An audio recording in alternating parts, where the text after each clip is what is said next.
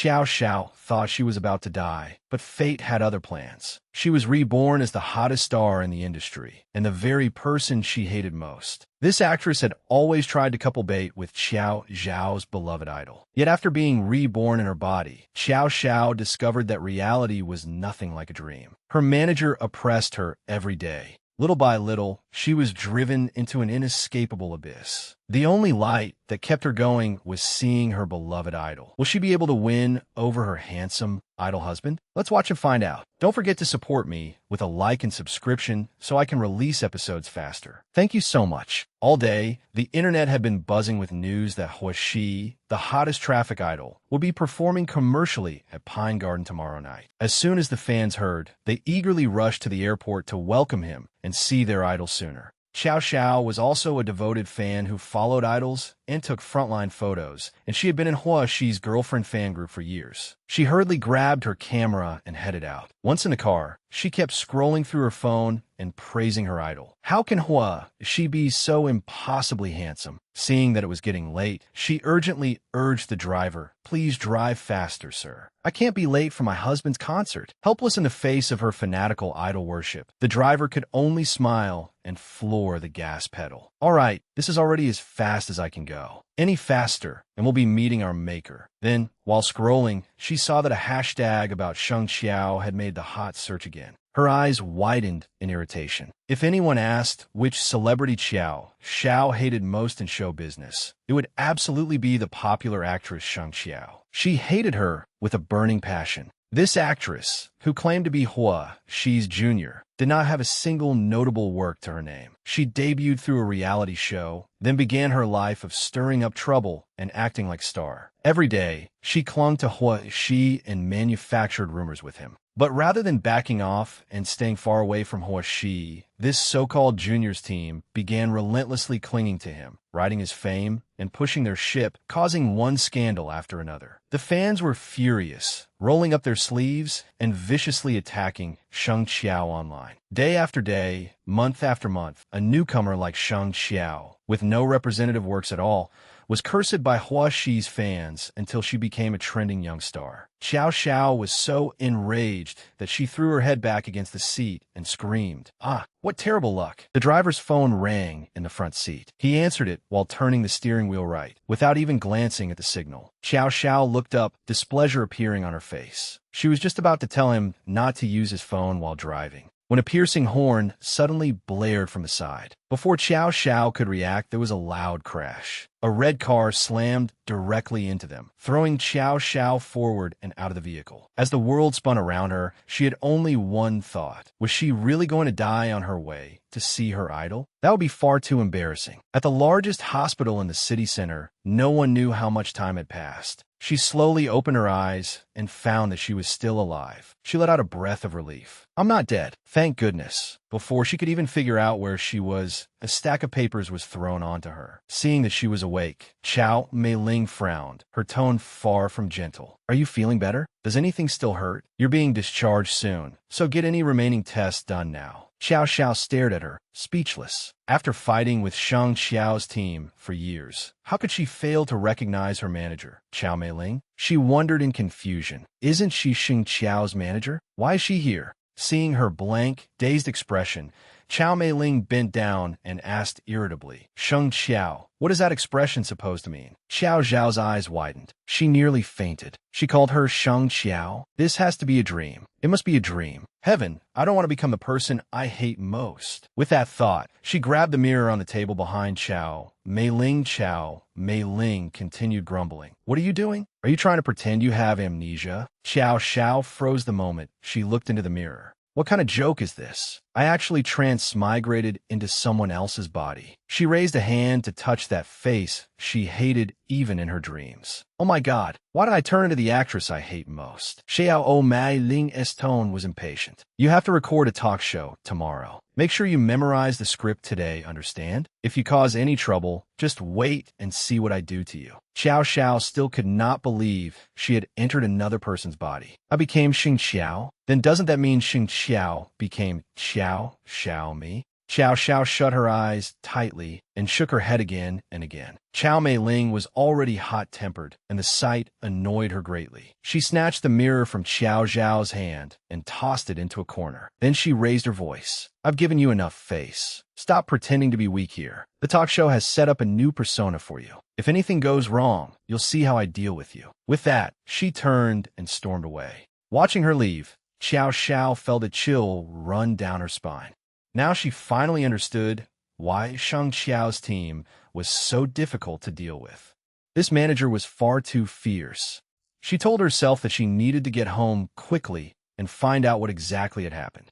The Qiao family was not rich, but they were comfortably well off. Xiao Xiao also had an older brother who had studied law and was now a well-known corporate lawyer. Everyone in the family was capable and accomplished, except her, who had been hopelessly obsessed with idol chasing. Xiao Xiao hurried inside, then hid beside a bush. It was the first time she had returned to her own home, yet she felt this nervous. She sneaked around the house toward her home. It was a small detached villa. The lights outside were on, and the living room was lit. Through the half-drawn curtains, she could vaguely see inside. Mr. Chiao sat on the sofa reading the newspaper, while Mrs. Chiao sat in a wheelchair beside him, peeling an apple. Both looked completely normal, not worried in the slightest. Xiao Xiao began to doubt her own existence. Why did her parents not look concerned about her at all? Could it be that her body had already awakened? Xiao Xiao anxiously wanted to see more clearly. But after taking only a few steps forward, someone grabbed her arm. Xiao Xiao was startled. Before she could answer, the young man strode aggressively toward her and tightly gripped her arm. Who are you? What are you doing outside my house? Xiao Zhao's mind raced, and she made up an excuse. I'm Xiao Zhao's classmate. I heard she was in a car accident today, so I came to visit her. Xiao Yu looked her over several times, then asked strangely, Who is Xiao Xiao? Xiao Xiao nearly jumped up. Have you forgotten? Xiao Xiao is your younger sister. The wariness that had faded from Xiao Yu's eyes immediately returned. I don't have a younger sister. Tell me, who are you really? The commotion outside alerted Mr. and Mrs. Chiao inside. Mr. Chiao walked to the door and called out, Xiao Yu, what's going on? Xiao Yu stared at Xiao Xiao without turning around. I caught a thief. Xiao Xiao anxiously refuted him. I'm not a thief. I came to see Xiao Xiao. Mr. Chiao saw that she was a thin young woman who did not look like a thief at all, so he softened his tone. Did you come to the wrong house? There's no one named Xiao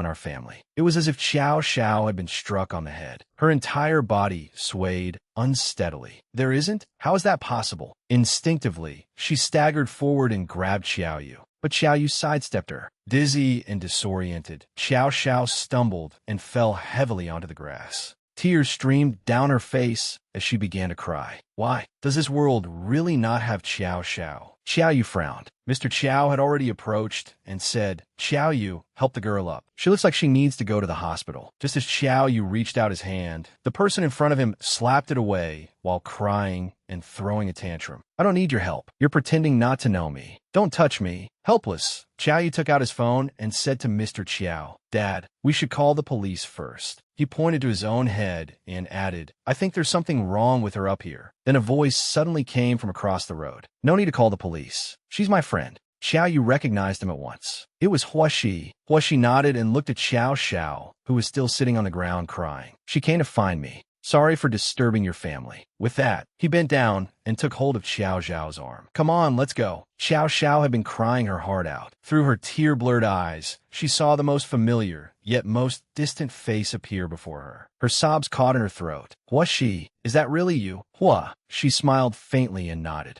Hua. She brought Xiao Xiao home, poured her a glass of warm water, and sat down across from her. She curiously looked around. He looked at her, with no discernible emotion in his voice. Sheng Qiao, what are you trying to do this time? Hearing the name Sheng Qiao, she immediately felt as though countless arrows had pierced her heart. Right? She was Sheng Qiao now. She buried her face and burst into tears. After crying for a long time, she seemed to remember something and looked up to ask, Did you draw the curtains? Please don't let anyone take photos. Hearing that, he looked at her back in confusion. She walked over and carefully drew the curtains shut. His next question made her hand pause. Then why did you come here today? Without turning around, she choked out.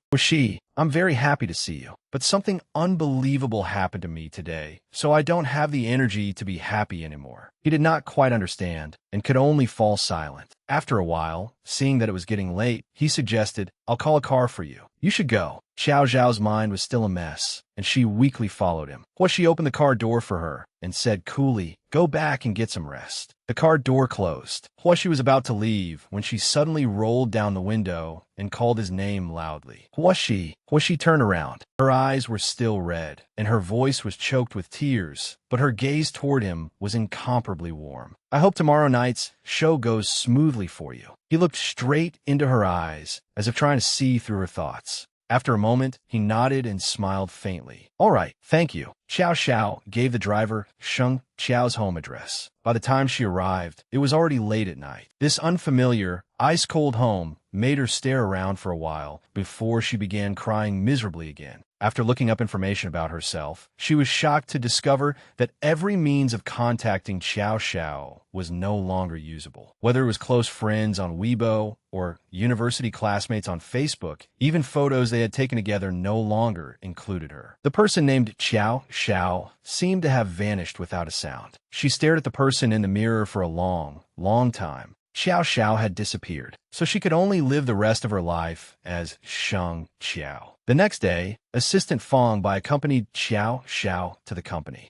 While sipping black tea, she asked, what are we doing at the company today? Fong Bai replied, a meeting first, then a magazine interview. In the afternoon, we'll head to the film crew. Sheng Qiao nearly spat out her black tea. She coughed and asked, what film crew? How come I don't know? She immediately corrected herself. How come I don't know I have a new drama? Fong Bai sighed helplessly. Sister Qiao, don't you remember Wind Whisperer? After thinking for a long time, she asked, you mean that BL drama? Oh, I remember. She muttered to herself that, since she had once been an avid reader, she naturally knew of the hugely popular online BL novel Wind Whisperer. Remembering something else, she asked, but haven't the two male leads already been announced? What does it have to do with me? Fong Bai was speechless. You're the female lead. Once we arrive on set this afternoon, you'll also need to take promotional photos for the official announcement. She froze, unable to say anything. Fong Bai kept explaining earnestly. Didn't the original script fail the review before? So the director decided to add a female lead. Wind Whisperer is funded by our company, and during the meeting, Sister Qiao accepted this role for you.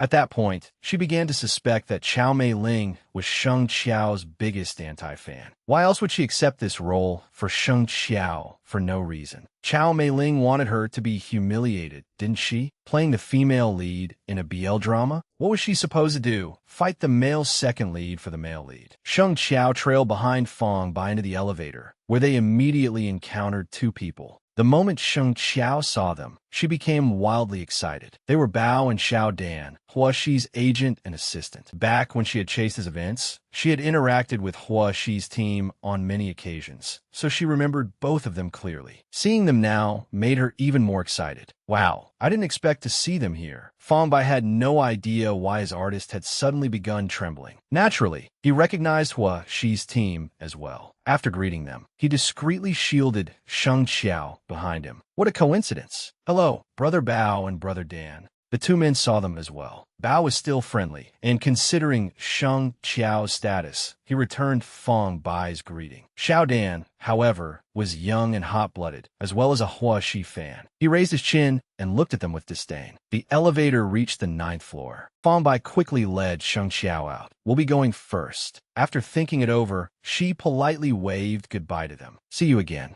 Her enthusiasm left the two men stunned. Only after the elevator doors closed did Xiao Dan turn and ask, do we know her? Bao shook his head. I don't think so. On the 27th floor, Hua Xi was playing King of Glory in his office. When Bao entered, Hua Xi had just scored a triple kill. He did not even lift his head at the sound of the door opening. Bao walked over and tossed a document bag onto the desk. The photos have all been blocked. Hua Xi remained absorbed in his game. Bao watched him for a moment, then asked, not saying anything. Hua Xi gave a brief reply. No, Bao sat down in a chair and casually remarked, I ran into Sheng Qiao in the elevator earlier. Huashi's fingers paused over the game. Bao looked at him twice and continued. She was nothing like what you described. She must have been through something serious. She looked exhausted and wasn't wearing makeup, but she was still very beautiful. If you like her, then... Huashi put down his phone. I don't like her. Bao gave him a meaningful look. You don't like her, yet you've helped her so many times? You let her cling to you and use scandals to ride your fame, too.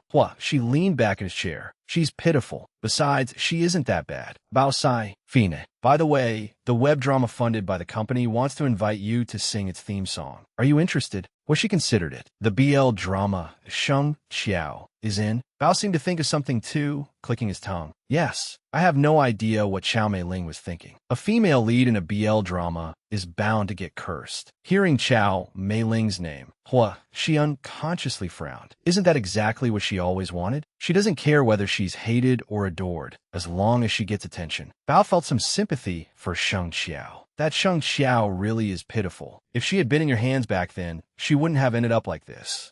She waved his hand. I have something to do. I'm leaving. As he approached an area in the company, he heard two employees inside talking. I could hear everything clearly from outside the door. They were arguing so fiercely in there. This is the first time I've seen Sheng Qiao openly argue with Sister Chao. Didn't everyone say she was secretly afraid of Sister Chao? The other woman shook her head. Afraid of what? Neither of them is any good. Let them fight. It's entertaining. Huashi approached with an expressionless face. Seeing him, the two women were startled and immediately fell silent. The elevator went directly down to the 9th floor and stopped. The doors slowly opened, revealing Sheng Qiao standing outside, bristling with anger. Fong Bai stood behind her, earnestly trying to persuade her. Sister Chao, don't do this. Arguing with Sister Chao won't be good for you. Sheng Qiao angrily cursed. I don't give a damn whether it's good for me or not. I absolutely refuse to do it. When she turned around, she saw Huashi stepping out of the elevator. Their eyes met. She looked at him, her eyes shining and the corners of her lips lifting. Her voice was full of gentleness and joy. Hello, Huashi. It was the most beautiful smile she could give when seeing someone she liked. She nodded in response and stepped aside to make room for Sheng Qiao. Fong Bai greeted him as well. Hello. She entered the elevator, but her eyes remained fixed on him without blinking, as if even missing him for 1 second would be a loss. She began admiring his features, those eyebrows, those eyes, that nose, that mouth, that neck, even his Adam's apple. Everything was beautiful. She screamed inwardly, Mom, I have to marry this man. Fong Bai, standing beside her, truly could not bear to watch any longer. He tugged at Sheng Qiao's sleeve. Sister Chao, let's go back. The contract has already been signed. Even if you don't want to act anymore, we still need to go back and discuss with Sister Chao how to minimize the losses. Sheng Qiao finally snapped out her idol-induced days and shot Fong Bai a look. Right, what mattered most now was figuring out how to refuse that BL drama. She could be admired anytime. He was not going anywhere. Agents and artists had always had a mutually beneficial relationship, but she had never heard of a manager as domineering as Chao Mei-ling. When she came to the company today, she had intended to discuss the pros and cons of taking on this BL drama with Chao Mei-ling and see whether she could turn it down. Who would have thought that the moment she opened her mouth, Chao Mei-ling would berate her mercilessly? She threw the contract in Sheng Qiao's face and raged that whether Sheng Qiao wanted to act in this drama or not, she had to do it. She was in no position to make demands. So Sheng Qiao had left behind one sentence. I'm not doing it. At worst, I'll just retire. Then she slammed the door and walked out. She truly had not expected Chao Mei-ling to be that overbearing. Recalling all the scandals surrounding the former Sheng Qiao, she suddenly understood a little. Chao Mei-ling had treated her artist entirely as a puppet she could manipulate at will. Sheng Qiao put on a serious expression and patted Fong Bai's shoulder. Xiao Bai, go back and tell Chao Mei-ling that I am completely serious. Either I don't act or I retire. She can choose. Fong Bai looked troubled, inwardly close to tears. Sister Chao, think it over a little more. You can't just say things like that. She had not expected her to be so resolute, and he glanced at her. Sheng Qiao still had not completely adjusted to her new identity. She knew nothing about the entertainment industry, but she did not care at all. No need. Just tell her exactly that. If I finish filming this drama, only to be cursed by the entire internet, wouldn't that be no different from retiring anyway? Seeing how determined she was, Fong Bai could say nothing more and could only agree. They took the elevator down to basement level 2. She followed Hua Shi outside, waving as she added, "You should get going." "Don't worry, I have a plan." Fangbai froze. "Sister Qiao, you don't have a car. Why are you going to the garage?" Sheng Qiao followed Hua Shi for quite some distance before realizing that she did not have a car. Hua Shi walked over to his yellow car and finally turned around to ask, "Why are you following me?" Sheng Qiao smiled ingratiatingly. "Hua Shi, I don't have a car." Hua Shi asked flatly, so Sheng Qiao made her case as if it were perfectly reasonable. "May I have the honor of sitting in your passenger seat?" Hua Shi refused without hesitation. "No." He pretended to reach for the car door, but Sheng Qiao stopped him with her hand. A string of question marks practically appeared over Hua Shi's head. With her idol staring at her, Sheng Qiao grew flustered and hurriedly withdrew her hand. Then she cautiously asked, "Then, Hua Shi, could you give me a ride out of the garage?" Looking pitiful, she added, "If you don't like that, I can sit in the trunk." Hua Shi stared at her for a long time, seemingly speechless. When he said nothing, she lowered her head. She really must have been out of her mind. She should not make things difficult for Hua Shi. With an expressionless face, he calmly got into the car. Sheng Qiao looked up at him hopefully. The engine roared to life, and Hua Shi rolled down the window. "Aren't you getting in?" Overjoyed, she climbed into the car. In the past, she had known that Hua Shi owned a red sports car. Back then, as a starlight, one of Hua Shi's fans, she had dreamed every day of getting the chance to sit in his precious sports car. She never imagined that one day the dream would come true. She truly was a role model for idol chasers everywhere. Hua Shi drove without saying a word, and the car soon left the garage. Her whole body suddenly jolted awake. Right, how could she have forgotten about this? As the car gradually entered the main road, Hua Shi looked over and saw Sheng Qiao crouch beneath the seat like a mouse. In her haste, she had bumped her head so hard that a lump had formed and tears streamed down her face. Hua Shi stared at her in disbelief. "What are you doing?" Still hiding, Sheng Qiao replied, "I'm afraid someone might photograph us and cause a scandal for you." He raised an eyebrow. "Oh, then should I thank you?" He reached out and adjusted the rearview mirror, finally getting a clear view of Sheng Qiao curled up underneath in an awkward posture. "Aren't you tired?" "Not tired, not tired. Just focus on driving. Don't mind me." It was only after a while, when her waist hurt so badly it felt about to break, that she heard Hua Shi say, "My windows are one-way glass. People outside can't see in." She nearly fainted upon hearing that. Why did he not say so earlier? Sheng Qiao silently crawled back up into her seat, pretending as though nothing had happened. Hua Shi's lips curved briefly before his expression turned cold again. "What are you planning to do next?" She answered indifferently, "It's fine. At worst, I'll terminate my contract." Hua Shi glanced at her. "I'm afraid it won't be that easy." She watched the scenery beyond the car window and voiced her opinion. "There are only two kinds of breakups in this world, peaceful ones and hostile ones. Chao Mei-ling will decide how to negotiate with me based on my remaining value. I just need to go home and wait for her response." Hua Shi raised his eyebrows in slight surprise. He had not expected her to think things through so carefully. With an ambiguous smile, Hua Shi said, "You're not like before." His words made her feel guilty. Sheng Qiao's shoulders trembled as she pretended nothing was wrong. "I evolved. Humans are a species that never stops evolving." The car soon entered the garage of her apartment building. After parking, Hua Shi said coolly, "I probably can't walk you upstairs. Goodbye." Holding onto the car window, she furtively looked around. Only after confirming that there was no problem did she finally open the door. No need to see me off. Goodbye then." She paused, then turned back to ask, "You'll begin rehearsal for your concert tour next month, right?" Hua Shi nodded. "Why?" He was somewhat puzzled. She even knew his work schedule. "Is that so?" She raised a hand in a cheering gesture. "Good luck. I'll go to your concert tour. I got a ticket." As soon as she said it, she slapped her forehead. "Got a ticket, my ass." Xiao Xiao was the one who got a ticket. Everyone knew how difficult it was to get tickets to Hua Shi's concerts. His fans had terrifyingly fast hands. Therefore, Sheng Xiao did not get out of the car after all. She settled back in her seat and gave a small cough. "Hua Shi, you must have tickets for your own concert tour, right?" Hua Shi toyed with the steering wheel. "Of course." She clasped her hands together, looking hopeful. "Could I buy one ticket from you? I can pay 5 times the price. I want an infield ticket. Front row would be best." As though afraid he would refuse, she hurriedly added that last part. After a long silence, Hua Shi asked coldly, "Do I look like a ticket scalper to you?" Sheng Xiao wanted to cry. Was she, please? Just give me one ticket. Unmoved, Hua, she said, get out. Sheng Xiao pleaded earnestly. If that really won't work, the stands are fine too. She was like a limited edition Meng Jiangnu, weeping bitterly. If I can't get in, I'll stand outside and cry until the stadium collapses and crushes everyone inside. Hua, she burst out laughing at her expression.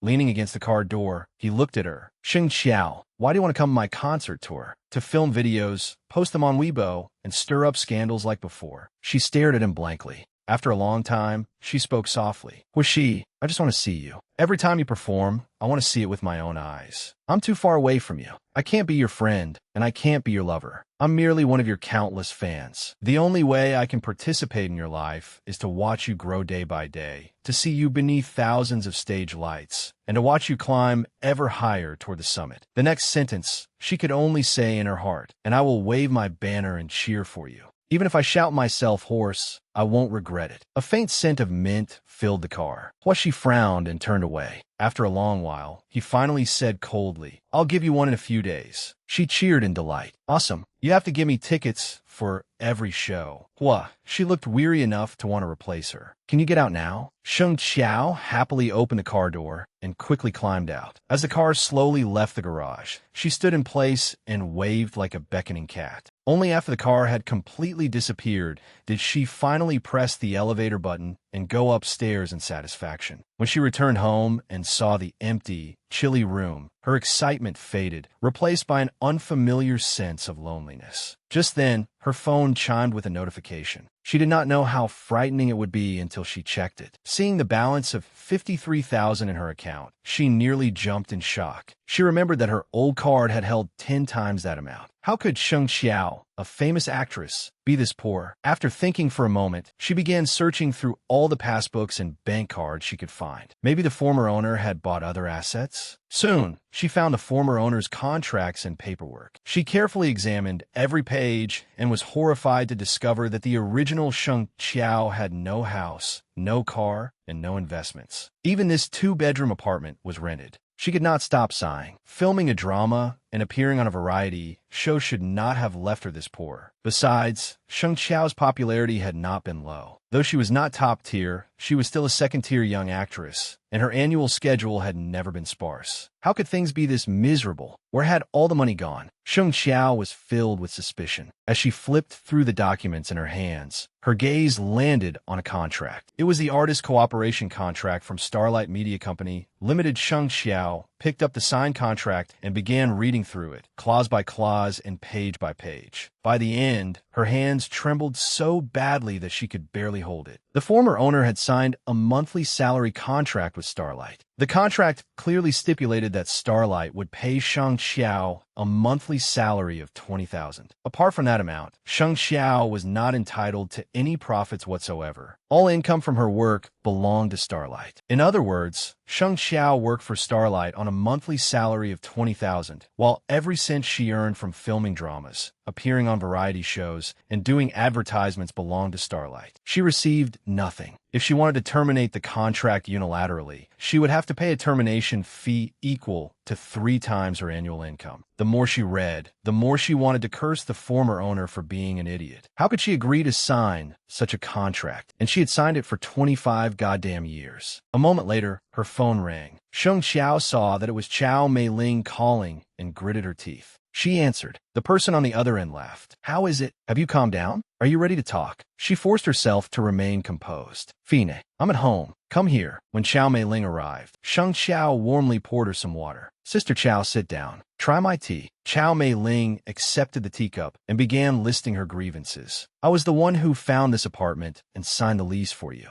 When you had no money, I even helped you pay 6 months' rent. Sheng Xiao suppressed her anger. Yes, I was young and ignorant then. I hope Sister Chow can forgive me. Chow Mei Ling tried to seize the initiative. Xiao, are you sure of money lately? She took a thick envelope from her handbag. Take this and spend it. Consider it a gift from me. Sheng Xiao glanced at it and saw that it contained only $20,000. She smiled mockingly. Sister Chow, are you giving alms to a beggar? Gao Mai Lang Thou Wen. Xiao Qiao, what do you mean by that? Sheng Qiao patted the signed contract. I've suddenly become very clear-headed lately, Sister Qiao. This deal is not profitable for me. Everyone knows how much money I earn for the company every year. Isn't a monthly salary of only 20,000 excessive exploitation? Qiao Meiling stared at her for a moment before suddenly laughing as if she found it amusing. Xiao Qiao, it's not as though I forced you to sign this contract. Remember, you were the one who begged me to sign you. Sheng Qiao's heart sank. She reminded herself not to panic. She had not inherited the former owner's memories, so she could only speak cautiously and feel things out. She needed to find out why the former owner had signed this unequal contract before she could find solution. Moving closer, she flipped through the contract and said, I was young and ignorant back then. I admit that your side deceived me. But Sister Qiao, if I release this contract to the public, which side do you think public opinion online will support? Seeing Qiao Meiling's expression darken slightly, Sheng Qiao continued with a satisfied smile. Then who would still dare sign with Starlight? Who would dare become an artist under you? I've worked myself to the bone for the company, only to be squeezed dry by it. What productions or variety shows would still want me? Qiao Meiling was so angry that she laughed coldly. Sheng Qiao, do you think you can still survive in this industry after doing that? Sheng Qiao shrugged, looking unconcerned. At worst, I'll stop being a celebrity. The world is so big, would I really starve to death? Qiao Meiling took out her phone and tapped something on it. She held the screen in front of Sheng Qiao and smiled brightly. Xiao Qiao, if you stop being a celebrity, do you still want to be a person? The moment Sheng Qiao saw the photo on the phone, her pupils constricted. On the screen was a nude photograph of Sheng Qiao. Sheng Qiao's fingers trembled slightly. Why did Qiao Meiling have that photo? Sheng Qiao abruptly raised her head and glared at her fiercely. Qiao Meiling continued smiling as she took back her phone. Don't look at me like that. If I hadn't spent $3 million to rescue you from those loan sharks, this photo would have been posted all over the internet long ago. If you want to blame someone, blame your gambling-addicted father. Qiao Meiling continued. Yes, this contract is unequal, but if there had been no contract and no me back then, you and your disabled mother would have gone underground to join your gambling-addicted father long ago. Sheng Qiao clenched her teeth and tried to stay calm.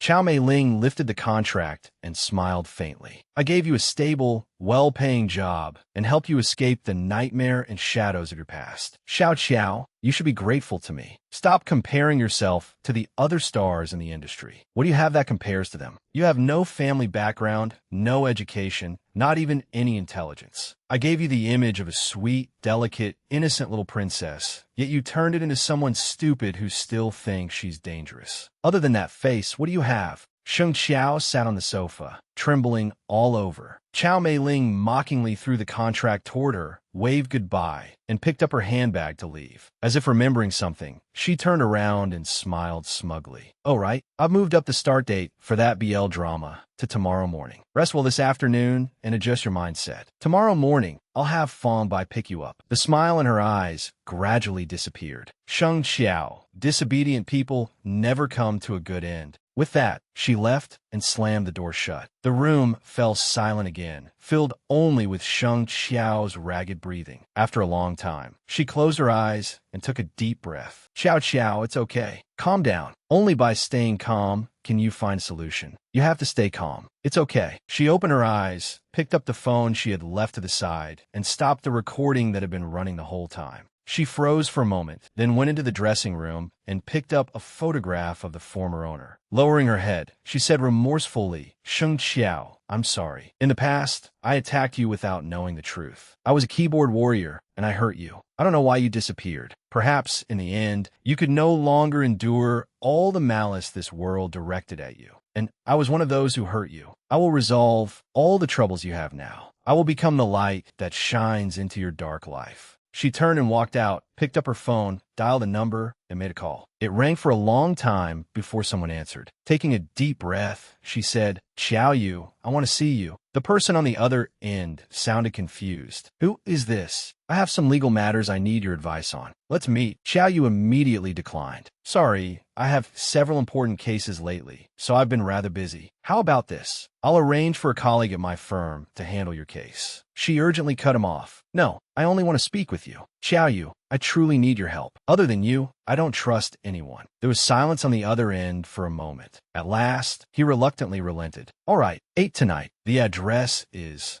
She happily answered before he could finish. At home, at Lakeside Terrace in Westwind Residence. I'll wait for you in the living room. Sheng Qiao hung up and let out a sigh of relief. First, she needed to find a way to terminate the contract. That was the most urgent matter at present. She frowned in thought, but if she wanted to become famous in the entertainment industry, fans were the key factor. She should first see what the former owner had posted online before making any further plans. Sheng Qiao logged on to Weibo to take a look. The most recent post was still a selfie from half a month ago. There were plenty of comments, half-paid trolls, half-haters. She nearly keeled over after reading them. Logging out of her alt account, Sheng Qiao sighed. She really couldn't stand it anymore. The official Weibo account and fan club had to be put into operation as soon as possible. Sheng Qiao messaged Feng Bai. Xiao Bai, is my official Weibo account managed by AI? I want to chat with the president of the fan club. After that, she leaned back in her chair to relax. What she needed now was to recruit fans who truly loved Sheng Qiao, start over, rebuild her metrics, and bring people into the official support group. Very soon, applicants began coming in, which cheered her up considerably. At least she had taken the first step. By the time she finished handling the fan club matters, it was already dark. Sheng Qiao tidied up and went out to meet Xiao Yu. Traffic held him up, and he arrived half an hour late. She stood and greeted him with a smile. It's all right. I understand. Her own brother was standing before her, yet she could not acknowledge him as his younger sister. Sheng Qiao's heart ached, but she forced a smile. Why can't it be me? Come on, sit down. Xiao Yu looked at her warily. Sheng Qiao, why exactly did you ask to see me? The person who had once been closest to her was now looking at her with such unfamiliar wariness. Sheng Qiao felt a bitter taste on her tongue. She lowered her head, poured him some tea, swallowed back her tears, and took 2 deep breaths before slowly speaking. Sheng Qiao took a document from her bag and handed it to him. Look at this first. He began flipping through it, but the farther he read, the more shocked he became. In the end, he no longer had the composure to mind professional etiquette. Sheng Qiao sighed and took out her phone again. Listen to this too. Is your entertainment industry really this chaotic? My current manager, Chao Mei Ling, helped me repay the $3 million. The price was this unfair contract. Now that I want to terminate the contract, Chao Mei Ling is threatening me with those photos. I came to you because I want to know whether I can protect myself through the law. She answered with absolute trust in her voice. Since I came to you, it means I trust you completely. I told you already, other than you, I don't trust anyone. After reading the 2 documents, Xiao Yu's expression gradually turned grave. What do you plan to do? Terminate the contract outright, or stay with Starlight Media and only amend the contract terms? Xiao Yu tapped the contract with his fingers. This case can be fought. This is an unconscionable contract. They deceive you into signing it against your free will, so legally speaking, the contract can be voided. Furthermore, using indecent photos to pressure you constitutes damage to your reputation and personal rights. She could imagine what kind of disaster would strike her once those photos were leaked. Her haters, passers-by who already had a poor impression of her, and the paid trolls hired by the company to smear her. If every one of them stepped on her, it would be enough to crush her into an abyss, leaving her unable to rise again for the rest of her life. Xiao Yu remained motionless, staring intently at the smiling girl opposite him. After a long while, he picked up the documents and stood. Sheng Qiao nodded. After hesitating for a moment, she said, Xiao Yu, regarding the legal fees. She watched his retreating figure, her eyes growing slightly moist. After a long while, she whispered, Thank you, brother. As a longtime girlfriend fan, she could recognize her own husband even if he were wrapped in a pile of blankets. To run into Hua, by chance like this, was simply too wonderful. The heaviness brought on by the contract instantly brightened by several degrees. Hua said goodbye to his companions, then turned right into a tree-lined path. Unexpectedly, as soon as he reached the corner, someone suddenly leaped out from behind a tree and shouted, startling him badly. He gritted his teeth in anger. Sheng Qiao, are you crazy? Well, she thought he had misheard. What did you say? She nodded happily, looked around to make sure no one was nearby, then waved goodbye. I should go now. Bye-bye. A moment later, she smiled as though nothing had happened. They're all minor matters. Don't worry. Seeming to notice his doubts, Sheng Qiao put on a relaxed expression and reassured him. I can handle it. Don't worry. Like idol, like fan. You're so amazing, so I'm not bad either. She even urged him to leave. All right, hurry home. It's cold outside. She was still standing there, smiling and waving goodbye to him. No sooner had she thought that than she received a message from Fong Bai. The photographer complained one moment that her smile was too forced, then said her body was too stiff the next. The photographer was no pushover either. He set down his camera and turned to ask Fong Bai beside him, "Does your artist have a favorite celebrity?" But remembering the besotted way Shang Xiao had looked at Hua Shi in the elevator yesterday, he hesitantly said, "Probably Hua Shi." But she dejectedly sighed to herself. It really was hard. Taking pictures of others was one thing, but posing to be photographed herself was something she truly did not know how to do. Turn and look at this poster. Sheng Qiao had been massaging her shoulders and waist. The instant she raised her head, her smile became brighter than sunshine. As she drank milk tea, she thought, fortunately, the original owner's acting skills weren't good anyway. When the time comes, if I just open my eyes wide and pout my lips, I can probably muddle through, right? She greeted them with a bright, polite smile. "Hello, everyone. I'm Shen Qiao." He looked very professional. "Hello, I'm Fu Ziking." Zhong Shun looked somewhat feminine, with a handsome face and flirtatious peach blossom eyes that could make both men and women swoon. "Hello, Sister Qiao Qiao. I am Zhong Shen." Without any hesitation, she shook hands with the principal cast under the director's introduction. Sheng Qiao paid little attention to the strange looks around her. She was still diligently sitting on the sofa, studying her lines. Her acting was already terrible. If she could not even remember her lines, Chow Mei Ling would probably shave her head bald. Startled, she asked what happened. That morning, the official account had released the character photos and announced the addition of a female lead. The internet immediately exploded. Fans of the original novel were furious, while Sheng Qiao's haters eagerly joined in to curse her. Even passers-by thought it was ridiculous. Then she asked Fong Bai to take a photo of her reading the materials, carefully instructing him, "From now on, your job is to take pictures for me. Photograph me from every angle. Don't worry about anything else." She also understood fan psychology well enough to take the initiative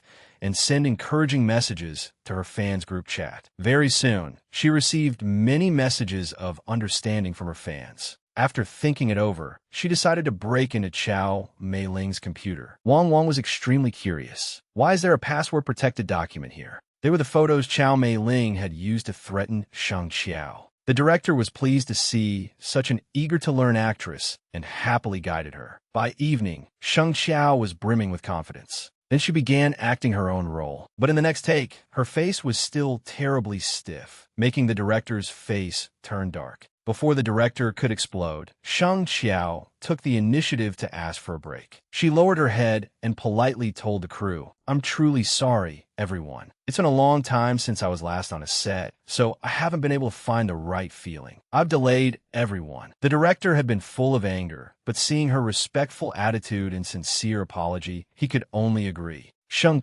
Qiao sighed. "Go somewhere nearby and buy some late-night snacks. Milk tea, barbecue, whatever. Give one portion to every staff member on the crew. I'll head back to my room first." No. The tone here should be gentler. She practiced her lines until late at night. In the end, Shang Qiao was so cold she could no longer bear it, and she returned to the hotel trembling. As soon as she entered the elevator, she happened to run into Zhong Shun. He was slightly surprised to see her, then greeted her with a grin. "Oh, hello, Shang Qiao." Seeing the script in her hands and her face reddened from a cold, he said in disbelief, "Shang Qiao, you're really pushing yourself too hard." Though exhausted, Shang Qiao persisted. Only hard work leads to success. After staring blankly for a while, Zhong Shun burst out laughing. "For your dedication alone, I'll protect you from now on. If you want practice lines, just come find me." She gave a forced smile, thinking you flubbed your scenes more than 10 times today. Aren't you embarrassed to say something like that? Is that supposed to be reasonable or convincing? The next day, during a break on set, Zhong Shun actually brought his script over to rehearse with Shang Qiao. She said helplessly, "Can I refuse?" "Son sempre testive." "No, I'm kindly offering to help you, and you dare refuse me?" Fu Ziqing, sitting not far away with a cup of hot milk, watched the two of them rehearse. After watching for a while, he really could not stand it any longer and set the cup down. With a grim expression, He walked up behind Zhongshun and patted his shoulder. Let me do it. Zhongshun was immediately displeased. What do you mean by that? Are you saying my acting is bad? Fu Ziqing gave an unceremonious Zhongshun pouted indignantly. But at least I'm handsome. So the two of them ignored Zhongshun's sulking and went aside to rehearse. After 2 scenes, Fu Ziqing looked at Sheng Qiao with slight surprise. You're much better than yesterday. Sheng Qiao was immensely pleased. Her effort from last night had not been wasted after all. Her fan club's official Weibo account also posted updates every day. The same photo of her filming, accompanied by countless touching romantic verses. Even Fong Bai sighed after reading them. Our Weibo posts are written really well. Taking a sip of water, she answered confidently, that's nothing. Everyone says your acting has been getting better and better lately. And it seems like both male leads like you a lot too. She smiled to herself. She had thought there would be at least some friction within the cast, but unexpectedly, both male leads were quite nice. During a leisurely break, Zhongshun came over and enthusiastically suggested, come to my place and play games as a team. He eagerly grabbed her hand. I bought lots of delicious snacks. Bring your assistant along too. Seeing him keep pulling her along, she reminded him, all right, slow down. If you keep tugging me around like this, rumors will start spreading again. Fu Ziqing looked over, visibly displeased, and asked, where are you two going? Sheng Qiao answered honestly, we're going to Zhongshun's place to play games as a team. Fu Ziqing immediately said, I want to go too. Thus, the group gathered 5 people and began battling in King of Glory. Unexpectedly, before the first match even started, Fu Ziqing and Zhongshun began fighting over a slot. Sheng Qiao was furious and scolded them. You two are fighting over the support position? Aren't you ashamed? Zhongshun chuckled. But support is the only position I know how to play. Fu Ziqing added, I like the feeling of healing others. After playing for quite a while, they finally won. Zhongshun cheered. I can't believe we won such a difficult match. Sheng Qiao, you really are skilled. Her face brimmed with confidence. Haha, those are just basic moves. Zhongshun scrolled through his phone, then suddenly shouted, the official Weibo account for Whispering Wind posted a video of us playing games together. When did that happen? Someone else laughed. I sent it to them. The production team needs everyday behind-the-scenes material. The production team frequently released daily behind-the-scenes footage to maintain public interest. So they had recorded the 5 of them playing together and posted it on Whispering Wind's official Weibo account, along with their match results. As usual, netizens first took the chance to insult Sheng Qiao. Then they looked at the scoreboard and began speculating. After a while, someone suddenly posted a comment. Listen carefully to the audio in the video. Did Sheng Qiao say, Zhongshun, let me take some of your health? And at 6:29, Sheng Qiao tells Fu Ziqing to hold on a little longer. She says she'll help him once she restores her health. Damn, was Sheng Qiao the one playing Lanling King? Netizens immediately replayed the video and listened carefully. When they finished, everyone was stunned. I suddenly have a bit of a favorable impression of Sheng Qiao. Netizens also quickly discovered just how terrible Zhongshun was at gaming, which made him howl miserably all afternoon. Sobi, now my fans all know I suck at games. Sheng Qiao quietly smiled as she read the comments and encouraged him. It's fine. Taking down even one opponent is impressive. An unfamiliar number suddenly called her. She hesitated for a moment before answering. Hello, who is this? The voice on the other end gave a flat greeting. Hello. She shot to her feet, unable to hide her delight. Was she? Is that you? Hua. She was somewhat surprised. You have my number? She smiled. No, I recognized your voice. Hua. She was silent for several seconds. Send me your address. I'll send you a concert ticket. Sheng Qiao thought carefully before asking. Can I add you on WeChat? I'll send you the address there. Huaxi's voice came from the other end. Sure. She became so excited that she stomped her feet, giggled, laughed, and cheered, leaving everyone around her speechless. Huaxi asked coolly, is filming going smoothly? Very smoothly. Everything is great. You don't need to worry about me. Huaxi replied against his true feelings. I wasn't worried about you. As long as it's going smoothly, that's good. Bye. She happily said goodbye to him. After the call ended, she happily drifted off in a daze for a while, then quickly saved his number under the note, my baby. After that, she found Huaxi's WeChat and sent him a friend request. He accepted it quickly. His profile picture was a photo of his back, and his ID consisted of just one character. Sheng Xiao sent him the address of the production team's hotel. She replied with a single word, okay. Successfully connecting with her idol made her as happy as if she had won the lottery. Once she had finished all this, she turned around in satisfaction, only to find Fu Ziqing and Zhong Shan looking at her with extremely complicated expressions. Zhong Shan said in profound disappointment, "Little Xiao, you've really disappointed me. How could you grovel like that?" Fu Ziqing said nothing, but his eyes made it clear that he completely agreed with Zhong Shan. Sheng Qiao's expression did not change as she explained, "That wasn't groveling. That was the joy of talking to the person I love." Zhong Shan glared at her. "Nonsense. You clearly called Hua, she's named just now. Since when has Hua, she become the person you love?" Sheng Qiao remained calm. "You heard wrong." Zhong Shan was so angry that his fingertips trembled. "Sheng Qiao, not only do you think I'm deaf, you think I'm blind too. Do you think I didn't notice who's on your lock screen? You're a famous actress, yet you chase after an idol and fawn over him like this. Aren't you embarrassed?" Sheng Qiao shoved her phone straight into her pocket. "What does it have to do with you? Let's have hot pot tonight." Fu Ziqing gave Zhong Shan a glance. "What business of yours is little Qiao's private life?" With that, he walked away coldly and arrogantly. Zhong Shan was left behind, furious. You too.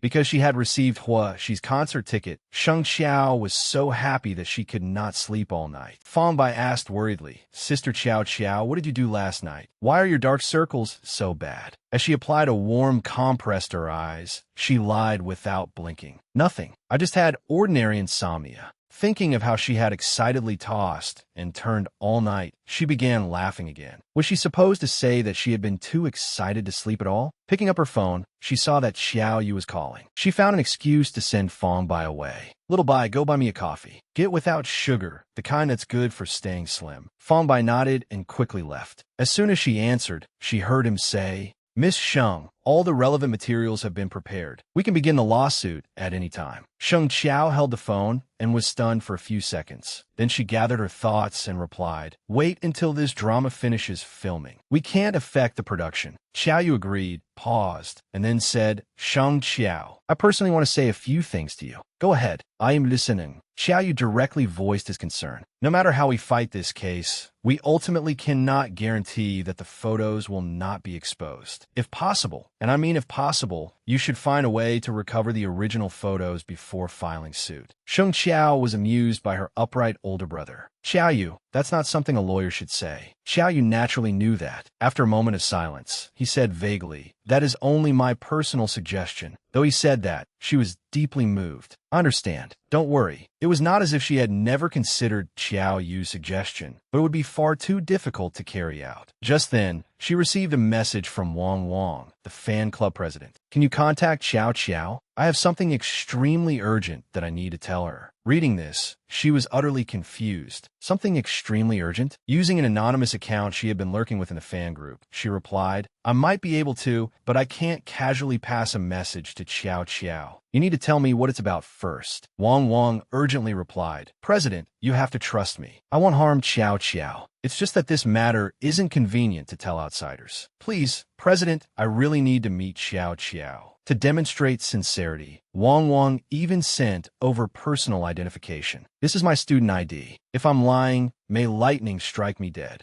After reading it, Sheng Qiao realized that this was serious, so she agreed to meet. "I've passed on the message. Let's meet at 2 p.m. on Saturday, in room 1102 of Blue Mist Tea House. Does that time work?" Wang joyfully replied, "Really? That's wonderful. I can." On the agreed day, she went to the tea house where she had arranged to meet Wang. When she pushed open the door, she found a girl already waiting inside. Wang assumed that the person who had come was the president of Sheng Qiao's fan group. Smiling, she asked, "President, you're here. Where's Sister Qiao?" Sheng Qiao removed her glasses and mask, then smiled faintly. "I'm right here." It was Wang's first time seeing her idol from such close range, and her face immediately turned red. Sister Qiao Qiao, you're just two. Sheng Qiao pulled out a chair and interrupted her. That isn't important. Why did you want to see me? Wang Wang regained her composure and cautiously asked, Sister, does Starlight Media have some kind of hold over you? Sheng Qiao frowned, her expression turning wary and displeased. What do you mean by that? Wang Wang nervously stammered, I don't know why Starlight Media keeps arranging such terrible resources for you. So I hacked Qiao Mei Ling's computer. I found some photos of you that weren't very good. Sheng Qiao froze upon hearing that, tightening her grip around the water glass. Thinking Wang Wang had ill intentions, she darkened her face and asked, So what do you want? Realizing she had been misunderstood, Wang Wang hurriedly stood up to explain, I don't want anything else. The moment I found those photos, I deleted all the original files and backups. Sister Qiao Qiao, please believe me. We're both girls. I know what those kinds of photos mean. Only then did Sheng Qiao recognize the sincerity in Wang Wang's words.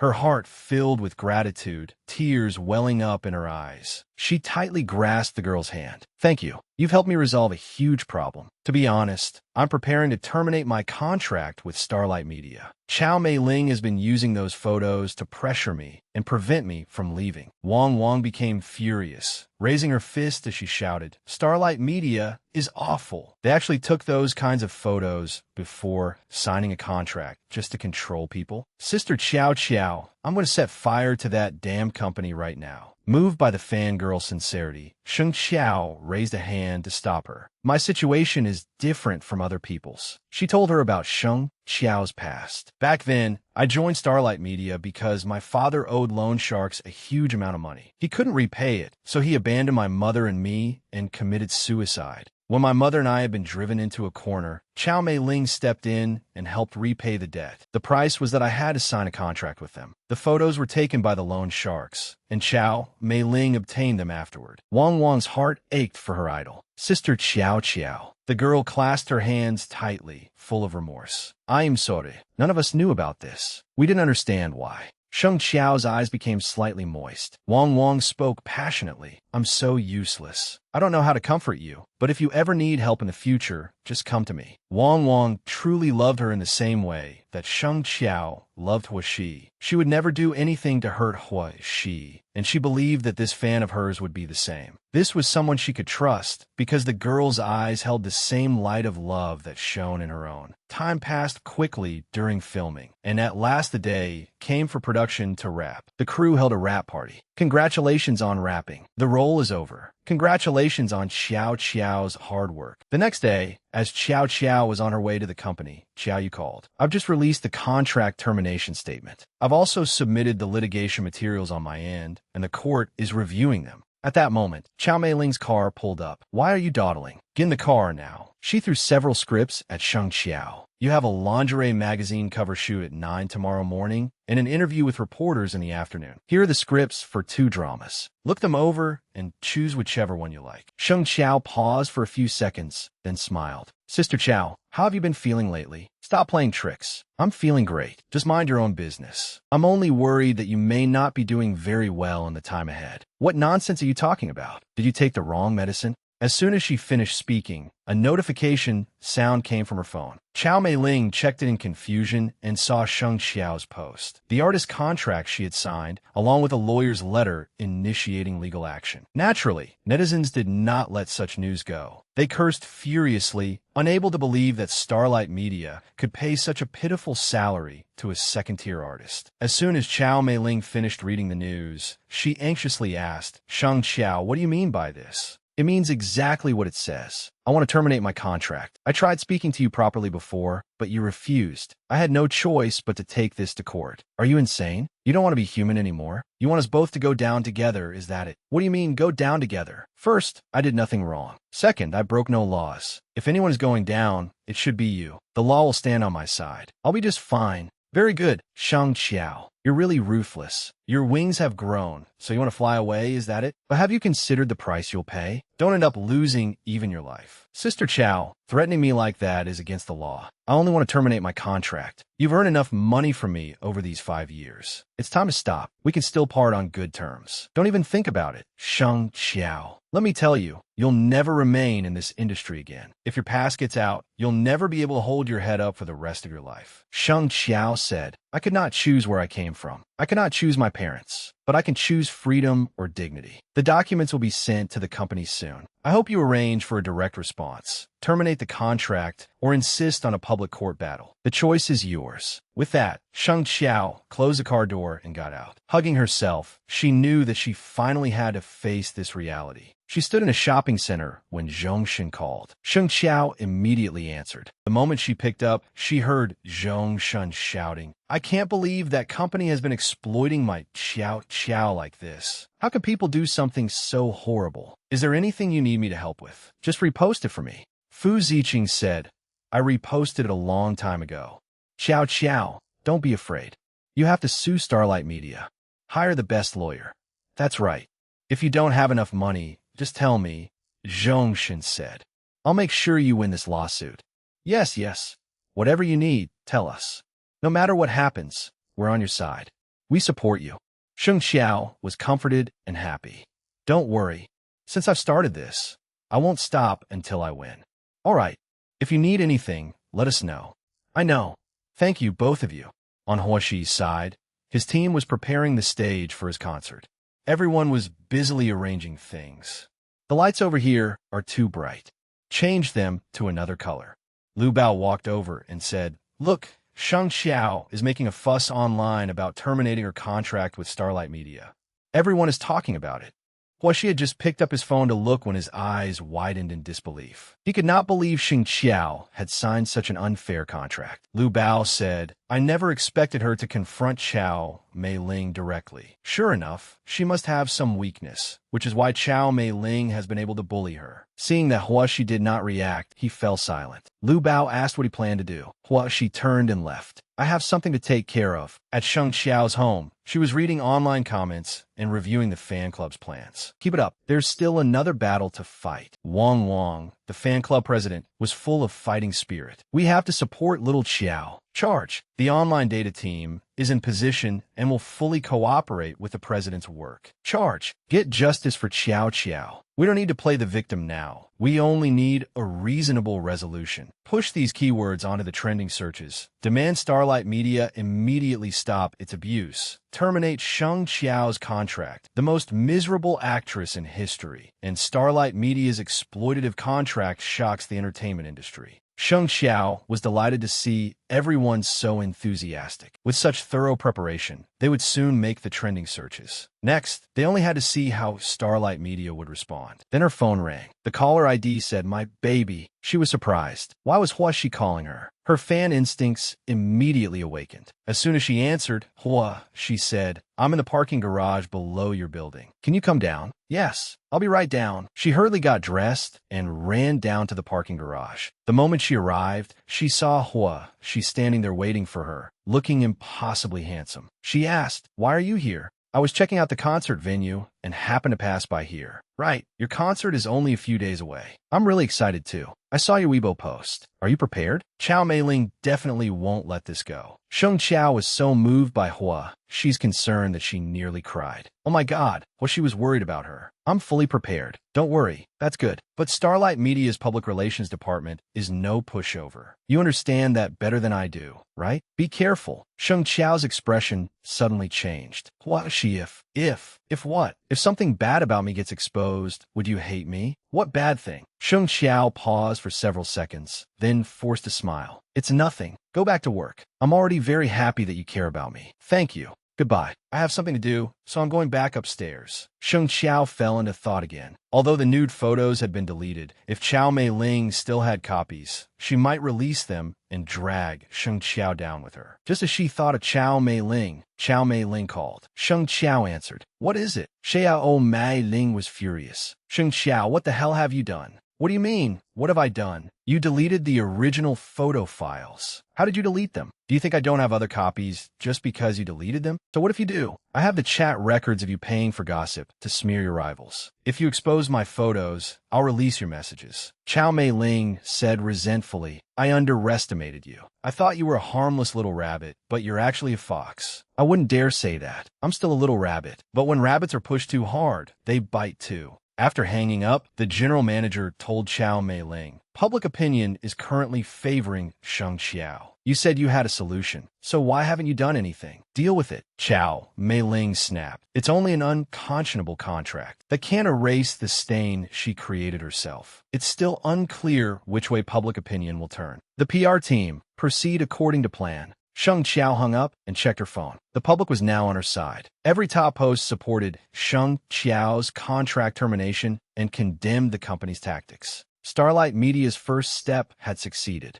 Sheng Xiao was leisurely relaxing on the sofa. Just as she was feeling pleased, she saw that Starlight Media had issued a statement refuting all false claims and saying it would sue Sheng Xiao for defaming the company. Then the internet began commenting again. Sheng Xiao must have some secret she doesn't want anyone to know. Did everyone forget that Sheng Xiao once clung to Hua Shi to create scandals and gain attention? In one day, the trending topic shifted from support Sheng Xiao's contract termination to Starlight Media sues Sheng Xiao for fabricating rumors. Zhong Shun called, and Sheng Xiao answered wearily. Zhong Shun said anxiously, Xiao, don't panic. Fu Ziqing and I both posted messages supporting you, but Starlight Media's paid commenters are too powerful. The public is being led around by the nose right now. She said, don't worry. A straight tree need not fear a crooked shadow.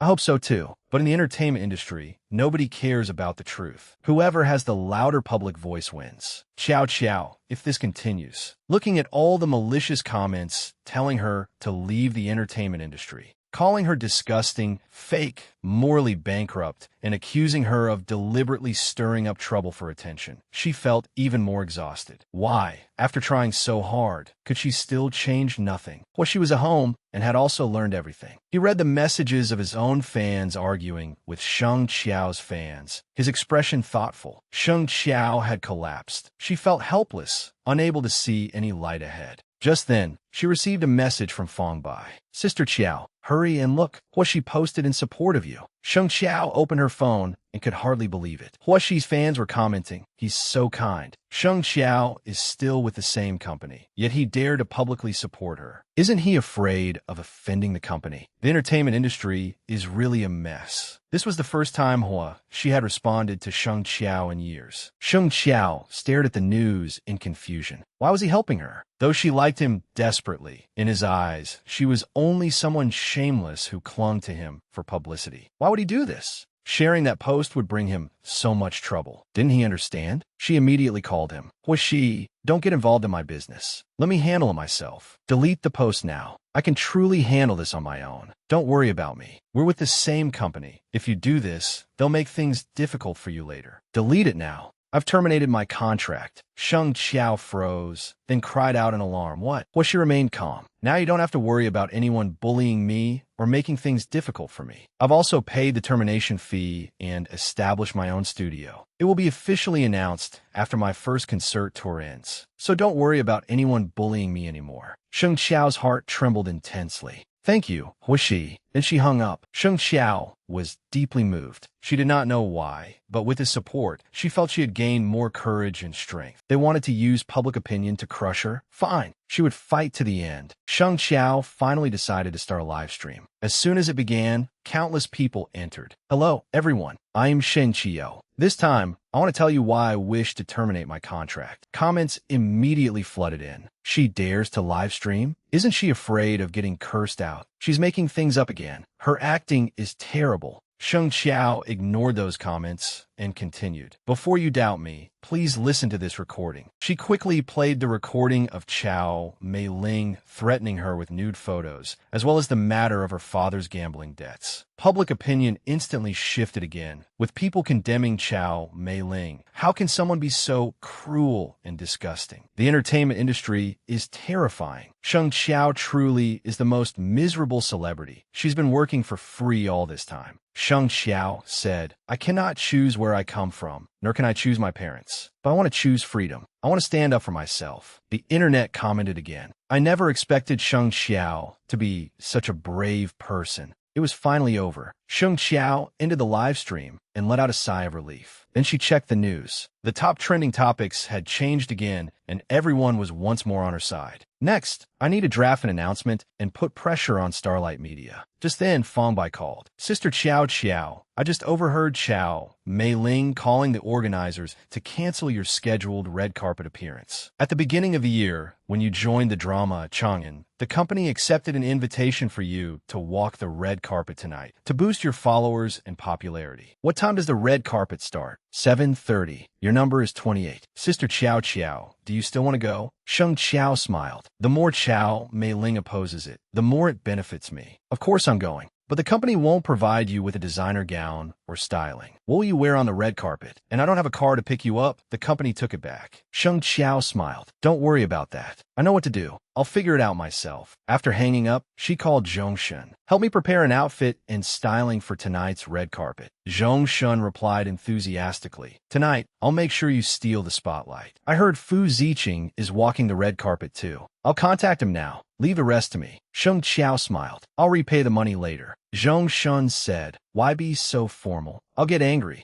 To prepare for the red carpet, Sheng Xiao entered the dressing room. After a long time, her makeup was finally done. As she came out, everyone looked at her in amazement. Wow, a goddess has descended. That face is absolutely stunning. She asked, does it not suit me? It suits you perfectly. You're gorgeous. So beautiful you seem to glow. But you need a little more jewelry. Wear this on your wrist. It's an eternal blossom bracelet, custom made in France. Oh my God, that beauty is breathtaking. Sheng Xiao, be brave. Get ready to fight. At that evening's red carpet event, reporters had gathered in great numbers. Sheng Xiao stepped out of the car alone, stunningly beautiful. She lifted her skirt herself and gracefully walked forward. The moment everyone saw her, they exclaimed in surprise. With that aura and beauty, has Sheng Xiao really fallen so far that she has to walk the red carpet by herself? She looks like a runaway princess, but she still shines brilliantly. As soon as she arrived, reporters questioned her. How was the contract termination going? Is it proceeding smoothly? Qiao, you look gorgeous tonight. Are you about to win an award? Aren't you afraid of turning against a major company like Starlight Media? Sheng Xiao's expression changed, and she looked at them with piercing eyes.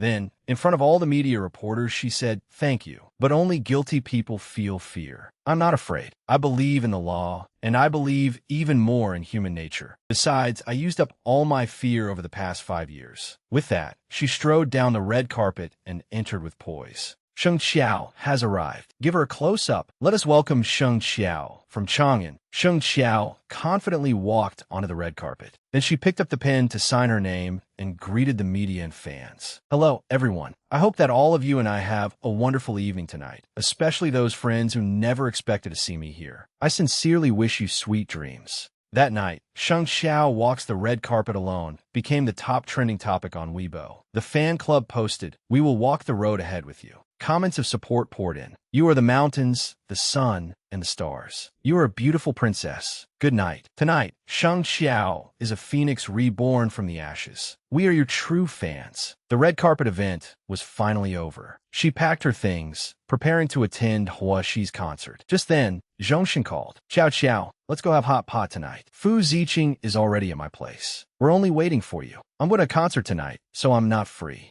You're not even a singer. Why are you going to concert? I want to go. You and Fu Ziqing can eat without me. I'll join you next time. Hey, Sheng Xiao, wait. You traitor. You forget your friends when you see a handsome man. You're clearly going to Hua Xi's concert. Sheng Xiao ignored him, hurriedly ended the call, and rushed to Hua Xi's concert. I never expected that I would have to sneak in to see him today. If his fans discovered me, I might not make it out of the stadium alive. Fortunately, she found a safe seat without anyone recognizing her. Like all the other fans, she became an ordinary fangirl, took out her camera and readied her equipment to welcome her idol. At last, the concert began. Amid the fans' wild cheers and screams, Huaxi appeared, overwhelmingly handsome. A true new generation idol, cool, charismatic, and dazzling. The moment she saw her idol, Sheng Xiao immediately raised her camera and began taking pictures. She could not miss moments this beautiful. Seeing her idol in person really was different. Sheng Xiao's expression became utterly entranced. Please keep shining in my world.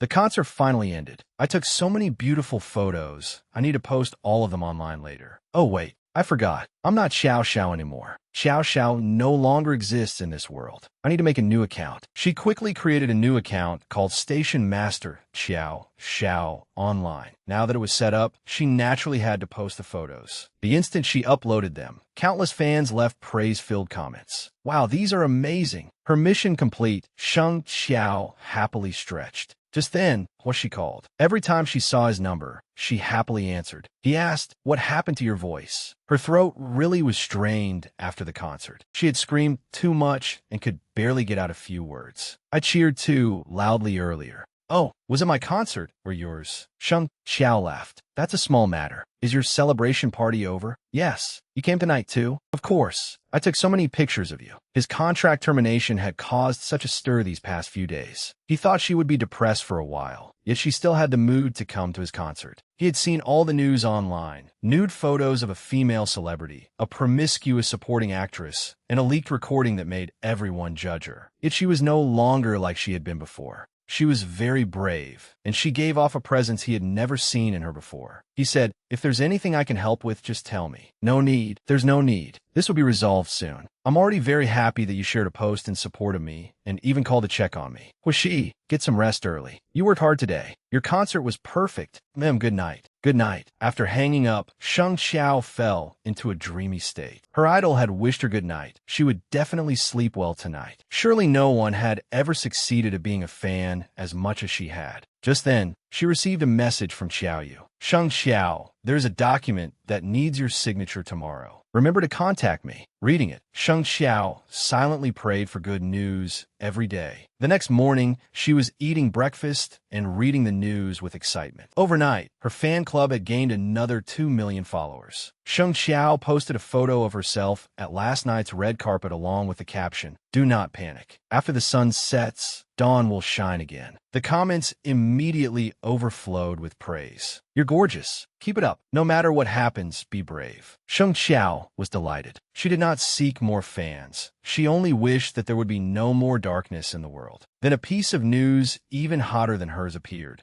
She had terminated his contract with Starlight Media. It had been announced so quickly. She thought it would be some time before he went public. When she clicked on it, she saw that she had also posted about the termination on his personal account. His fans enthusiastically encouraged him. We will always support every choice she makes. Sheng Xiao also created an alternate account and typed out a blessing for Huaxi. May the road ahead of you be covered in flowers. After posting it, she happily thought, I will too. I will always look toward you, shining even brighter. I need to see Xiaoyu. I should send him the meeting location first. But when she called to tell him where to meet, Xiaoyu declined. I have something to do today. I'll probably only be able to give you the documents tomorrow. What's wrong? Did something happen? My mother is sick, so I need to go to the hospital. Then he hung up. Sheng Xiao became worried. His voice had sounded so panicked. Was his mother all right? No, she had to go to the Xiao residence and see what was happening. Soon, she arrived outside Xiaoyu's home and knocked on the door, but no one answered. They must all be at the hospital. I'll wait here. But an entire day passed, and night fell. She sat there with her head lowered, and still no one had returned. Just then, Huaxi happened to jog past and saw her sitting there in a daze. He stopped and asked, Sheng Xiao, why are you here? The instant she saw Huaxi, Sheng Xiao's eyes lit up. She tried to stand, but after sitting for so long, she staggered and could not keep her balance. Huaxi quickly stepped forward to catch her. Thank you. She sat down. What are you doing here? I'm waiting for my lawyer. He lives in this house. Were you out jogging at night? Standing so close to him, Sheng Xiao was lost in thought again. So close. Yesterday, he had been an untouchable light on the stage. Yet today, he was standing right in front of her, close enough to touch. She really wanted to hug him and tell him how much she liked him. No.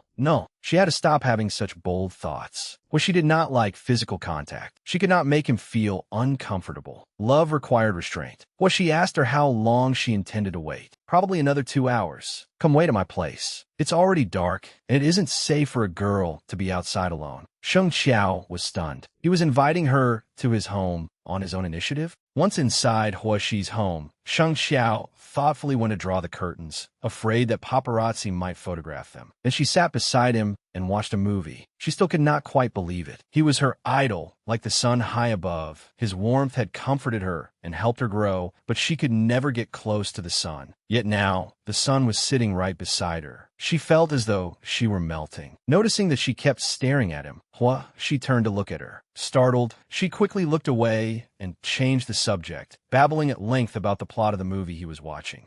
She interrupted her. No spoilers. I just wanted to talk to you about something. She asked. Have you seen this movie before? Yes. I quite like Director G's movies.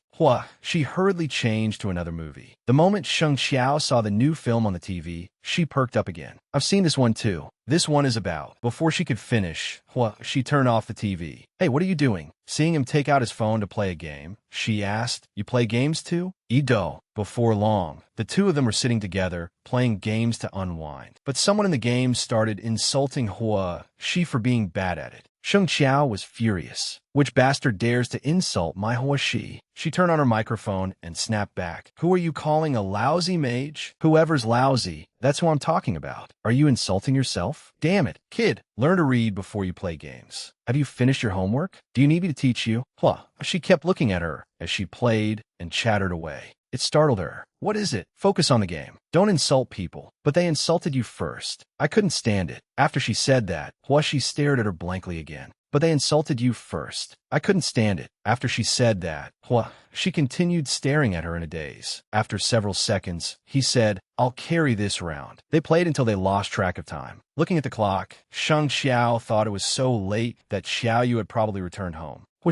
I'll go check whether my lawyer is back. Goodbye. I'll walk you out. If they still aren't back, don't wait any longer. I understand. Bye-bye. Get some rest early and take care of yourself. Good night. After leaving Huaxi's home, Sheng Xiao went to knock on Xiaoyu's door. It was the Qiao family's housekeeper, Madame Zhang, who opened the door. Who are you looking for? I'm here to see Xiaoyu. Just then, Xiaoyu came out. Why are you here? Come in and sit down. Madame Zhang poured her a cup of hot water. Looking at the home she had not returned to for so long, Sheng Xiao was overwhelmed with emotion. This was her real home. The two sat on the sofa and talked. Xiaoyu said, everything has nearly been arranged. The review process is slow, so don't be anxious. I know. I happened to be nearby to take care of something, so I stopped by. I wanted to sign the documents while I was here. The documents are in my office. Oh, I see. Madame Zhang came over. Have some water, dear. Be careful, it's hot. While drinking, Sheng Xiao asked, how is your mother? Is she feeling better? She's all right. Her legs are not very mobile. This morning, she accidentally fell out of her wheelchair, but fortunately, she's fine now. Sheng Xiao breathed a sigh of relief. That's good. Just then, her mother called down from upstairs. Xiaoyu, do we have a guest? Sheng Xiao had not seen her mother in a long time. The moment she saw her, her eyes immediately welled up with tears. She hurriedly wiped them away and smiled. Hello, Mom. Xiaoyu said, she's one of my clients. Her name is Sheng Xiao.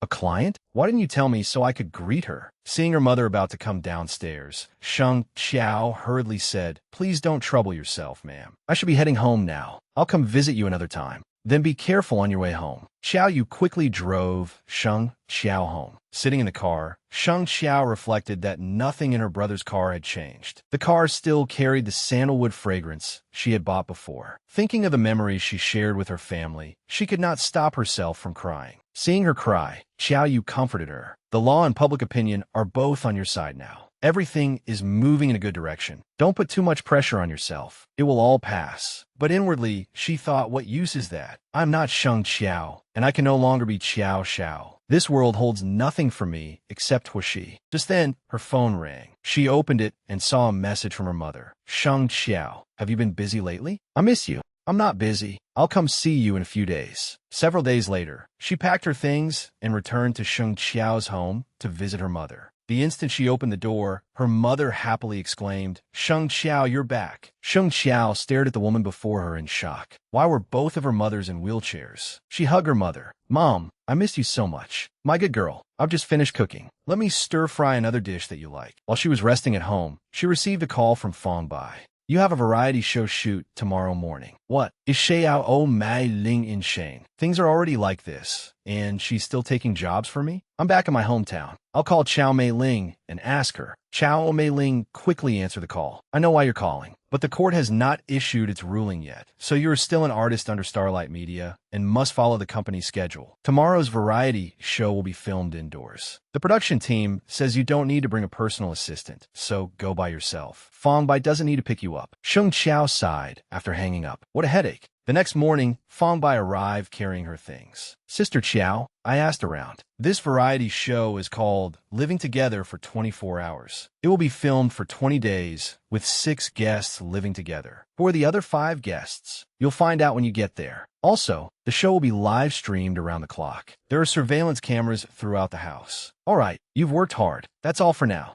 When she arrived at the filming location, Sheng Qiao opened the door and walked in. The moment she entered, she saw cameras everywhere. It really was a well-funded 24-hour livestream program. Yu Xiao was the first guest to arrive. Hello, our second guest. Hello. It was their first meeting. Viewers in the live stream commented, I thought Sheng Qiao would be shelved after terminating her contract. Remember? She had no manners and was lazy too. The company isn't shelving her because they still want to squeeze money out of her. Just then, an announcement sounded. Dear guests, welcome to the Little House of Heartbeats. Please rest and get acquainted with one another in the living room. The next guest arrived. Hello, everyone. I'm El Yichan. I'm Feng Vei. Hello, everyone. I'm Zhong Shen. The comments exploded again. Did they invite Sheng Qiao just to boost the show's traffic? Without Huaxi, Sheng Qiao would have been finished long ago. The moment Zhong Shun saw Sheng Qiao, he hurried over. My Qiao, I missed you to death. Put on your slippers first. Yu Xiao said, let's go look at the rooms first. There's still one person missing. Aren't we waiting? Zhong Shun clung to Sheng Qiao. I want a room with you, Qiao. Sheng Qiao said helplessly, move aside. Boo-hoo, are you abandoning me? Who are you going to room with? Just then, the sound of a rolling suitcase came from the entrance. Sheng Qiao turned around, and her eyes widened the instant she did. The person standing before her was Huaxi. The internet erupted as well. Oh my god, Huaxi is here. I thought this show invited has-been celebrities. Huaxi, you came to the wrong show. How dare Sheng Qiao take nude photos and still cling to Huaxi everywhere he goes? Those photos were taken after she was victimized. Clearly, Huaxi's appearance was beyond everyone's expectations. Not only were the fans shocked, but the guests were even more stunned. Huaxi smiled. Is everyone here? Oh my god, my idol. Sheng Qiao was so overwhelmed by her fangirling that she nearly could not stand steadily. Zhong Shun said helplessly, have some dignity. Why are you trembling? Everyone turned to look at her because of her obvious fangirling, making her embarrassed. Why is everyone looking at me? Zhong Shun said, now that everyone is here, let's choose rooms. Hurry, the first ones upstairs get the best rooms. With that, he dragged Sheng Qiao upstairs to inspect the rooms. After taking a quick look around, Zhong Shun pushed Sheng Qiao into a room. This room belongs to Qiao. No one is allowed to take it. Zhong Shun happily said, Qiao stays here, and I'll take the room next to hers. Feng Weiwei said, someone has to share a room. You two can't be so domineering. The viewers commented, Zhong Shun is way too domineering. What is wrong with him? The show has barely started, and they're already acting like a couple. Bad company corrupts good morals. Zhong Shun has become as annoying as Sheng Qiao. Lu Yihan said, I'm willing to share a room. Is anyone willing to room with me? No one answered. Lu Yihan then asked Hua Shi, that leaves you. You aren't willing to room with me, are you? Hua Shi replied calmly, I can. The comments flooded in again. Our Hua, she can't share a bed with someone else. Why is my baby so gentle? You should rush in and beat Sheng Qiao to death. Sheng Qiao said, I can share a room too. Sister Qiao, you want to share a room with me? The viewers commented again. Why has Sheng Qiao suddenly become so considerate? She must be plotting something. Leave Hua Shi alone. Lu Yihan is still just a kid. Sheng Qiao, don't lead him astray. Zhong Shun refused to accept this arrangement and said to Lu Yihan, you and I will share a room. Let the three girls have their own rooms. How could Sheng Qiao possibly room with you? And so the room arrangements were settled. Sheng Qiao looked at her pile of suitcases in dismay. Can someone help me carry my luggage? Zhong Shun had said Lu Yihan was in the bathroom, and Zhong Shun himself hated trouble. Now only Hua Shi remained. Sure enough, Hua Shi said, I'll help. How could an idol fan possibly allow her idol to carry luggage? Sheng Qiao insisted on doing it herself. Feng Weiwei said, those suitcases are heavy. Let the men carry them. They aren't heavy, not heavy at all. I'm very strong. I'll carry them. My idol cannot carry luggage. Ignoring everyone else, she carried the suitcases herself. But they were extremely heavy. What is in these things, bricks? Why are they so heavy? Even so, she carried them upstairs without a word of complaint. I am exhausted. Feng Weiwei said, there's still one more suitcase. Sheng Qiao could only helplessly carry up another one. While she looked at her, seemingly unable to understand her, perhaps finding her rather adorable. The third suitcase belongs to Feng Weiwei, right? Feng Weiwei said, I'll carry that one myself. Sheng Qiao was delighted. Okay, finally. Exhausted, she collapsed onto the bed the moment she saw it. She had not rested for more than a few seconds before Zhong Shun called and yelled, look at yourself. This is so embarrassing. He's only Hua Shi. He looks about as good as I do. So why can't you control yourself a little? This is a live stream, so be careful. And you still won't admit you like him. Who says I won't admit it? So what if I like him? It won't do you any good. He doesn't care about you. His fans are like ravenous tigers. Don't you have enough trouble already? Shut up. You're too noisy. Just then, someone called out, everyone come downstairs and gather. Everyone assembled in the living room. The director said, you all understand the rules, so let's begin your month of living together. The money on the table is your living allowance for the month. Discuss whether to pool all the money for shared use or whether each person should take 200 yuan. Zhong Shun said helplessly, how can anyone survive on 200 yuan each? Exactly. Let's pool it and have one person manage the money so we can save. Feng Weiwei said, then I'll keep it. All right. We wish you all a harmonious and happy time living together. Good luck. Zhong Shun said, I'm hungry. Let's order some food. No ordering food. It's too expensive. Then are you going to let me starve? Let's eat something to tide us over first. Zhong Shun opened the refrigerator and was delighted. There's stuff in the fridge too? This looks good. Sheng Qiao said, I didn't bring much, but there's still some if everyone wants to eat. Then let me have some too. I haven't had breakfast, Sister Qiao. Did you bring all these seasonings? Yes. I also brought 10 salted duck eggs. They're in the refrigerator. Anyone can have some. Everyone sat in the living room and calculated their expenses.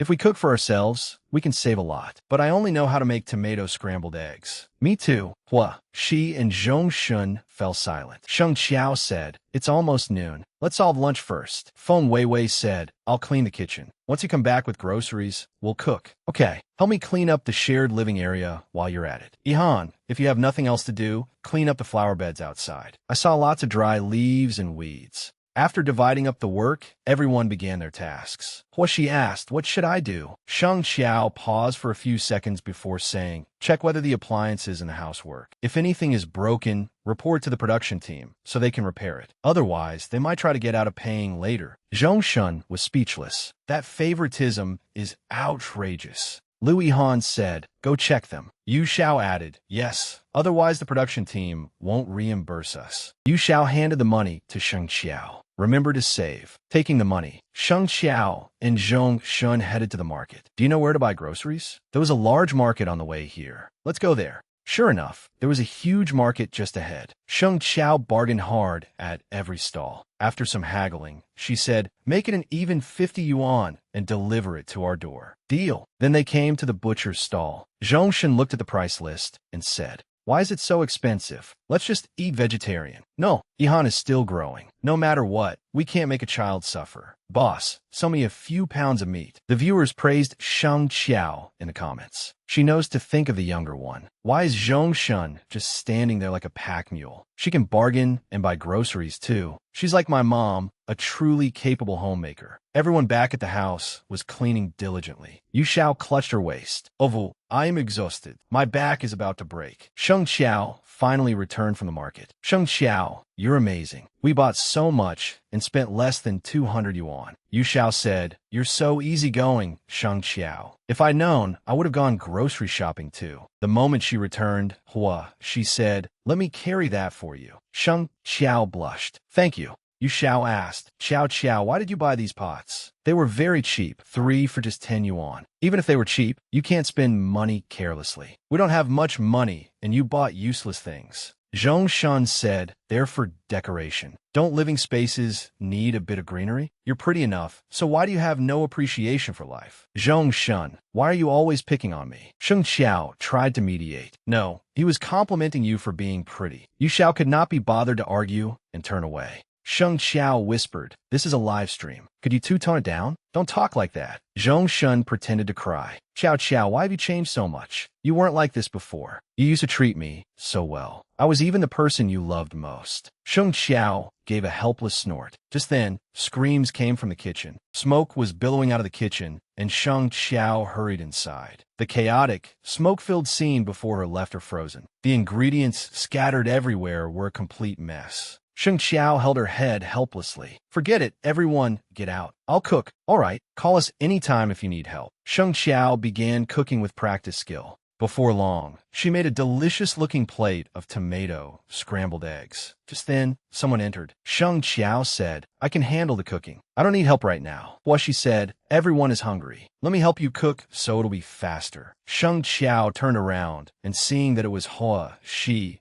became embarrassed. Why did you come in? How could she not feel flustered when she was cooking together with her idol? Hua she enthusiastically helped her cook as well. While cooking, he turned to look at her and asked, Sheng Qiao, why do I get the feeling that you're afraid of me? As soon as he said that, Sheng Qiao's cheeks flushed red again. Flustered, she ran off to the side. I'm not. Seeing that even her ears had turned red, he said, and you still say you're not? The viewers commented again. Why is Sheng Qiao so panicked? Did Hua she scold her? Hua, she is well-mannered. You wouldn't scold anyone. Thanks, but why is there no sound from the kitchen? I want to hear what they're saying. Sheng Qiao was so embarrassed to be alone with her idol that she could barely work. She promptly pushed him out. I really am not. The food will be ready soon. Go call everyone down for dinner. Very soon, the table was laid with dishes. They were simple dishes, but they looked beautiful and had clearly been prepared with care. Everyone praised her as they looked at the food. Wow, little Qiao, you're such a good cook. Sheng Qiao said, these dishes are all pretty simple. The braised pork has already been portioned into bowls for everyone. It'll taste great with rice.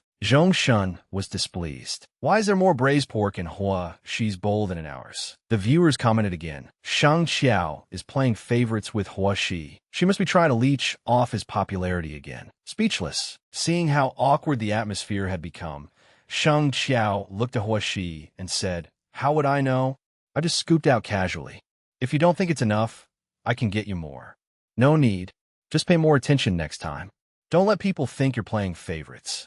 Hua Shi looked at the bowl of braised pork and rice Sheng Qiao had given him. After staring at it for a few seconds, he smiled warmly. Once they had eaten their fill, everyone gathered in the living room. Being full really was a wonderful feeling. Let's play a game. Yu Xiao said, I don't know how to play, so you all have to carry me. Feng Weiwei said, you guys play. I've never played games before. Sheng Qiao enthusiastically said, it's fine, just play. I'll teach you. Zhong Shun complained, I don't want to play with a newbie. Sheng Qiao cut him off. Your skill level is no different from a newbie's. The viewers commented again. This game only allows 5 players, but there are 6 people in the room. No wonder Sheng Qiao brought Feng Weiwei into play while she stayed out and taught them instead. That's so heartwarming. Sheng Qiao really is a kind and warm little angel. What comments am I reading? Someone actually called Sheng Qiao an angel. At last, everyone got organized and began playing on their phones. They were all highly engaged, chatting nonstop as they played. Sheng Qiao patiently gave them instructions. After playing for a while, Zhong Shun started yelling, "Run, run, hurry." At last, the victory notification appeared. Wow, Angel descends. Huishi, that move just now was so cool. Sheng Qiao, sitting beside them, felt even prouder. Her idol truly was the best. Then she turned to look at Huishi, only to find that he was looking at her too. Their eyes met. Sheng Qiao blushed and hurriedly looked away. Their eyes met. Sheng Qiao, calm down, calm down. Yu Xiao said, "Qiao Qiao, why is everyone attacking me?" Seeing this, Sheng Qiao enthusiastically guided her. "You need to watch this spot. Let me show you. Right, attack like that. Yes, yes, move backward." With Sheng Qiao's patient coaching, Yu Xiao began playing with much more enthusiasm. "Wow, we won. Qiao Qiao, you're amazing." Yu Xiao took Sheng Qiao's hand and said, "Teach me again tomorrow, okay?" "Sure." Sun Sen Fao. "No, Qiao Qiao is mine. Without Qiao Qiao, I've dropped in rank."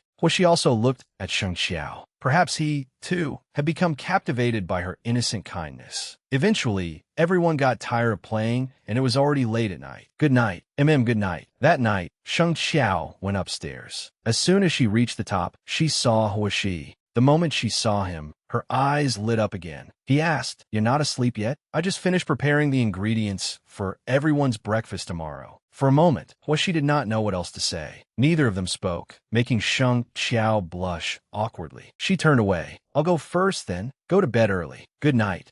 She watched Sheng Qiao leave in a daze. Surely his heart had stirred. With such a beautiful girl before him, who was cute all the time, who could resist? Sheng Qiao returned to her room and shut the door, but her heart was still racing. She quickly took out her phone and sent Huishi a message. She asked, "Why did you join this variety show?" As soon as the message was sent, Huishi received it. After reading it, he immediately replied. Sheng Qiao, lying in bed, quickly opened his message. "I owed the director a favor." She replied, "I didn't know you would be coming. If anything during the filming has a negative impact on you, I'm sorry. It's fine. It's not that serious. Stop worrying and get some rest early." He replied. Sheng Qiao happily hugged her phone and rolled around on the bed in delight. What could be better than being comforted by her idol? She truly was the best. She was definitely going to sleep well tonight. The next morning, breakfast had already been laid out on the table. "Wow, little Qiao, are you a snail fairy?" As long as everyone likes it. While they were eating breakfast, an announcement sounded. "Everyone, gather for the announcement of a new task. There will be a mysterious guest tonight. You will be responsible for entertaining the guest. After the guest leaves, they will evaluate your service. A 5-star rating will earn you additional living expenses. A 3 or 4-star rating comes with neither reward nor penalty. A poor rating of 1 or 2 stars will result in a deduction from your living expenses." Upon hearing this, everyone helplessly clutched their heads. "What? That won't do. You never said there would be something like this. How much money do we have left?" Sheng Qiao asked. "Does the guest have any requests? What do they want to eat tonight?" But you have to make them feel as though they're eating a home-cooked meal. Sheng Qiao happily suggested, "Let's have hot pot. We can buy vegetables, ingredients, and a ready-made hot pot soup base." "That's a good idea. It's economical and delicious." Sheng Qiao thought further. "It seems like the production team plans to invite new guests every 2 or 3 days. We don't have enough living expenses, and we still have to entertain guests. The only way is to earn more money. For the next 20 days, let's discuss how we can make money." "Sister Qiao Qiao, I'm still underage. It would be illegal for me to work." Zhong Shen laughed. "With a face like mine, I really can't think of any way to make money other than selling myself." Everyone burst out laughing. Yu Xiao said, "We could ask Huishi to go to the plaza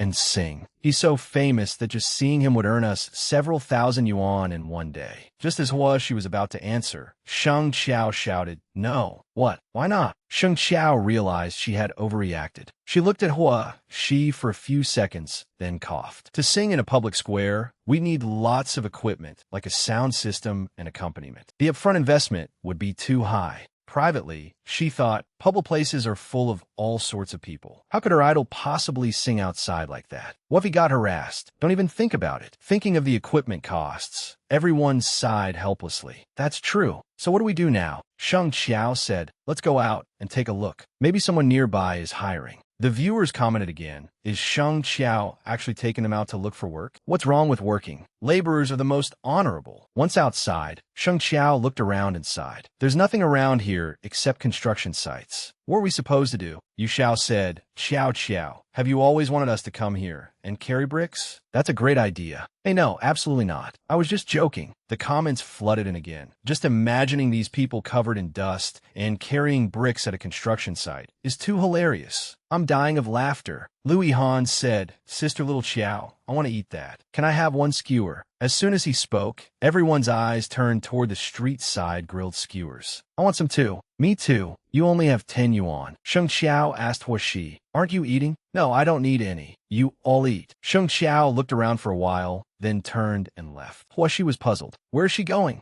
A short while later, Sheng Qiao returned with a hot-baked sweet potato in her hand, her eyes shining brightly. Here, you eat this. Huoshi looked at the sweet potato in her hand and was stunned for a few seconds. She said, this is your favorite thing to eat. Thus, half the day passed. In the afternoon, Sheng Qiao was planning ways to earn money. After waking from their naps, everyone stretched. That nap was so comfortable. If I weren't on this show, I could sleep until evening. Xiao, why didn't you sleep? What are you writing? I'm thinking of ways to make money. Oh, don't worry about that. Live for today and enjoy today. Let's watch a movie and relax. Sheng Qiao was about to refuse, but before she could, Zhong Shun eagerly said, I want to watch Midnight Watch. A horror movie? I heard it's really scary. Can you handle it? What's there to be afraid of? Just don't start crying later. At the mention of a horror movie, Sheng Qiao broke out in a cold sweat. Horror movies were what she feared most. That night, the television was playing the horror movie Zhong Shun had mentioned that afternoon. Huoshi walked over and saw Sheng Qiao trembling in terror as she watched. For some reason, he approached and turned off the television. Yu Xiao asked in confusion, what are you doing? I was watching that. I think it's pretty good. Sheng Qiao let out a breath of relief. Saved. Her eyes lit up again. Idol, you truly are my savior. A moment later, an announcement sounded. Attention, everyone. It's time to draw lots. We're giving you an opportunity to earn money. Complete the task you draw, and you'll receive cash. However, every task has a time limit. If you fail to complete it, you will be punished. Everyone quickly drew lots. Zhong Shun opened his and found that his task was to invite a best actor to the house as a guest within 7 days.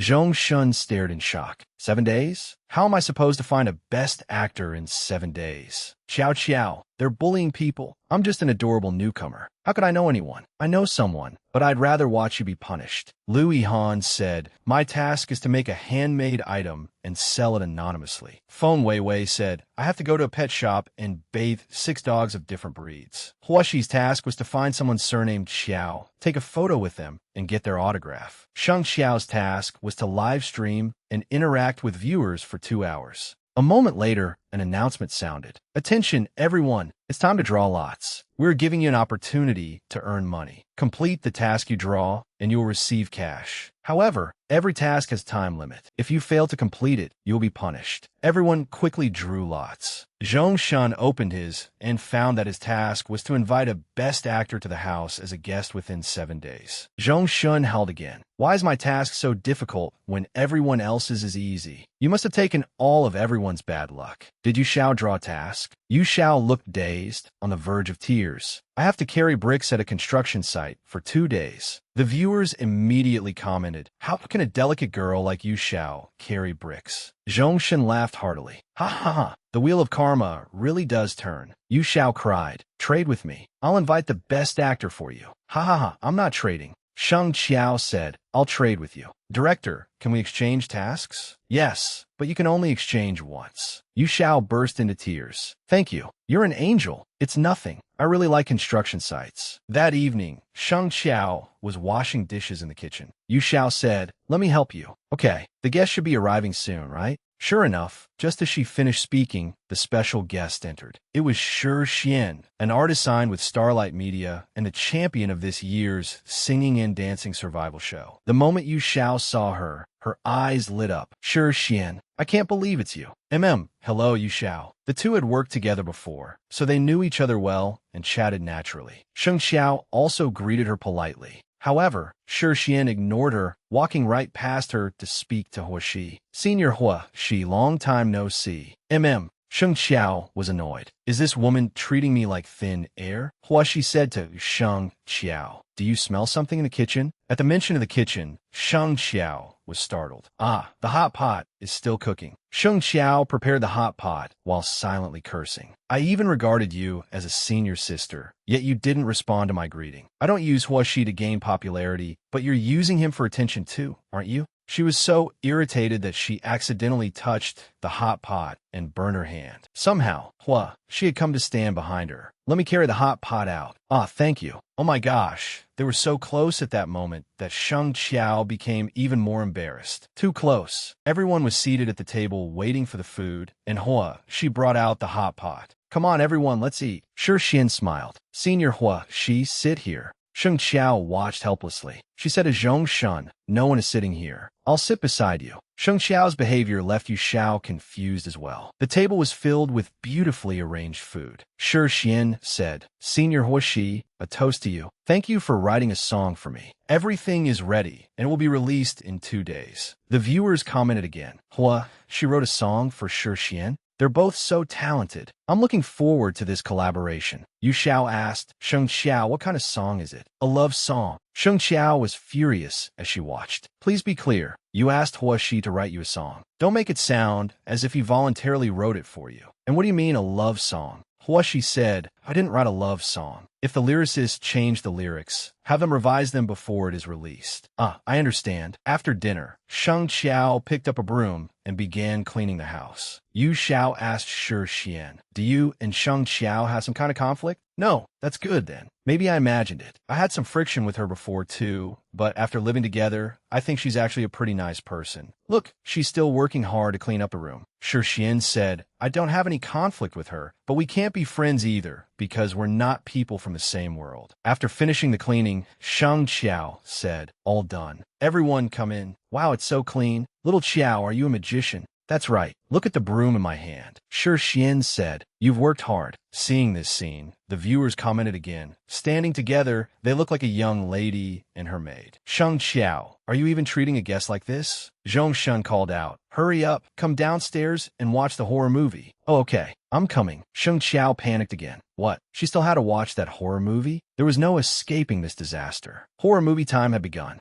While watching, Sheng Xiao could not take it anymore and abruptly stood up, yawning. Oh, I suddenly feel so sleepy. I need to go wash up first. Back in her room, she shut the door and let out a sigh of relief. Thankfully, she had found a way to escape. What kind of movie was that? It was terrifying. Sure enough, after watching it, everything she looked at seemed frightening. When she opened the door to the bathroom, she became too scared to go in. What should she do? She tried to reassure herself. Don't be afraid. It's only a horror movie. All of that stuff is fake. I'm not scared at all. Just then, Hua Shi appeared. If you know it's fake, why are you still scared? She was so startled that she jumped and screamed. Ah. After screaming, she realized, Hua Shi, why did you come upstairs? Zhong Shun said you'd been gone too long and hadn't come back, so he asked me to check on you. Hua Shi continued, stop standing around foolishly. You want to wash up, right? Go on. Don't be afraid. I'll stand guard for you. Sheng Xiao was once again being cared for by her idol. She was so delighted and shy that she could not speak. With her idol looking after her like this, she naturally felt energized again. She quickly finished washing up. Thank you. I'll go back to my room and sleep now. Even when she returned to her room, she was still frightened by the images from the horror movie. But fortunately, Hua Shi was beside her. He said, I'm going downstairs. Get some rest early. Good night. Good night. Even just watching Hua Shi's retreating back made Sheng Xiao's heart pound excitedly. Her idol was always glowing. Hee hee. The next morning, Sheng Xiao had been unable to sleep all night because the horror movie gave her nightmares. She had dark circles under her eyes. In the past, whenever she had nightmares, no matter how scared she was, she could sleep peacefully just by hugging Hua Shi's autograph photo. Now, she had to get another autograph photo from him. She got dressed and looked at herself in the mirror. Although she could see Hua Shi every day now, as Sheng Xiao, she could only hide how much she liked him. She could not express her feelings as freely as she once had when she was Qiao Qiao. Good morning, Shi Xian. You went running. Yes, I bought breakfast for everyone. Oh, thank you. Then I don't have to make breakfast this morning. Hee hee. With the cameras present, Shi Xian could not say anything. I specially bought this breakfast for Hua Shi. So you're just freeloading? Sheng Qiao asked. Why aren't you eating? I have to maintain my figure. I envy you. After canceling your contract, you don't need to watch what you eat anymore. But my metabolism is good too. It won't be too late to lose weight before I start working again. You'll still have work in the future? I thought you were leaving the industry. Sheng Qiao stood up and asked, Shi Xian, how much longer are you staying here? I'm leaving this afternoon. Sheng Qiao smiled. What a pity. We don't have time to become friends. Then she turned and left. Shi Xian was annoyed. What did she mean? Since we aren't friends, I'm not qualified to hear about her affairs? Don't get too smug. I'll go to the construction site later and see how humiliated you'll be. I'm leaving this afternoon. Sheng Qiao smiled. What a pity. We don't have time to become friends. Then she turned and left. Shi Xian was annoyed. What did she mean? Since we aren't friends, I'm not qualified to hear about her affairs? Don't get too smug. I'll go to the construction site later and see how humiliated you'll be. It was finally time to carry out the task. Sheng Qiao arrived at the construction site under the blazing sun, yet she still diligently and enthusiastically hauled concrete without fearing the hard work. Everyone commented, she's such a tough girl. As expected of our Qiao. What other celebrity could do this? The work was finally over. Everyone, take a break and eat. Sheng Qiao took her lunchbox as well. The food inside looked so delicious. I'm exhausted.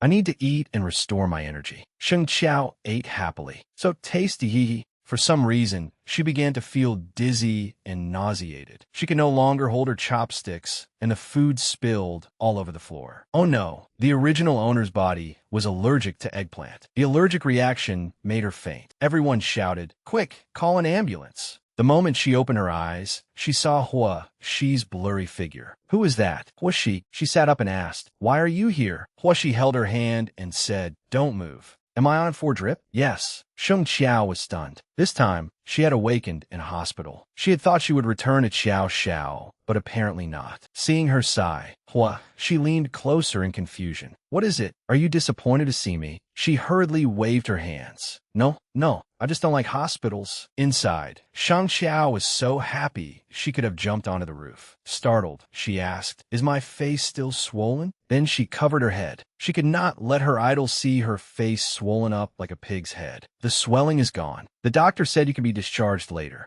He fed her porridge. You threw up all your lunch. You must be hungry now. Sheng Qiao's fangirl spirit rose again. Oh heavens, her idol was personally taking care of her in the hospital. How many lifetimes of cultivation had she needed to deserve this? Eggplant, I love you. But what if someone took a picture? Seeing her looking around, he said, don't worry. There are no cameras here. That was wonderful. Seizing the chance, she took out a photo of Hua Shi. Could you sign this for me? Sign it quickly, or everyone will be here soon. And after you sign it, draw a heart here too. Well, she was about to sign when there was a knock at the door. Hearing people enter, Sheng Qiao immediately snatched back the photo and hid it beneath her pillow. Qiao, we came to visit you. Sheng Qiao smiled. Oh, thank you. What happened to you? She's allergic to eggplant. Don't you remember? Yet she bought so many vegetables. Stop teasing Qiao. Move aside. Qiao, are you all right? You scared me to death. I'm fine, just an allergy. Look, I'm still perfectly healthy. Qiao, don't worry. I threw out all the eggplants in the house. Sheng Qiao screamed internally. Why throw them all out?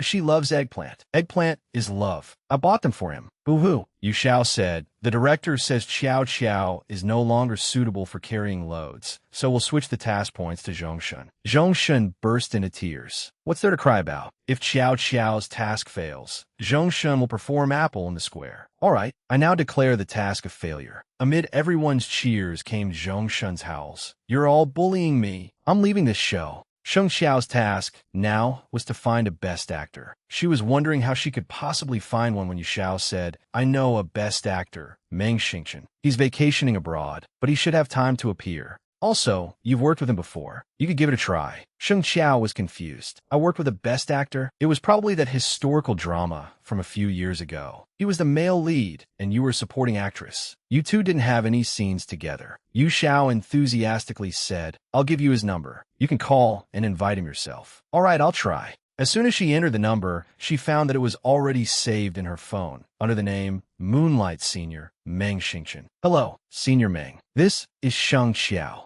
I'm currently filming a variety show. Would you have time to be a guest? I just returned to the country. See you tomorrow. Yes, thank you, senior. See you tomorrow. Yu Xiao cheered. Wow, he agreed. I told you he's super nice. Zhong Shun, you don't have to perform Apple in the square anymore. Sheng Xiao was still staring blankly at the name Moonlight in her contacts. Why had Sheng Xiao saved Meng Xingqian under such a name? Could there have been something between them? Seeing her dazed, Huashi came over and asked, "What's wrong? Did talking to the best actor make you lose your soul?" Sheng Xiao looked at Huashi, not knowing how to explain herself. She stammered, Huashi brought over a first aid kit and said, "Treat the wound on your hand yourself." Then he left immediately. Sheng Xiao was bewildered. What had just happened? Why did her idol seem angry with her? He was jealous because he saw her talking to another man. Young lady, he was waiting for you to take the initiative and talk to him. Yet he ignored her again and again. Wherever he went, she followed, but the moment he saw her, he immediately left. Sheng Xiao was at a loss. How had she made her idol unhappy? Late that night, Sheng Xiao tossed and turned in bed, unable to sleep. Why did it feel as though she had deliberately been avoiding her today? She had never heard that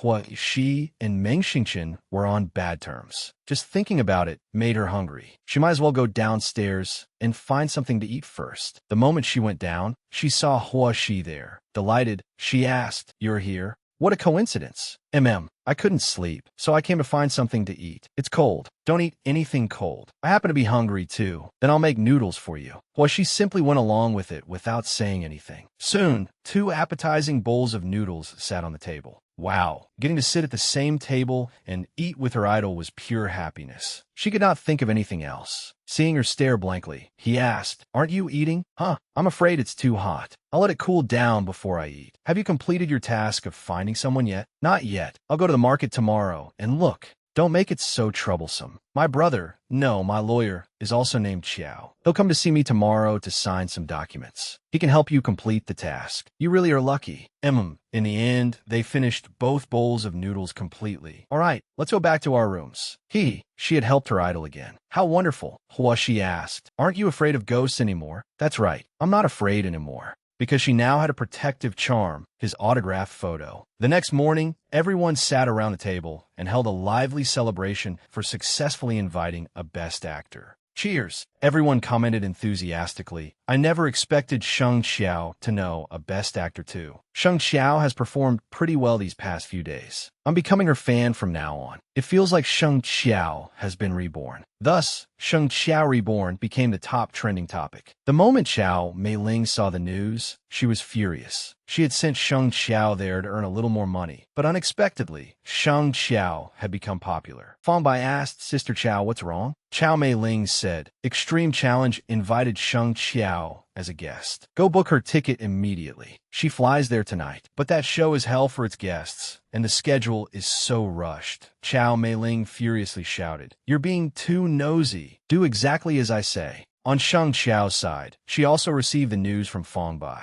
Yu Xiao was confused. The best actor is coming tomorrow, but you'll be absent? What is your company thinking? It's fine. I'll tell Senior Ming, and everyone can welcome him on my behalf. Just then, the doorbell rang outside. When she opened the door, she saw Xiao Yu. Hello, Miss Sheng. The internet immediately went wild upon seeing another handsome man. What kind of lawyer is this? He's so handsome. He's very famous in legal circles, both capable and good-looking. Sheng Xiao said, Come in quickly. It's cold outside. Miss Sheng, please sign these documents. Why the rush? Have some hot tea first. Well, she looked at the two of them and felt increasingly uncomfortable. He seemed to have seen this man before. Last time, he had seen Sheng Xiao crying and making a scene beside him, threatening to hang herself. Sheng Xiao finally finished signing. Can you help us complete a task? She enthusiastically introduced them. Huashi, this is Xiao Yu. Xiao Yu, this is Huashi. Hello, Xiao Yu said. We meet again. Seeing the young man before him, Huashi felt very displeased, though he still politely shook his hand. Hello, please take care of me. To complete the task, the two handsome men stood side by side, while their female lead enthusiastically took photos. Come on, stand a little closer together. Once the photos were taken, Sheng Xiao thought that it would have been perfect if she were the one standing beside Huashi. With the task completed, Xiao Yu left. Drive carefully on your way back. Fangbai had also arrived to pick Sheng Xiao up. Sister, I'm here. Why are you in such a hurry? Yes, Sister Xiao Xiao. The schedule there is tight. If we don't leave now, we won't make it in time for filming. All right, I'm leaving then. Yu Xiao said. Xiao Xiao was just hospitalized yesterday. Take good care of her, and don't let that show bully her. Feng Bai replied, yes, ma'am, while screaming inwardly, why does it feel like she's threatening me with a knife? Hua. She looked at her gently. Sheng Xiao, have a safe trip. She truly could not bear to leave him, but she still had to board the plane. Before long, it landed. Cheer up. Feng Bai had only just arrived and had not even had time to rest when the director said, the program is about to start. Nobody act fast. Feng Bai worriedly said, Sister Xiao Xiao, you haven't eaten in 10 hours. How can you film? I'm Fine. The director said her task was, oh heavens, she did not even dare imagine it. Sheng Qiao trembled as she accepted the task. They knew she was afraid of ghosts, so why had they arranged for her to go to a haunted house? Chao Meiling must have been behind this. The director said, climb to the designated location and you'll get lunch. Sheng Qiao gave it everything she had as she climbed toward the summit. Want to suppress me? I will never admit defeat. The filming ended soon afterward. Sheng Qiao boarded the plane home. On the flight back, Feng Bai said, Sister Qiao Qiao, you were amazing. The production team was clearly making things difficult for you, but you still filmed so well that no one could find fault with it.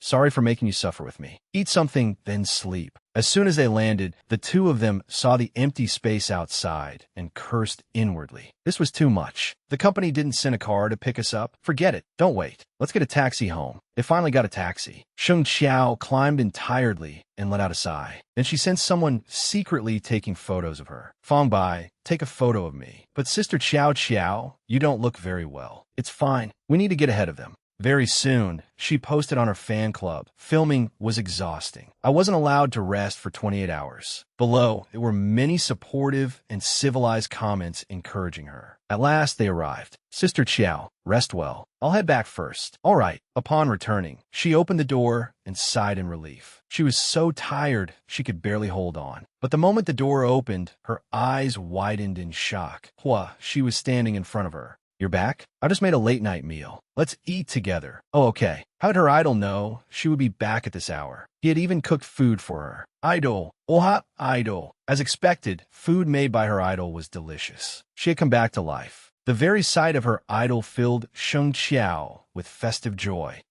Love really did give people courage and strength. The next morning, everyone in the shared house was delighted to see Sheng Qiao back. Don't work for the next few days. Rest properly. Yu Xiao said, Senior Meng was wonderful. He even helped us work. Before leaving, he gave us all 5-star ratings. Sheng Qiao smiled. That's great. Internally, she thought there did not seem to be anything unusual. She must have been overthinking that Moonlight contact name. I brought souvenirs back from Country E for everyone. With such a rushed schedule, you still remembered us? I'm so touched. Sheng Qiao handed Hui Shi a book. This is your gift. She knew it was a book he liked very much. Hua Shi indeed loved it, and the moment he held it, he was delighted. I really like it. Thank you. Sheng Qiao's fangirl spirit rose again. Oh heavens, oh divine beings. Her idol's profile was enough to make someone collapse. Louis Han's gift was a math practice exam booklet. The college entrance examination is coming up, so study hard. I'm great at exams. Ask me if you need anything. Everyone commented, I heard she has no academic qualifications. Since when is she suddenly good at studying? Her IQ and EQ are both so high. Amazing. Did you see Weibo last night? She worked for 28 hours straight. She's so dedicated. Just then, Feng Bai shouted, Sister Qiao Qiao, this is bad. The company has arranged for you to attend another sports meet. What event? A race. We have to leave immediately. Oh heavens, she had barely rested for half a day, and now she had to run an 800-meter race. The company really was bullying her. That's right, Xiao Qiao. Tell the company you're not going. Sheng Qiao smiled. Thank you for caring about me. I'm currently suing the company, so it's best not to create any problems during this period. Don't worry, this program is in the city, so I'll be back quickly. Hua, she watched her leave, thinking to himself that she really was a reckless girl. At the stadium, many fans had gathered outside. Sheng Qiao asked, whose fans are they? Yu Xuyan's. His group disbanded, so he is promoting solo now and has his own fan base. Seeing them reminded her of how she had once chased after her idol. She said, Feng Bai, have the logistics staff bring them some warm water later. Also, my own fan base has grown recently. We should find time for an offline fan meeting. Got it. I'll promote this program and ask them to come cheer for you. After entering the stadium, Yu Shuyin and Sheng Qiao met. You're here. How did you get in? I used the emergency exit. Your fans have been waiting outside for a long time. Go out and greet them. Sheng Qiao, you're too nosy. If they want to wait, they can wait. I never asked them to. What kind of attitude is that? How can you say something like that? Believe me, I can get you trending tomorrow. All right. You're ruthless. I'll go see my fans now. Sheng Qiao was furious. He was not even that famous yet, but he already acted like such a star. Fortunately, her own idol was gentle and kind, deserving of all their passionate love. Sheng Qiao changed into her athletic outfit and prepared to enter the stadium for the race. Wow, I never expected so many people to cheer for me. I'm so moved. Yu Shuyan was displeased. She had only been popular for a few days, yet she had more fans than him. They must have been hired. Once everything was ready, the official shouted, "Ready, begin!" Bang! The fans below shouted encouragement. Qiao Qiao go. Wait, if Qiao Qiao makes it to the semifinals, she'll be exhausted. Let's cheer for Qiao Qiao to get eliminated. Yeah, Qiao Qiao, don't go. Run. After running for a while, it was finally over. Sheng Qiao panted heavily. She was exhausted. Although she placed second from last, at least she had not lost to Yu Shuyan, so she had not embarrassed herself. Sister Qiao, have some water. This program is finished now, right? Can we go home? It's over, but Sister Qiao says you need to film a few supporting scenes. Qiao Mei Ling would never stop targeting her. Fine, once I change clothes, we'll go. I won't let her get what she wants. A little later, they arrived at the filming location for a historical fantasy drama. Although this supporting role had only a few scenes, it was a character with an exceptionally beautiful appearance. Beautiful as the costume was, it was terribly cold, making her sneeze. Soon, the director called action. Sheng Qiao immediately got into character and completed the scene flawlessly. It's finally done. Sister Qiao, your face is so red. Are you all right? Fang Bai, I have a fever. Take me to the hospital. As soon as she finished speaking, Sheng Qiao fainted on the spot. News quickly spread online that Sheng Qiao had collapsed on set, along with photos of her. In Huaxi's manager's car, someone asked, Huaxi, are you really going to visit her? Huaxi simply opened the car door and got out. Wait here for me. The moment he entered, he asked, how is she? Huh? Why are you here? To see Sister Qiao Qiao. Her fever has gone down. She woke up once this afternoon, then fell asleep again. I haven't eaten. Help me buy a meal. Yes. Huaxi quickly entered the hospital room and looked at Sheng Qiao, exhausted as she lay in bed. Seeing her, his heart ached. He immediately took out his phone and made a call. Is Starlight Media trying to work someone to death? What do you mean? Sheng Qiao. Is all this because she wants to terminate her contract, and you think the company has suffered losses? But this has nothing to do with you. Don't interfere. Pass this on to Starlight Media. Don't go too far. What's going on with you? Why are you suddenly protecting Sheng Qiao? She's my fan. If I don't protect my own fan, who will I protect? Sheng Qiao hazily woke up and murmured, I want some water. Hua. She immediately brought her water and reminded her, wait for it to cool before drinking. When she opened her eyes, she saw that the person before her was Huaxi. She quickly came to her senses. Oh, Huaxi, why are you here? Good heavens, my idol is actually pouring me water. Huaxi said, I had business nearby, so I stopped by to see you. If you get sick in the future, go to the hospital immediately. Don't just endure it. Understand. Goodbye then. Seeing that Hua, she was still standing there watching her. She asked, why aren't you leaving? Are you trying to drive me away? No, I just feel that hospitals are unlucky places. Huaxi looked at her for a few seconds, then said, Fang Bai went to buy me food. I'll leave as soon as I finish eating. I heard you only had a little plain rice today. Millimetruf, I'm dieting. But in truth, her meal box had contained eggplant, so she could not eat it. Then we'll eat together later. He picked up his phone and received a message from Fang Bai. Brother Huaxi, what do you want to eat? Anything except eggplant. And add some porridge for Sheng Qiao. After visiting Sheng Qiao, he returned. As soon as he got in the car, he said, contact the support accounts you manage and pressure Starlight Media. Tell them to stop making things difficult for Sheng Qiao. Why are you helping her? Do you want to be my boss? No, I wouldn't dare. Yes, sir, Huaxi said. She isn't the kind of person you all think she is. Don't say such nonsense again. The next morning, at Starlight Media, the director slammed his hand on the table. What is going on? You can't even handle one insignificant artist? This has dragged on for so long that the company's stock price has dropped. It's because the public relations department suddenly got off work last night, and then many support accounts joined in. Stop making excuses. Call Chow Mei Ling here and settle this completely. Just then, an employee entered from outside. Director, what she called. He says he'll renew his contract for another year, on the condition that Sheng Qiao be allowed to terminate her contract peacefully. Sheng Qiao had been hospitalized for a week and had now recovered. She prayed that there would be no more exhausting incidents like this. Fan Bai said, Sister Qiao, I've packed everything. As she prepared to leave the hospital, Xiao Yu called. Sheng Qiao's eyes lit up. It was her older brother. Sheng Qiao, I have good news. Starlight Media's lawyers suddenly decided not to pursue the matter. After the new year, the court's ruling will be issued. Really? Starlight Media has finally decided to act like decent human beings.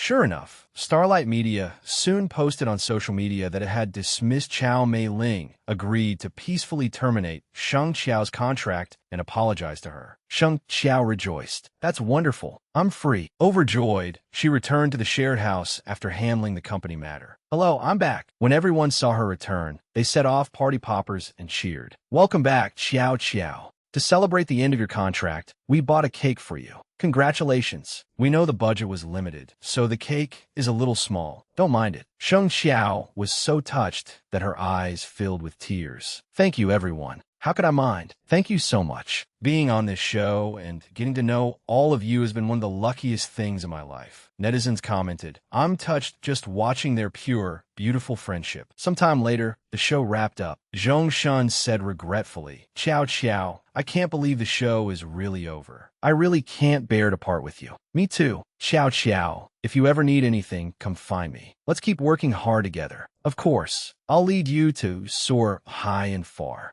Louis Han said, Sister Qiao, what about my homework? Don't worry. If there's anything you don't understand, just message me and I'll help you. At that moment, she also walked over. It was time for the two of them to say goodbye as well. He looked at her and said, see you at the concert. Hearing Hua Xi's words, Sheng Qiao perked up. I'll definitely be there. My idol, wait for me. Fan Bai had also come to pick Sheng Qiao up. Huh, why are you here? You're not with Starlight Media anymore. Sister Qiao. I quit too. Wherever you go, I'll go. Don't quit yet. Wait until things are stable on my side. Then we'll decide. Why? Do you not need me anymore? That's not it. It's just that I haven't even figured out what path I should take from here. As soon as Sheng Qiao landed at the airport, she saw many fans waiting for her and was surprised. Why are you all here? We watched your live stream and knew the program ended today, so we can't wait for you. Congratulations on successfully ending your contract. We want to give you gifts. Thank you. Sheng Qiao was delighted. She never expected that one day so many fans would be waiting to welcome her at the airport. Fan Bai said, Sister, the people ahead are all Hua Xi's fans. Be careful not to let them recognize you. She looked ahead and saw that they really were Hua Xi's fans. It felt so familiar. She had once stood among them herself. Unfortunately, she was Sheng Qiao now, someone they found deeply unpleasant. As she walked, a girl suddenly called out, Hey, stop right there. She was done for. They had recognized her. The two quickly began to run, but the girl approached them. Don't run. You dropped something. After returning Sheng Qiao's belonging, the girl said, Goodbye then. I have to go see my idol. Sheng Qiao said, Wait a moment. Are you Hua Xi's fan? Thank you for finding my things. I want to give you this. The moment the girl saw the signed photograph of Hua Xi, her eyes lit up. You're giving something this precious to me? It's nothing. I can get another one. I'm so happy. Thank you so much. Seeing the excitement of the fangirl before her, Sheng Qiao felt nostalgic. Seeing them reminded her that she used to be exactly the same. Sheng Qiao soon boarded the plane. Sitting in a corner, she looked toward Hua Xi's seat ahead of her, warmth filling her heart. I now have a much better chance of getting close to my idol. I'll carry the hopes of the other fans with me, work twice as hard, and keep moving forward. At last, she had figured out the path she would take. The next day, at Sheng Qiao's home, her phone kept ringing. Company A and Company B both invited her to join them and sign contracts. She said, Please send me the relevant documents. I'll consider them. After hanging up, she sighed in relief. These agents had all been waiting for her variety show to end before coming after her. Am I really this sought after now? Then another call came in, but it was from Fu Ziqing. Fortunately, it's you. I thought it was another agency. It is my manager. He wants to sign you, so he asked me to sound you out. What? I've already gotten calls from Huasha Media and Thousand Islands Media. I'm getting a headache over this. Huasha Media came from the mining industry. They're wealthy, but they haven't produced any famous artists in the past 2 years. Thousand Islands Media is an established agency with many well-known artists, but it focuses heavily on film and has been rather ordinary lately. I don't know what to think. I'm not used to suddenly being so sought after. That's right, there's no need to rush. I'll send you information on some capable companies to review. If you need anything, just ask me.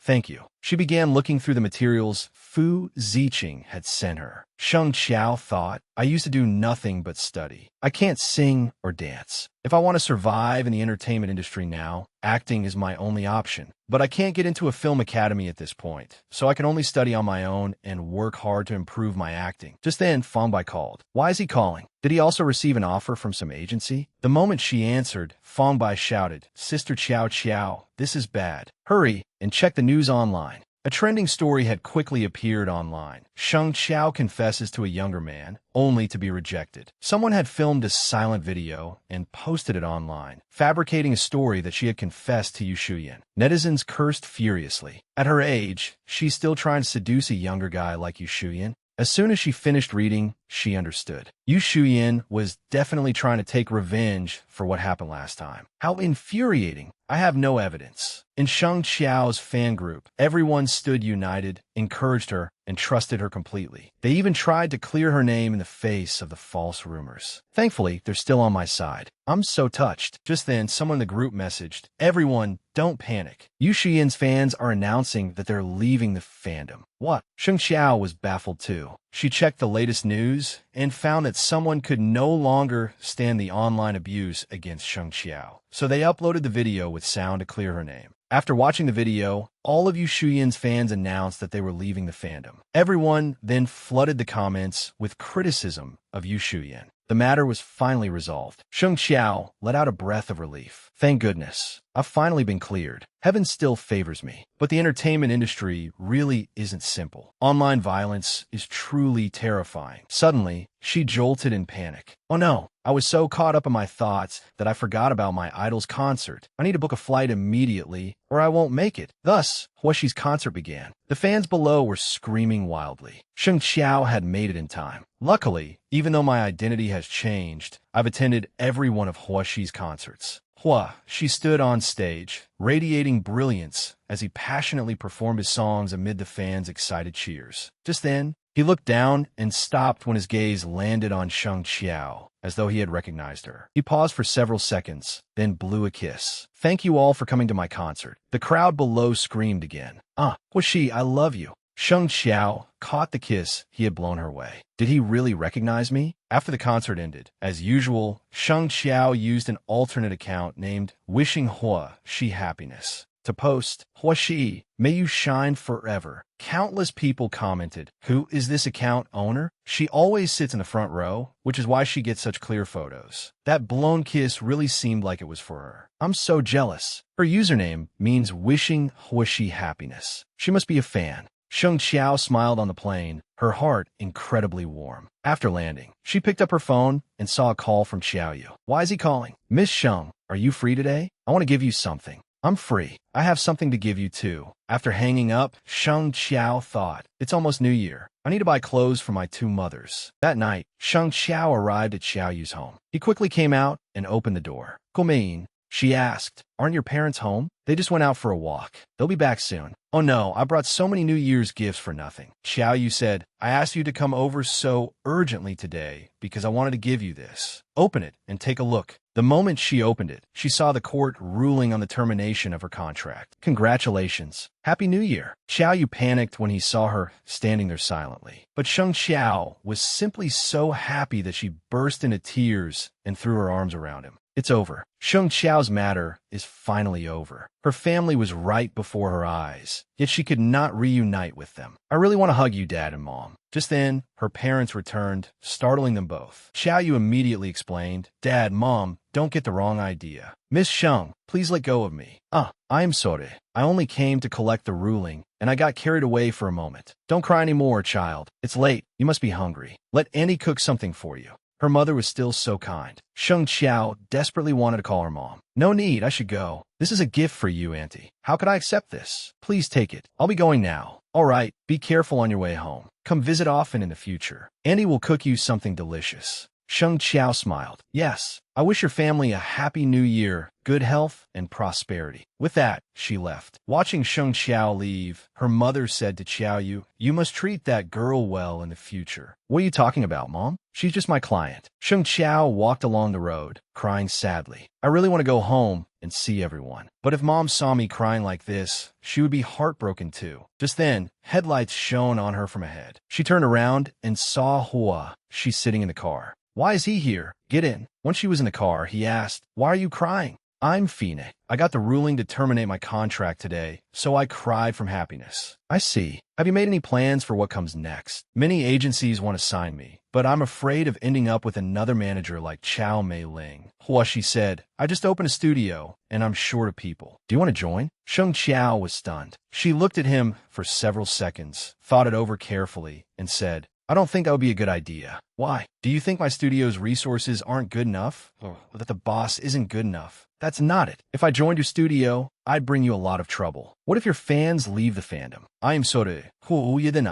You're my idol. I can't bear to let you be subjected to even the slightest suspicion from others. After a while, they finally arrived at Sheng Qiao's home. She got out of the car and said cheerfully, Huishi, thank you for being willing to help me. She waved goodbye. Bye-bye. Happy New Year in advance. Huishi watched Sheng Qiao's retreating figure in silence for a long time, then murmured, Happy New Year. The next day, Sheng Qiao returned to her hometown for the new year. This was Sheng Qiao's home. It was so simple. As soon as she opened the door, she saw her mother watching television. Mom, did you miss me? I'm home. Her mother had been watching a drama in which she appeared. I see you on TV every day. Sheng Qiao showed her the new clothes. I bought you a coat, Mom. Try it on and see if it's warm. You silly girl. It's enough that you came home. It isn't easy working in the city, so why spend so much money? It wasn't expensive. I bought it on sale. Let me help you make dumplings. The mother and daughter made dumplings together and watched television together. Just then, her idol appeared on television. That's Huishi. Mom, let's watch this program. Doesn't he sing well? Do you like him? Yes. He sings well, acts well, and has a good personality. In short, everything about him is wonderful. When did you change? Change how? What did you tell me before? You said he was the moon in the sky, someone you could never reach. At the mention of the moon, Sheng Qiao suddenly remembered the number she had saved for Senior Meng Xingchen, the Moonlight Senior. So Meng Xingchen was Sheng Qiao's moonlight, the one who had given her the only light in the darkness. Night fell, and it was New Year's Eve. Fireworks burst across the sky as New Year greetings filled the air in lively celebration. Sheng Qiao gazed thoughtfully at the brilliant sky. I never expected that this year I would celebrate the new year beside a new mother as Sheng Qiao. It feels like a dream. Just then, there was a loud crash outside. Sheng Qiao rushed outside and saw her mother had fallen from her wheelchair and was lying on the ground. She hurried over to help her up. Mom, are you all right? I'm Fine. I just wanted to decorate the house. For the new year, I wanted to pray for blessings for our family and hope that everything goes smoothly for you next year.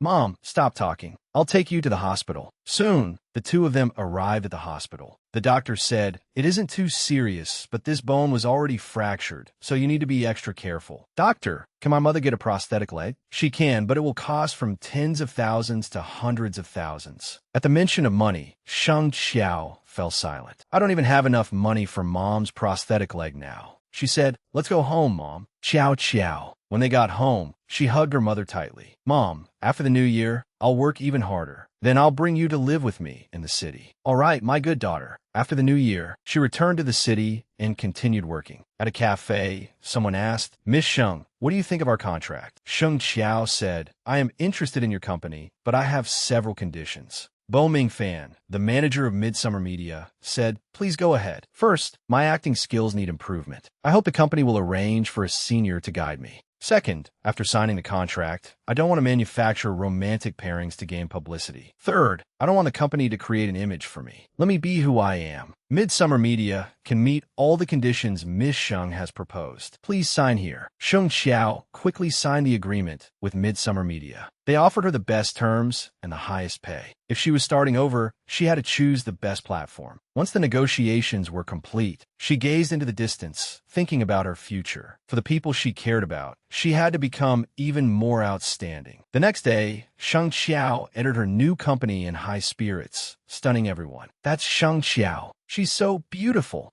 When she arrived at the meeting room, she saw Fong Bai. "Why are you here?" "Brother Bo said you signed with Midsummer Media. Of course I had to come with you." Bo Ming Fan said, "Ciao, let me introduce you. This is your makeup artist, Zhou Kan, and this is Ding Jian, the assistant the company has assigned to you." Xiao Bai has only recently begun working as an assistant and doesn't have much experience, so Ding Jian will guide him more. Sheng Qiao shook Ding Jian's hand. "Hello, please take care of me." Inside the meeting room, Ding Jian said, "Your apartment lease is about to expire. The company has prepared a larger apartment for you. Take a look and choose the one you like." Midsummer's assistants truly were meticulous. Bo Ming Fan said, "Move in over the next few days, then get some proper rest. You'll start work next week." "What job?" "You'll be a guest judge on Starlight Youth. This season's teenage idol group has high traffic and popularity, which will help increase your followers." After hearing the name of the show, Sheng Qiao paused and scratched her head. "But I don't know anything. How can I teach other people?" Bo Ming Fan texted her, "You just need to look pretty." Soon afterward, Starlight Youth announced its invited judges. As soon as the post went up, the comments exploded. "I didn't expect Sheng Qiao to sign with Midsummer after leaving Starlight Media. Midsummer has powerful resources. Looks like Sheng Qiao's luck has changed." In the artist's dressing room, Ding Jian said, "Here is the list of contestants. Take a look first." Sheng Qiao skimmed through it and asked, "What does the star symbol mean?" "These are contestants who have already signed contracts. They're all certain to advance." So that was it. The contestants had already been selected for the next round. After her makeup and outfit were ready, Fong Bai came running over. "Sister Qiao, it's time to go on stage." "Oh my god." After Sheng Qiao changed companies, her styling improved by an entire level. She looked absolutely stunning. On set, Sheng Qiao coordinated well with everyone, and the recording went smoothly. Li Ru said, "Why do you keep choosing the green light? Is the light broken?" "No, I'm not an expert, so I want to encourage everyone to keep pursuing their dreams. I believe that one day they will all shine on stage." She suddenly thought of Hua Shi. She hoped they could shine just like her idol. The recording continued. The contestant coming on stage was number 66, Lu Xiao. Lu Xiao confidently performed a song he claimed to have composed himself. Sheng Xiao was startled as she listened.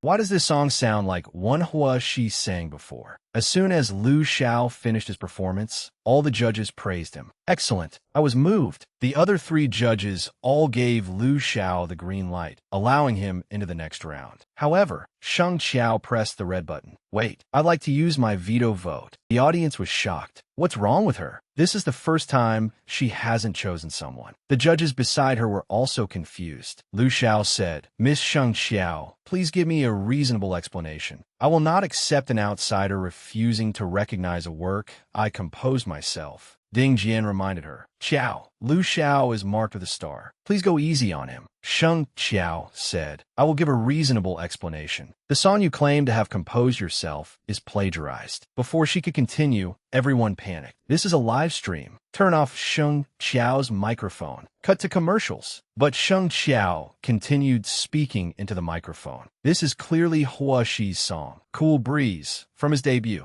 There was nothing more to say. Very quickly, news that a Starlight Youth contestant had plagiarized Hua Shi's song became public, causing an enormous uproar. Ding Jian had a headache dealing with the fallout. "Xiao, why were you so impulsive? Do you know that doing this will offend the production team?" "But I can't accept plagiarism, especially not when the plagiarized song belongs to Hua Shi." When they finally arrived at the company, Fong Bai said, "Sister Qiao, don't be afraid. Explain things calmly to Brother Bo in a moment." "Okay, I know." Just as she was about to enter the elevator, her idol appeared in front of her. "Oh my god, Hua Shi, I thought you were touring overseas. Why are you back?" "Your livestream incident caused such a commotion that I had no choice but to fly back overnight. I am sorry. I caused trouble for you again." Hua Shi patted her head. "I don't blame you, silly girl. But matters like this should be handled privately. Making a scene on a program that was being broadcast live will be bad for you, understand?" Sheng Qiao's eyes reddened, while her heart blossomed with joy. Oh heavens, her idol had patted her head. "I know, but when it involved you, I couldn't stay calm."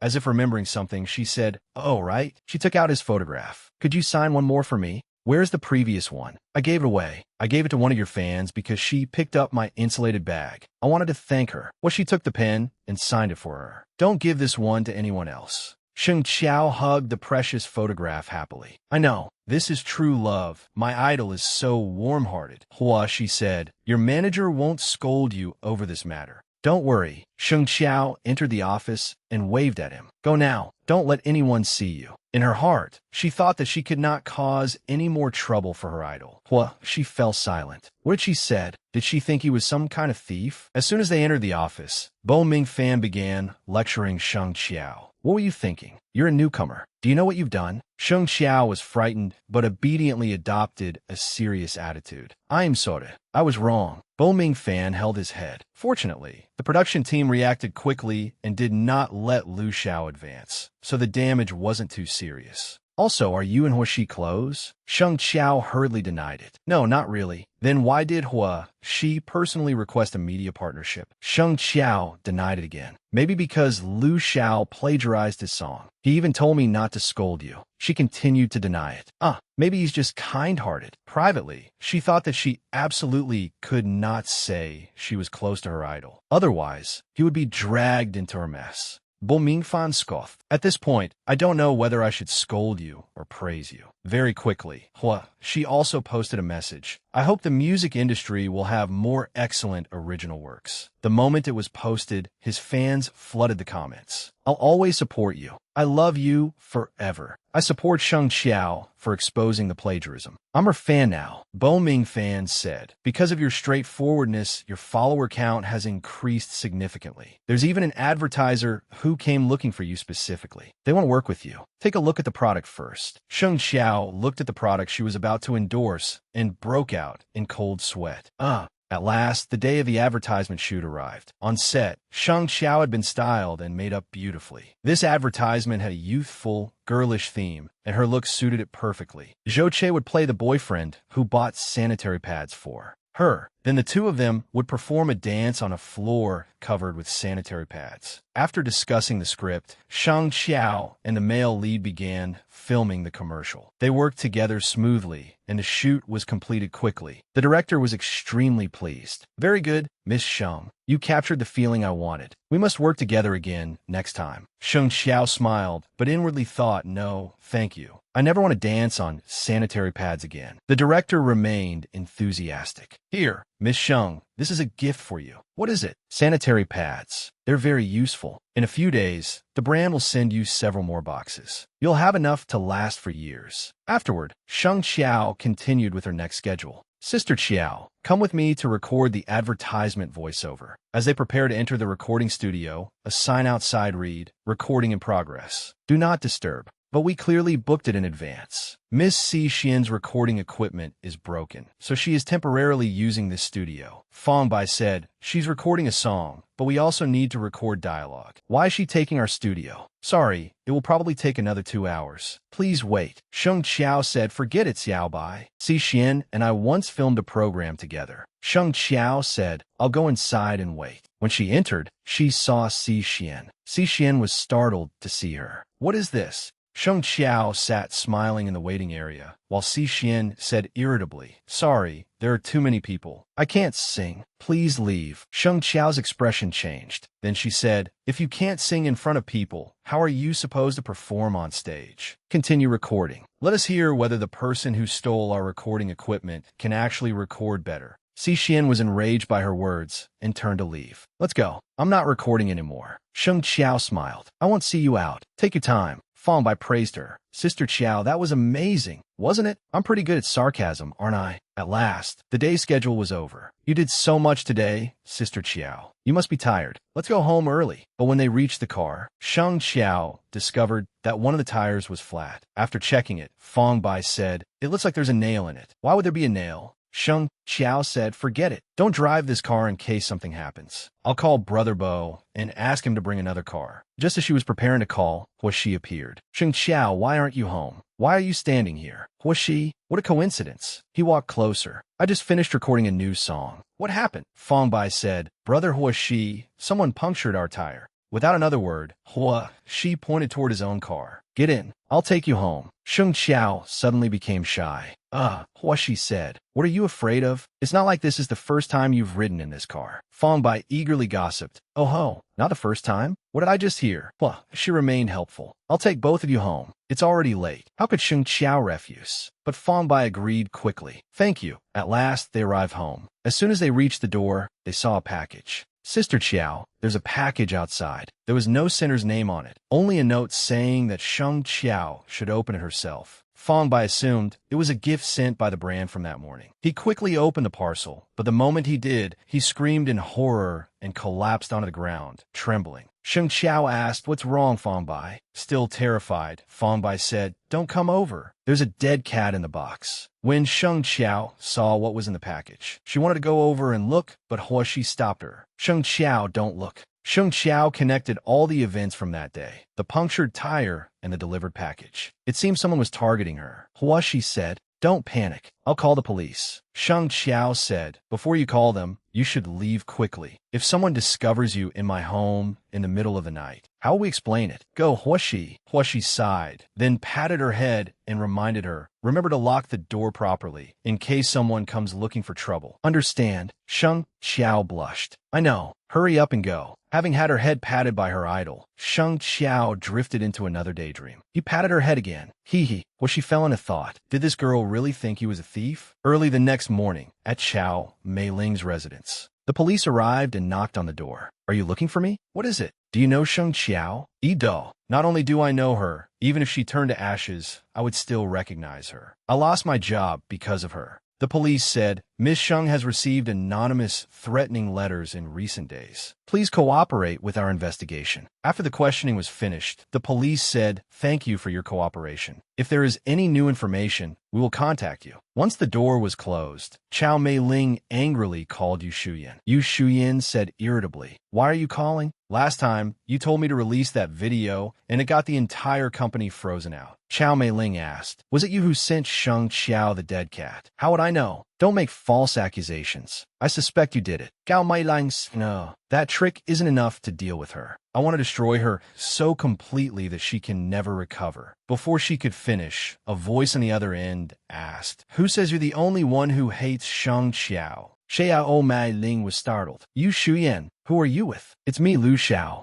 To be honest, I was the one who had people do those things." "You just said you wanted to utterly destroy Sheng Qiao, right? We have the same idea. Let's join forces and find time to talk." At the police station, Miss Sheng, the person who terrorized you has turned himself in. Here is the report. Would you like to read it? He said that he had accidentally watched a variety show and learned that she was afraid of ghosts. So he left the box with the dead cat outside her home to scare her. We checked the surveillance footage, and he really did disguise himself as a courier to deliver the package. He has been detained. Sheng Qiao looked at the photograph, still deep in thought. Her intuition told her that something was wrong. Back in Bo Mingfan's office, he said, "From now on, whenever you go out, have Fong Bai accompany you. Be careful. The sanitary pad brand has also made the payment." "Take a look." Sheng Qiao quickly opened her phone to check the bank notification. She jumped up in joy. "Yes, I finally have money. I can get Mom a prosthetic leg." Bo Mingfan said, "As far as I know, a prosthetic leg costs millions. Keep working hard." Sheng Qiao muttered angrily,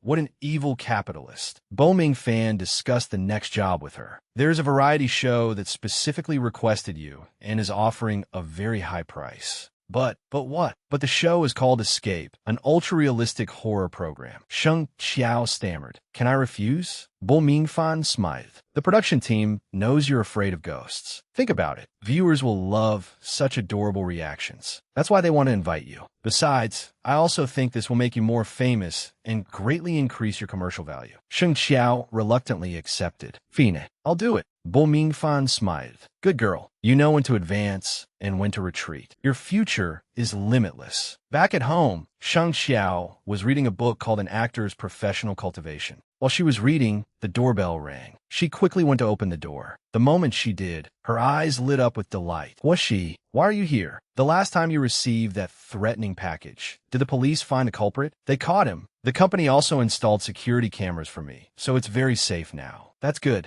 But you opened the door for someone so casually just now. That's dangerous. Don't do that again. I recognized your voice, so I opened it. Sit down. I'll get you some water." Huoshi saw a pile of books on the table. He picked up one called How Not to Be Afraid of Ghosts. You're reading this? I accepted a horror-themed variety show, so I'm preparing myself mentally. I heard that praying at a temple is very effective. You should try asking for a protective talisman. Then no ghost will come near you. Though I've always believed ghosts don't exist in this world. Sheng Qiao was delighted by his concern. Huoshi, you don't know this, but your signed photograph is already my protective talisman. The very next day, she obediently followed Huoxi's suggestion and went to a temple. Xiaobai, I can walk this mountain path by myself. Just wait here. All right, Sister Qiao. Be careful. It turned out that this was the temple Huoxi had mentioned. Her mother had once brought her here as well. Sheng Qiao quickly entered the temple. The moment she entered, she saw her parents and older brother. They really were here. She greeted them happily. Uncle, Annie, what a coincidence. We meet again. The moment her mother saw her, she quietly asked Xiao Yu, did you call that girl here? No, it's just a coincidence. Her mother said, we really are fated. Let's draw fortune sticks together. Okay. After drawing a fortune stick,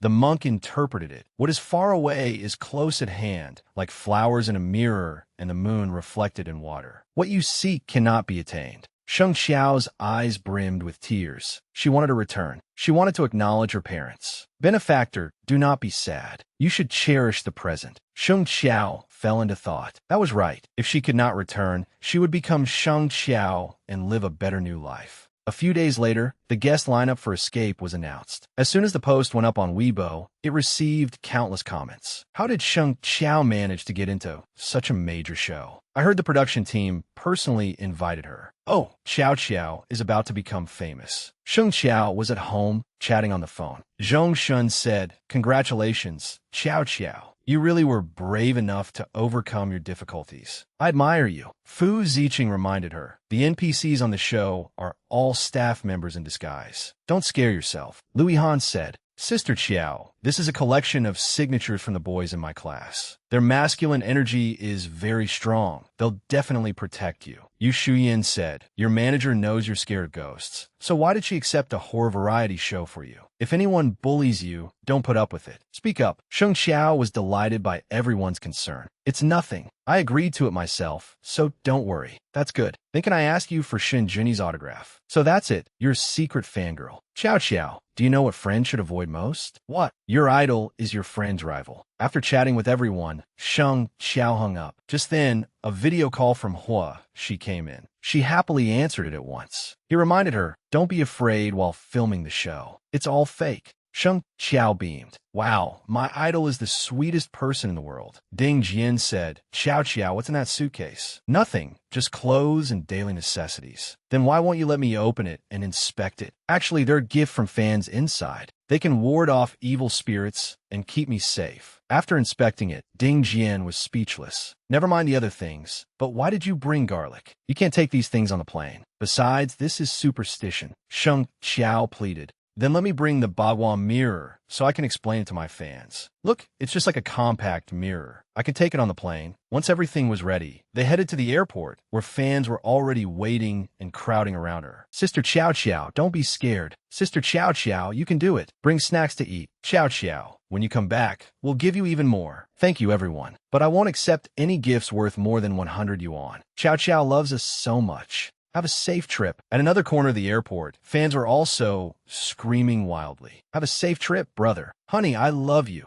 Sheng Qiao was amazed by the number of fangirls. She had not expected Shen Junyi to be taking the same flight as her. Shen Junyi made a dazzling appearance and greeted his fans warmly. The moment Sheng Qiao saw him, she clutched her head. Huoxi's rival did nothing all day except charm fans. Inside the VIP lounge, Shen Junyi spotted her. Oh, Miss Qiao is here too? What a coincidence. He enthusiastically shook her hand. Hello, it's our first meeting. Please take care of me in the future. Hello, Brother Shun. You're my senior. How could I dare? After checking in, they finally entered the VIP lounge. The sofas here were so comfortable. She had to take the chance to play a few rounds of games. Shen Junyi said, you're amazing. Add me on WeChat, and let's play together. Sheng Qiao said, we can't play together like this. My rank is silver, while yours is master. How are we supposed to match up? It's fine. We can trade wins and losses. I'll help you lose, and you can help me win. Once our ranks are close enough, we can play together. Sheng Qiao was left utterly speechless. Who asked you? And so, the two quickly started gaming together. Their back and forth during the match irritated Sheng Qiao. This guy must have had someone carry him to silver rank, right? He played even worse than Yushuyan. I really can't carry him anymore. Shen Junyi knew nothing of this and happily shouted, "We won. Let's play another round." Sheng Qiao said helplessly, "That's enough. We're about to board." Shen Junyi said, "Qiao, from now on, we're brothers. Take care of me on the show, and I'll take care of you too." Sheng Qiao was speechless. What brothers? We're rivals. At last, the plane took off. Their destination was Thailand.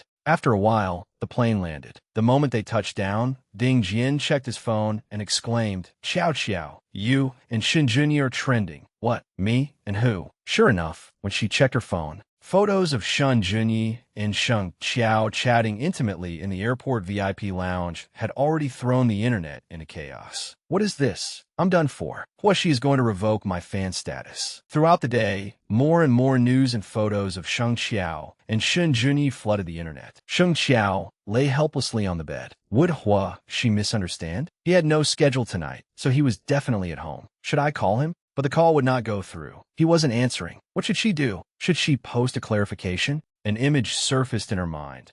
She holding a stick and saying, "You dare to climb over the wall? I'll break your legs." She kept calling, and eventually she answered. "You answer? What is it?"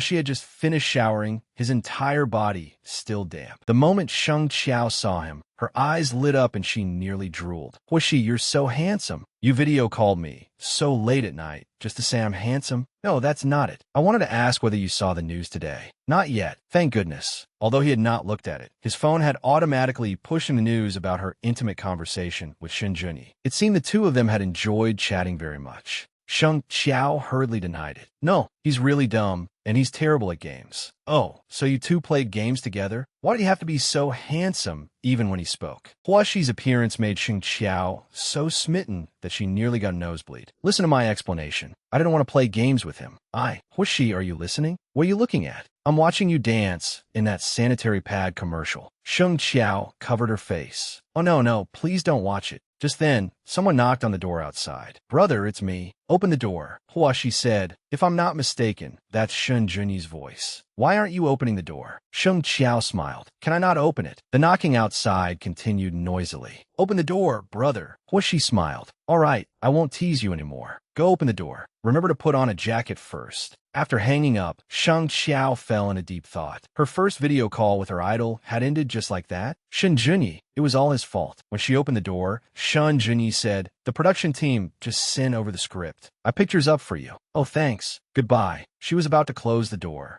but Shen Junyi stopped her. "Wait, I don't know how to play this character in the game. How do I make this character fly?" Sheng Qiao snapped. "Want to fly? I'll throw you out the hotel window and let you find out what flying is." Shen Junyi would not let it go. "Why aren't you answering me, brother?" Ding Jian stepped forward. "Brother Shun, we still have to leave early tomorrow to film the show. You should go back and rest." "All right, see you tomorrow, brother." Sheng Qiao breathed a sigh of relief. Ding Jian had arrived at exactly the right time. Ding Jian said, "I spoke to Manager Bo on the phone. He said the production team might try something tomorrow and remove the trending topic." "I know. The entertainment industry loves publicity like this. There's nothing we can do about it. I'm going back to my room now. Sleep early." "Okay, I'll look over the script for a while before sleeping." Sheng Qiao took the script and began studying it. Every participant has 100 life points. If their points reach 0, they will die. Each person may carry 5 items. You may not ask staff members for help. Requesting help will deduct 20 life points. Damaging the established set will result in immediate death. This season's theme is Ghost Wedding. Guests are invited to discover the original story themselves. As soon as Sheng Qiao finished reading, she broke out in a cold sweat. "What is this? A ghost wedding? Why does it sound so terrifying?" "Sobi."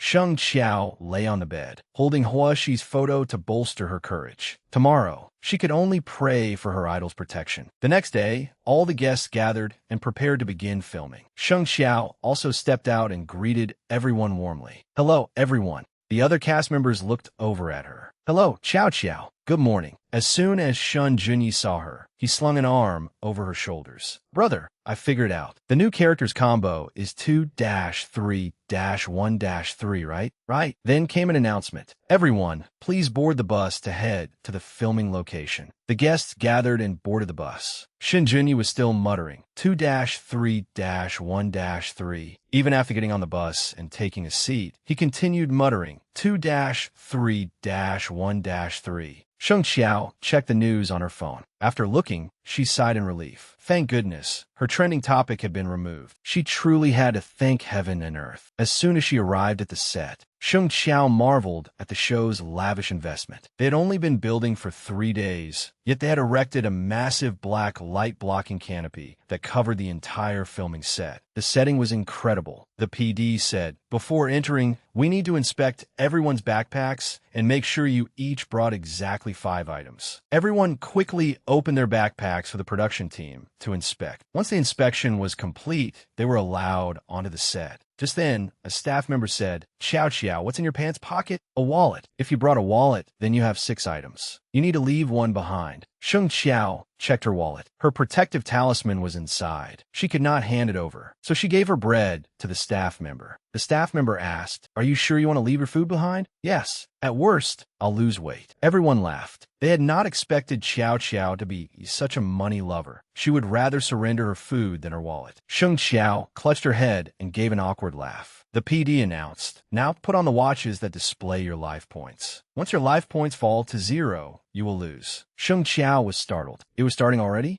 Everyone was blindfolded and led inside. Where am I? How much farther do we have to go? The PD continued. You will need to uncover the storyline yourselves. Good luck. You have reached your individual starting points. You may remove your blindfolds in 2 minutes. Sheng Xiao trembled. Is anyone here? Where's the cameraman? Warning, deliberately speaking to staff members will result in a deduction of life points. At last, the show officially began. Sheng Xiao quickly took off her blindfold, opened the door, and ran outside. Where is everyone? The moment she opened the door, she saw a blood-red moon. Oh my God, they had even designed a blood moon. It looked so real. The program had created an incredibly realistic set. Sheng Xiao turned around in fright, only to see a terrifying ghost wedding display. That was frightening enough, but then Qi Jiao suddenly appeared, scaring her into screaming and falling to the ground. Sister Qiao, are you all right? I'm fine, thank you. Inside, she cursed furiously. I was scared out of my wits. And you call that fine? Qi Jiao said. This season's theme is ghost wedding, so it must be related to marriage. Let's follow them and see. Okay, following them was scary, but being alone was even scarier. So Sheng Xiao trailed after Qi Jiao. As they walked, a sudden voice startled her.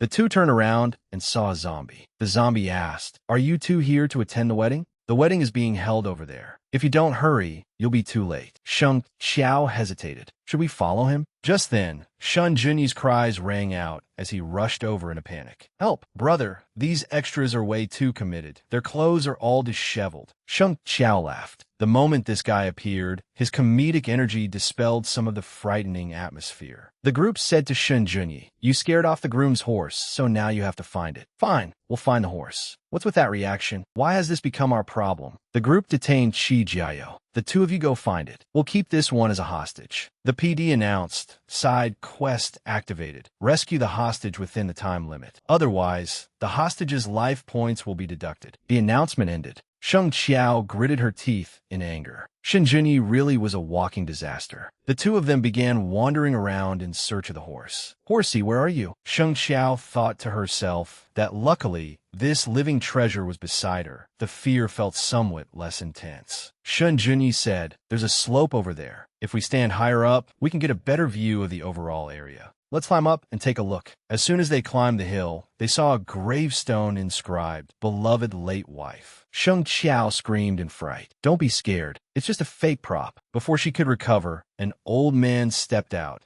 sending Sheng Xiao into another panic. Oh heavens, are you a human or a ghost? The old man said, Old woman, our son is finally going to take a wife. I'm his father, so I must drink a few more cups of wedding wine." After saying that, he left. Sheng Qiao said, "The son the old man mentioned must be the groom whose horse went missing. It seems the groom's mother has died. On her son's wedding night, the old man came here to pay his respects. There were no other clues on the hill, so they headed back." Meanwhile, Fang Ji checked her watch and saw that her life points had dropped. "Why is that?" When Sheng Qiao returned, Fang Ji asked, "I ate a green apple in the room just now, and my points kept dropping." "Then you must have been poisoned." "What? That means you were poisoned. It's best not to touch any food here." Shen Junyi said, "Come with us. We can look after one another." In another corner of the set, Luo Qing had been wandering around and eventually returned to the same place. She was puzzled. "Why am I back here again?" Just then, 3 people approached and called out to Luo Qing. Luo Qing said, "I met a child playing ball here. After that, no matter how long I walked, I couldn't leave this place." "Did that child say there was a wedding over there?" "Yes." "Have you all encountered him too?"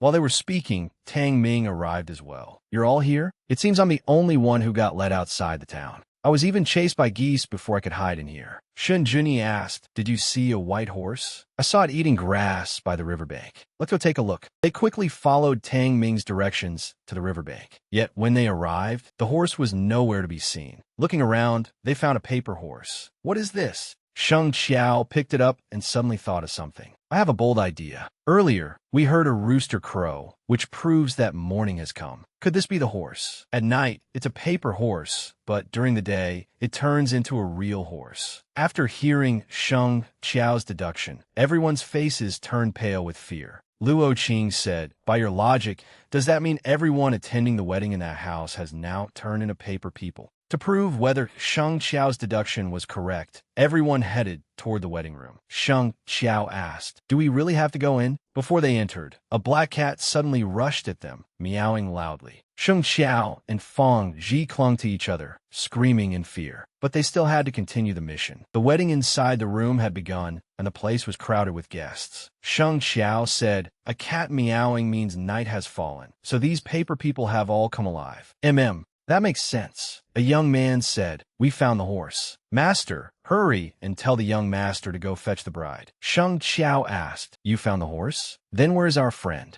"He's locked in the woodshed. Go find him." Just then, Qi Jiao fled frantically from the people chasing behind him. "Catch him. He let the bride escape. My master kindly invited you to drink wedding wine. Why did you let the bride get away?" Everyone was tied up. Sheng Qiao was confused. First they had to find a horse, and now they had to find the bride. Was this all the creativity the program had? How shameless. They even want to tie up 3 people. The 3 women were taken into a room. A madam said, "The 3 of you may leave first if you can each compose a poem related to a wedding night." Luo Qing and Sheng Qiao quickly recited poems. Only Fang Ji could not come up with one. "Keep her here as a hostage." Fang Ji was baffled. The news clearly said Sheng Qiao had only attended middle school. How could she be so good at literature? The PD announced, "Main quest, find a bride within the time limit. Otherwise, all players' life points will drop to 0. Everyone helplessly set out to find the bride. The town was so large. How are they supposed to search it? If the bride doesn't want to get married, she will definitely try to escape the town. Let's look outside the town. Eventually, they arrived at a riverbank outside the town. They looked around but saw nothing. Then a terrifyingly dressed young woman suddenly emerged from the water, causing everyone to scream. "Oh heavens, save me. It's a female ghost. Run." Though everyone fled in panic, Sheng Qiao's mind was still working. "That's right. We're looking for the bride. Now that we found her, why are we running? Listen to me. If she were a paper person, she would be afraid of water. But she's hiding in the water, so she must be human. Let's go back. Maybe she knows how to get us out of here."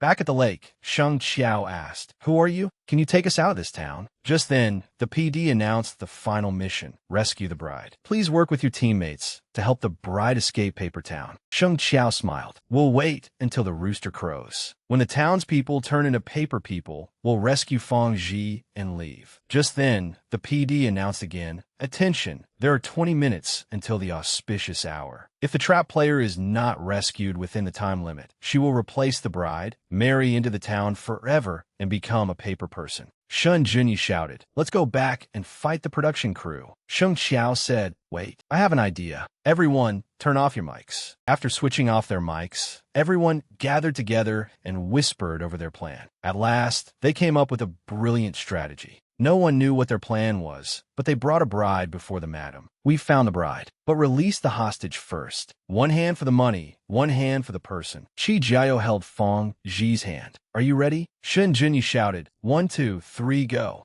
The moment he finished speaking, they bolted from the wedding ceremony. The people behind them shouted, stop them. Sheng Xiao's plan had worked perfectly. The people waiting by the river saw them return. We did it. I changed clothes and pretended to be the bride. They had actually completed the mission of helping the bride escape Paper Town. The PD announced, the first escape mission has been completed. Everyone was delighted, except for one person whose heart ached, the PD director. How bitter. He had designed so many terrifying challenges, yet they had found a loophole. After filming wrapped up, everyone boarded the bus back. Shen Junyi said, from now on, we're brothers who would go through life and death together. Let's all become famous in the future. Shang Qiao said, I have a friend who's a fan of yours. Could you give her an autograph? Shen Junyi arrogantly ran a hand through his hair. If your friend wants an autograph, just say so. Why make up a story about a friend? I don't have one. Sign it for her. She's Yu Shuyan. Fine, but I don't have anything on me. Give me her address, and I'll send it over later. She's filming somewhere else. Send it to my home instead.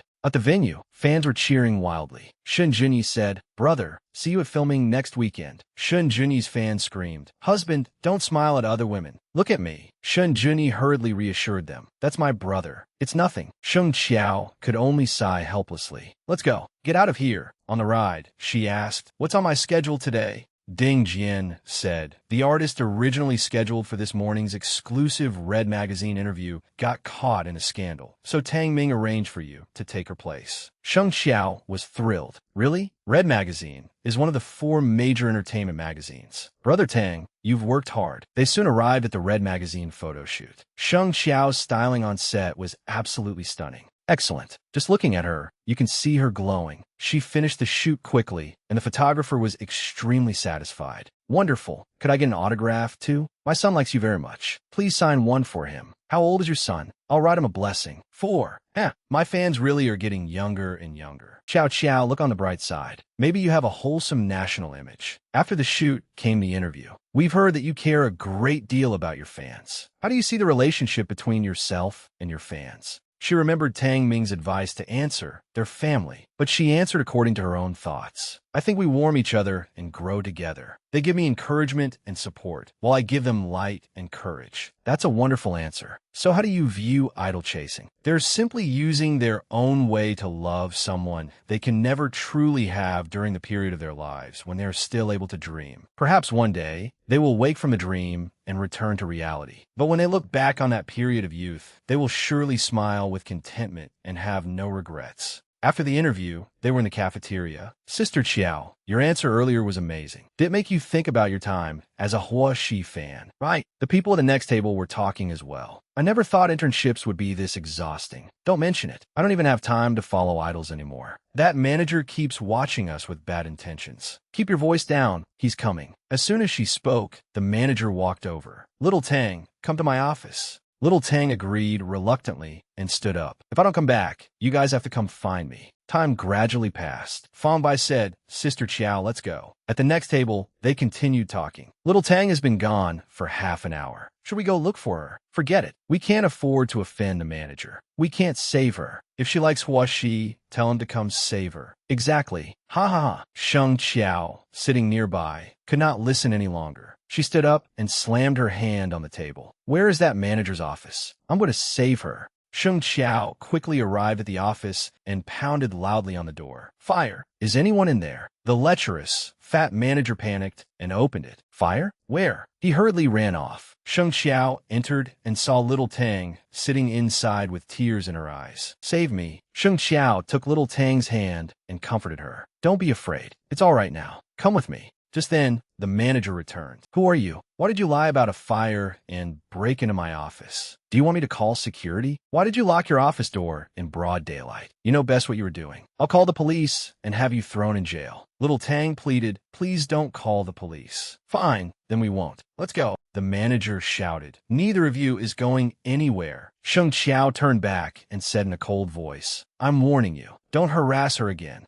Once they were in the car, Sheng Qiao handed Little Tang a bottle of water. Do you feel better? Yes. Thank you, Sister Qiao. You know me? Of course. I'm a fan of Hua Shi. I didn't like you before. Sheng Qiao cut her off. It's fine. As long as you know me, I can use my identity as an actress to report him to the police and create public pressure to make him resign. Would you agree to that? Little Tang said helplessly, I'm sorry, but I can't report him. I need him to sign off on my internship evaluation. Sheng Qiao sighed. You don't need to apologize. I respect your decision. I'll help you request leave now, then take you home. At last, they arrived at her home. Thank you, Sister Qiao. All right, get some rest. Okay, goodbye, Sister Qiao. Fong Bai asked, did you save her because she's a Huaxi fan? No. Have you ever experienced a time of utter despair? I was thinking that if I ever found myself in that situation, I would definitely hope someone would reach out and save me once, like a ray of light suddenly appearing in a dark place. The very next day, a topic began trending. A manager at some media company had harassed an intern. Netizens had another scandal to discuss. Sheng Qiao said happily, Brother Tang, your online publicity team is amazing. Of course, but next time, pay attention to your identity. Don't set me up like that again. Okay. I can't be reassured. When I accepted that film for you last time, I was truly afraid you'd lose your temper right in front of the investors. Luckily, you held back. Don't worry. It wasn't easy for you to secure these resources, so I'll work hard and act well. Sheng Qiao was delighted. The male lead of this drama is my idol. Of course I want to take it. Tang Ming handed her the script. Read the script. Before filming starts, make sure you set aside time to memorize your lines. Sheng Qiao took the script for Brave and began studying her character. The female lead was a police officer, while the male lead was a lawyer. Just reading that much, she could already imagine Hua Shi as an elegant, intellectual lawyer. Just thinking about it made her eyes sparkle and her heart soar. Oh my God, how was she supposed to survive if he stood before her in that image? Even after she got home, she continued studying the script for Brave. The female lead came from a family of police officers and became the youngest captain on the force. The male lead had grown up in an orphanage, which had forged his heart into steel. Oh my God, just imagining it made her soul float into the clouds. So handsome. Just then, someone knocked on the door. It must be the acting teacher Tang Ming had mentioned. She quickly opened the door. Hello, Little Qiao. Long time no see. The acting teacher Tang Ming had mentioned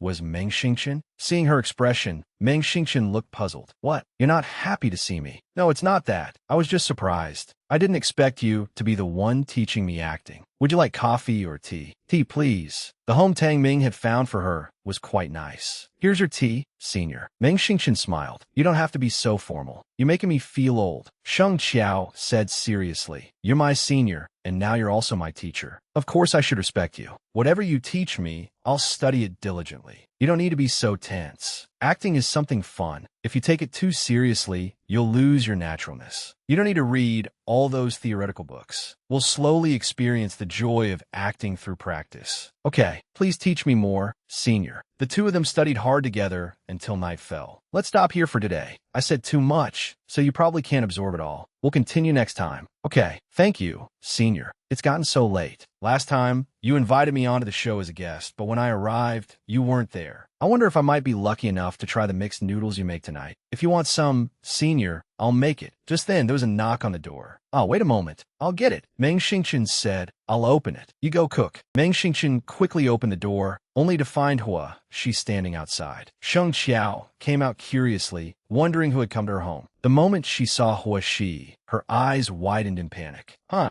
Hua Shi, why are you here? What? I'm not allowed to come. Meng Xingchen said, it looks like I'm not destined to have that meal tonight. I just remembered I have an appointment. I'll be leaving first. That left only Hua Shi and Sheng Qiao in the house. Sheng Qiao stammered. Senior Meng came today to teach me acting. Hua Shi was silent for a few seconds, then stepped close to her. If you dare switch fandoms, I'll break your legs. Sheng Qiao's eyes filled with tears. I didn't. You have to believe me. Hua Shi caught the scent of food coming from the kitchen and asked, what smells so good? My mixed noodles. Sheng Qiao hurried into the kitchen. Hua, she watched her innocent, adorable figure and smiled warmly. You probably haven't eaten. What would you like? I'll cook. Anything is fine. Hua, she walked to the refrigerator and looked at the painting she had taped there. After looking at it for a few seconds, he asked, Do you like this artist? Yes, very much. It's a pity I can't afford an original. Soon, the food was laid out on the table. Come on, let's eat. While she looked at the table filled with beautifully arranged dishes. They were all things he liked. Sheng Qiao asked, Why did you come looking for me today? As Hua she ate, he handed her a ticket. This is a ticket to the third stop of my concert tour. Oh, right. She had been filming Escape at the time and had not been free to buy a ticket. Sheng Qiao took it with a delighted smile. Thank you. Hua she asked, You're filming Starlight Youth again tomorrow, right? If anything happens, don't act recklessly like before. She would definitely take her idol's words to heart. Yes, Hua she continued. If you do it again, you won't be allowed to see me for a month, and you won't be allowed to attend my concert either. Oh God, what a cruel punishment. A few days later, they arrived at the filming site for Starlight Youth. The stage had been magnificently prepared. Sheng Qiao was overflowing with emotion as soon as she arrived, and poetic words began pouring out. Your eyes are beautiful, like they reflect the entire starry sky. If I had never seen the moon, I could have accepted the darkness. We like the wind because it brings refreshing comfort. We like sunshine because it warms people. We like snow because of its pure beauty. We like you because you're like the wind, like light, like snow. When God created you, it took 6 days. On the first day, he made your bones. On the second, your flesh and blood. On the third, your appearance. On the fourth, your personality. On the fifth, your talent. And on the final day, God gave you your singing voice. Oh my God, that poem was incredible, and the show was being live-streamed, so naturally netizens commented. Who said she was poorly educated? Her poetry is amazing. Exactly. Her words flow so beautifully and elegantly. Thank you. I developed my flattery skills through following idols. Can any of you compare? Before long, the beautiful day of Hua Xi's concert arrived. Brother Tang, I have something extremely important that day. Please don't schedule anything for me. At last, concert day came. Like all of Hua Xi's other fans, she joined the line to enter the venue. His fans were so thoughtful. They had made so much merchandise. No one should recognize me dressed like this. I'll just line up and buy some. After waiting in line for a while, it was finally her turn. You're so lucky. This is the last piece of merchandise. Sheng Qiao quickly paid, but the seller recognized her. Sister Little Qiao, you're really bold. Sheng Qiao gestured for her to be quiet. Don't say anything. The two then went to a cafe to chat. Sister Qiao, you're actually a Hua Xi fan? That's unbelievable. Why is it unbelievable? Little Tang said, I only found out later that you wrote the post to clear my name. Thank you so much. Let me treat you to milk tea. Thank you, but I can't drink any. I don't dare take off my mask. If I take the risk, I might get recognized. Sister Qiao, can I add you on Weibo? Of course. You're a member of the cloud support team, right? That's right. I'm in charge of video editing. You know the cloud support team? Of course. I even vote in the fan community to boost his rankings. Little Tang could not believe it. You're the famous Fu Suai? Your photos are incredible. You always manage to get front row tickets, right? Not really. Well, she gave me all those tickets. Little Tang burst into tears. Oh my God, I'm so jealous. Inside the venue, the show was about to begin. The crowd below screamed wildly. Hua Xi, I love you. The moment Sheng Qiao saw Hua Xi on stage, she screamed like every other fan. Hua Xi, Hua Xi. After the concert, Sheng Qiao left feeling thoroughly satisfied. Today was unbelievably satisfying. Just then, Hua Xi called, but Sheng Qiao could barely speak when she answered. She had gotten so excited earlier that her voice had gone hoarse. Why does your voice sound like that? If you do this again, don't come to my concerts anymore. Her idol was so fierce. When she got home, she resumed uploading photos under her Fu Soi account. Right after posting them, she received a message. This is Hua Xi's fan support group. This year, we're planning to put together a birthday video for him to play on an LED screen in the city center. We'd like to use your photos in the video. Is that okay? Of course. I'll send you the original files. Then I'll add you to our main support group. As soon as she joined, everyone bombarded her with questions. Fu Suoi, for now on we'll call you Sister Fu. But why do you only attend concerts? We've never seen you post photos from his other events. That's right, I'm very busy. I'll send you the original photos. The next morning, Sheng Xiao was in the VIP airport lounge, preparing to film Escape. Having stayed up all night, enthusiastically editing photos for her idol, she looked completely exhausted. Luo Qing asked, Sheng Xiao, did you bring any magical items with you this time? How did you know? I brought a coin sword, but my assistant took it away. Why is your voice so hoarse? I'm probably just tired. Sheng Xiao, I heard you accepted a new drama. At the mention of her new drama, Sheng Xiao brightened. That's right. Filming starts next month. Do you have any unique acting secrets? Teach me. Luo Qing said, my secret is that acting means being yourself. Perform according to the character's emotions. Wow, that's amazing. I admire you. Sheng Xiao turned to Qi Jiao. Little Jiao, you're on this flight too? Let's play a game. Qi Jiao said, I deleted Honor of Kings. Why did you delete it? Because Shin Junyi keeps asking me to play. I understand. Then let's not play Honor of Kings. Let's play PUBG instead. Ding Jian reminded her. Qiao Qiao, girls shouldn't say such things.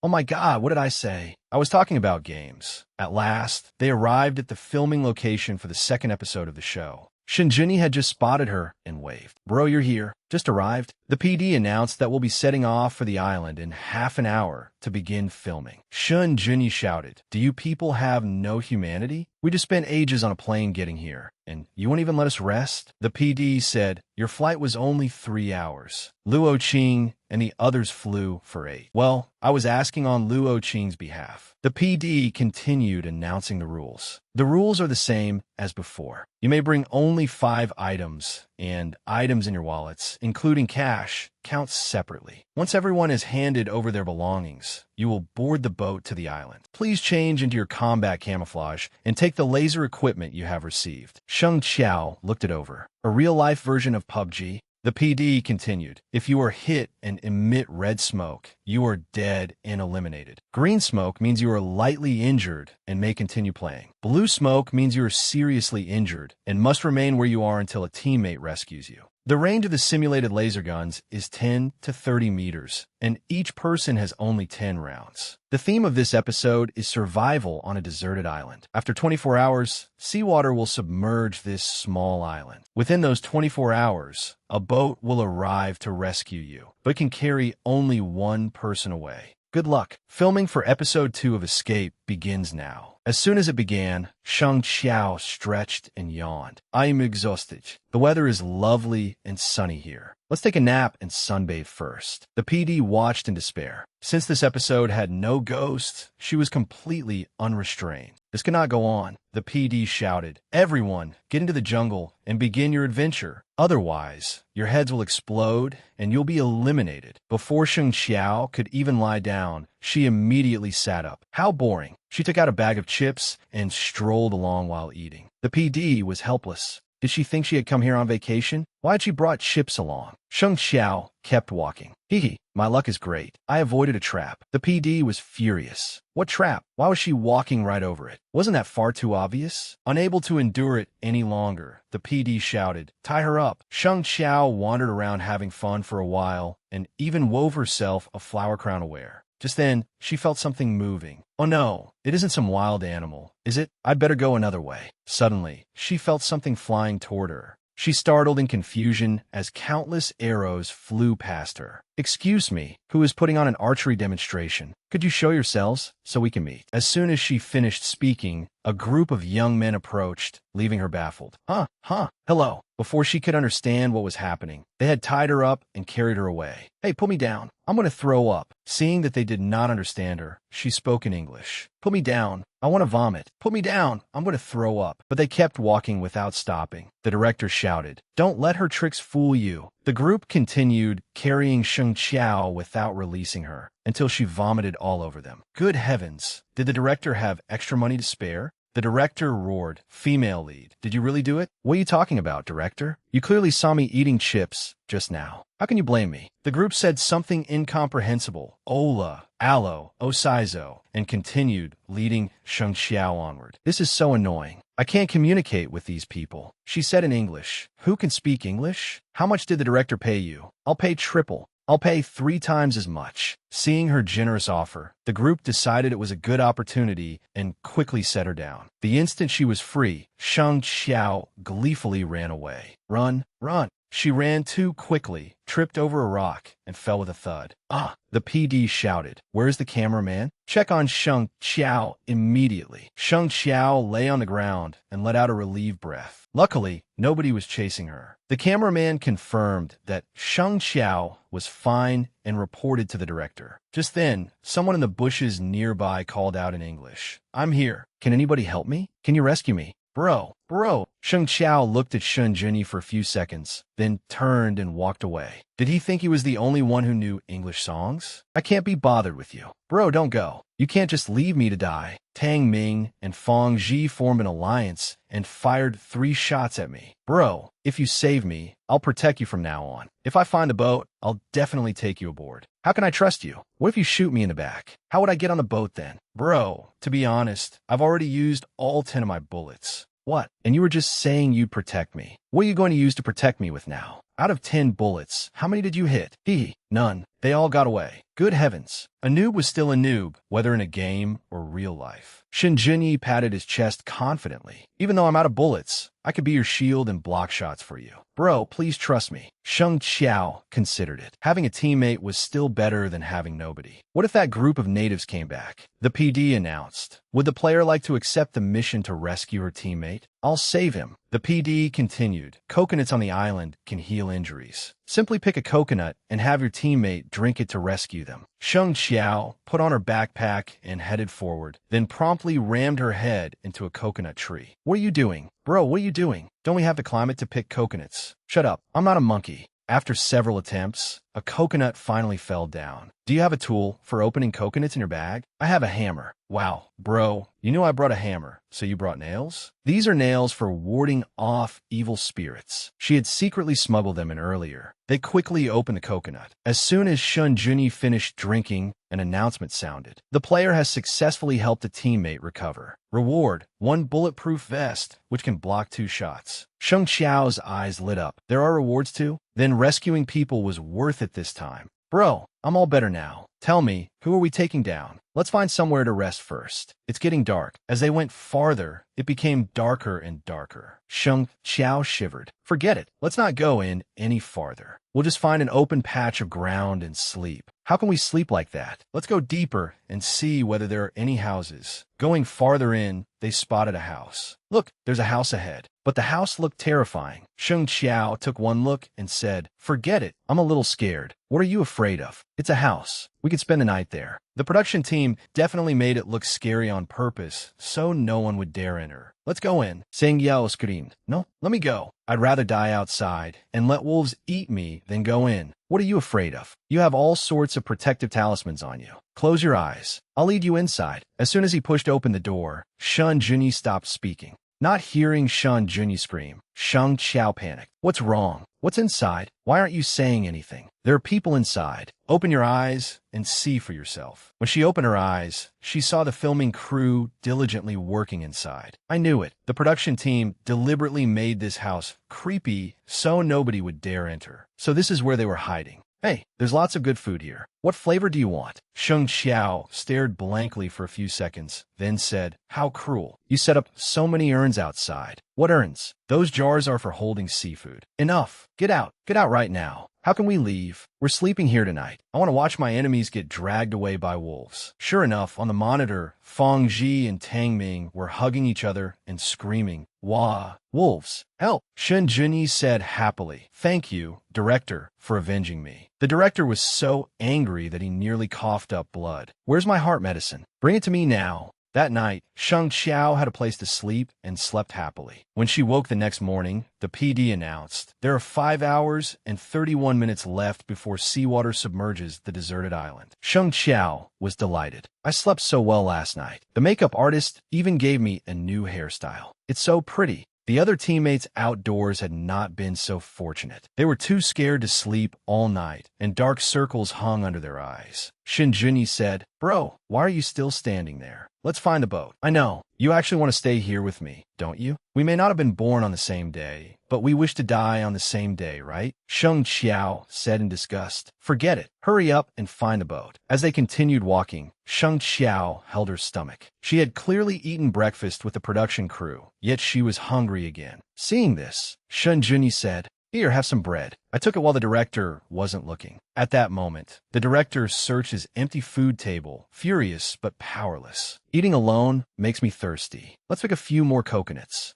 Shinjini looked around for a moment and noticed something. Bro, get down. There's smoke over there. Sure enough, Sheng Qiao had been hit, and blue smoke rose from her. The PD announced, "The player has been hit, and her bulletproof vest has lost its effect. We've been ambushed. Find cover quickly." The two hid behind separate coconut trees. Shun Junyi said, "Bro, I'll draw their attention. Find an opportunity to shoot." Fang Ji yelled, "Why did you trick me? You said you'd form an alliance with me, but the second I turned around, you opened fire, and you allied with Tang Ming. I'll never trust you again. That's because you're slower than Tang Ming. It has nothing to do with me." Sure enough, while they were distracted by their argument, Shang Xiao aimed her gun and fired. Her shot was perfectly accurate. "Oh my god, Tang Ming is dead. He's emitting red smoke." Shen Junyi praised her. "Bro, your shooting skills are amazing." Fang Ji screamed. "Why am I smoking too?" "Little Xiao, you're too ruthless." Sheng Xiao was puzzled. "I didn't shoot. It turned out to be Qi Jiao. The moment you stepped out, I fired." When Sheng Xiao saw Qi Jiao approach, she helplessly looked at her own gun.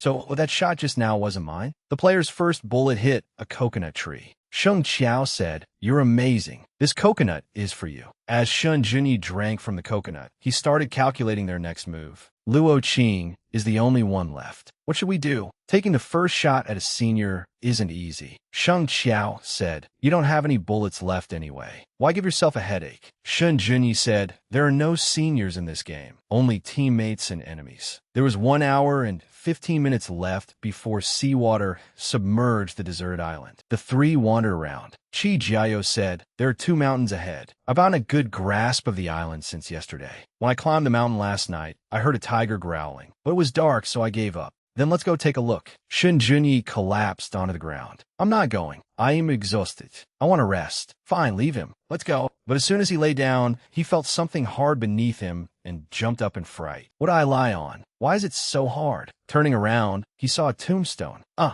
I'm sorry, I didn't mean to." Qi Jiao was confused. "Why is there a tombstone on this island? It probably belongs to a local resident or someone else. Leave it alone. Don't disturb the dead." Sheng Xiao walked over and stared at the tombstone thoughtfully for a few seconds. Shin Junyi was puzzled. "Let's go. Aren't you scared of this kind of thing? Why are you still looking at it?" Sheng Xiao smiled. "Wait, I have a bold idea. Look, there are the letters CT on this tombstone, the initials of escape. And these numbers, 1634 and 1731, don't represent the 5 deceased people. They represent the times of the tide, 1634 and 1731. You said you heard a tiger growling at the foot of the mountain last night, right?" "Exactly." Shin Junyi seemed to realize something. "I get it now." Sheng Xiao said, "There's an old saying, knowing there's a tiger on the mountain, yet heading toward the tiger mountain anyway." She confidently pointed ahead. "The boat must be behind that mountain. Then what are we waiting for? Let's climb the mountain." The three quickly headed up. "Hurry, there isn't much time left." Just as Sheng Qiao had deduced, the moment they arrived and looked down, they spotted a boat. "Look, there really is a boat. Bro, you're incredible. Now let's see who gets on the boat. You two fight it out." "Ow!" "Shoot each other in the head. Let's settle it peacefully instead. We'll stare into each other's eyes. Whoever laughs first wins." Phoenix. The two began staring at each other, face to face and eye to eye. After a long time, Qi Jiao was the first to laugh. Sheng Qiao said happily, "You laughed." Qi Jiao said, "It was because Shun Junyi cheated." Shin Junyi smiled.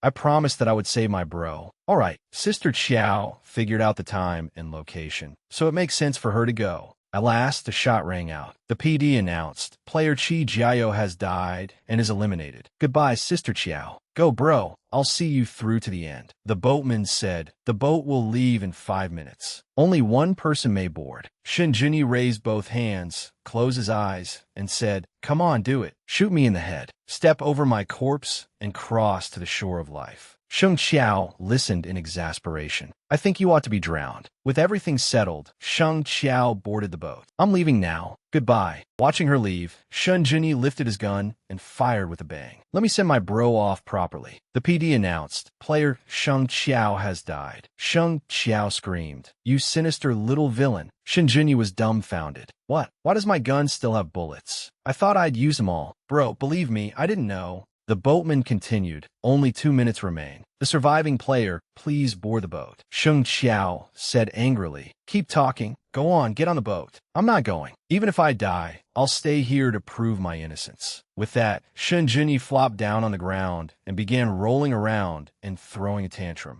So frustrating. Sheng Qiao said, get up. Luo Qing has already admitted defeat because she doesn't have the stamina. We can't let the production team win. With no other choice, Shun Junyi reluctantly boarded the boat. Bro, every year on this day, I'll definitely raise a glass in your memory. What kind of drink do you like? I'll buy it for you. This lady likes big red robe tea. Filming finally ended. In the waiting room, Feng Ji said, I told you that you couldn't form an alliance with him. He definitely did it on purpose. Shun Junyi raised his hand and swore. Bro, I truly didn't know. If I'm lying, I'll fall off the stage at the music festival. At the mention of the music festival, Sheng Qiao was startled. Isn't it tomorrow night? That's right. Are you going? If you go, I'll sign it however you want and personally bring it to you. Sheng Qiao fell silent, remembering Huoshi. Come to think of it, his new album would also be promoted at the music festival. Thinking of Hua, she revitalized Sheng Qiao. I'm going, Shun Junyi said happily. Bro, I knew you trusted me. Through life and death, we're still brothers, right? I'm not going because of you. Let go of me. That evening, the music festival was held, and fans flooded into the stadium. Many idols would be appearing that night. Once inside, Shang Xiao, a Huaxi fan, somehow found herself surrounded by Shun Junyi's fans. Little Tang, seated beside her, said, Sorry, sister Shang Xiao. I bought resale tickets, so I couldn't choose the seats. Why apologize? It's not your fault. You're filming a show with Shun Junyi, aren't you? Haven't you two started fighting yet? I want nothing more than to shoot his head off. The more Sheng Qiao thought about Shun Junyi, the angrier she became. Meanwhile, the music show continued. The moment Shun Junyi appeared, the fans below erupted in frenzied screams. He's so handsome. Save me. Little Tang said, when Huoshi comes on stage later, we have to scream louder than them. At last, Shun Junyi blew a kiss and left the stage. Little Tang screamed, Hua, she is about to perform.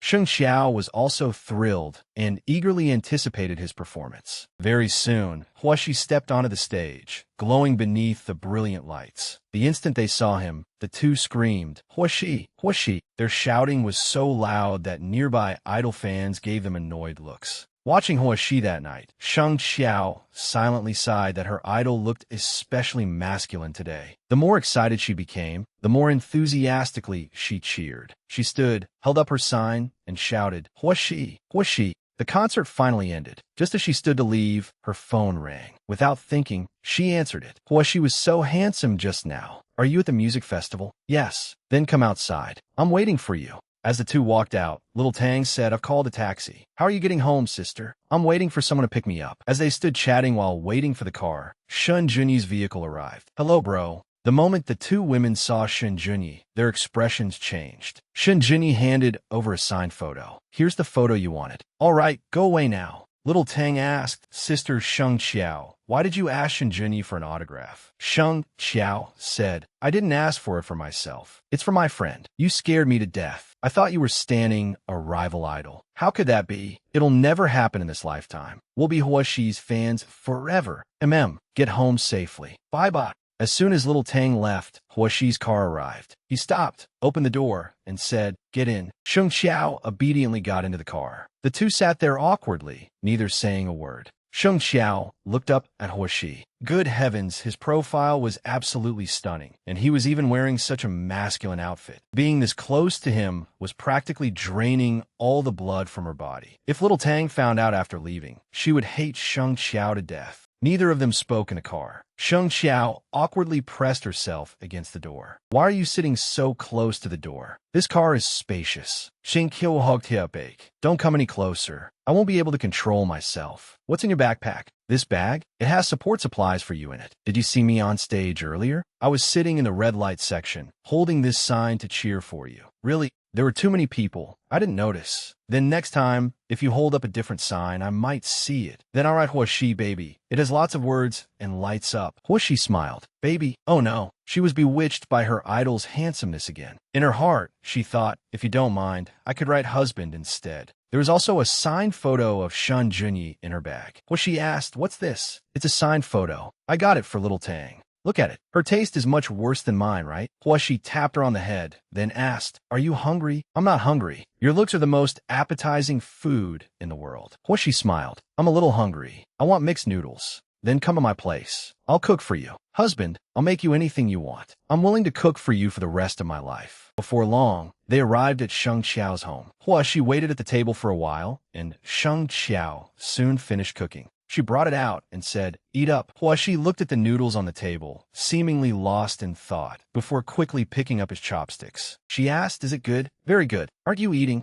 I'll eat later. I need to finish editing these photos first. She drooled as she looked at the photos on her phone screen. Wow, no matter how many times I look, I can't get enough. His eyes are beautiful, his nose is beautiful, and his mouth is beautiful too. I want to kiss him so badly.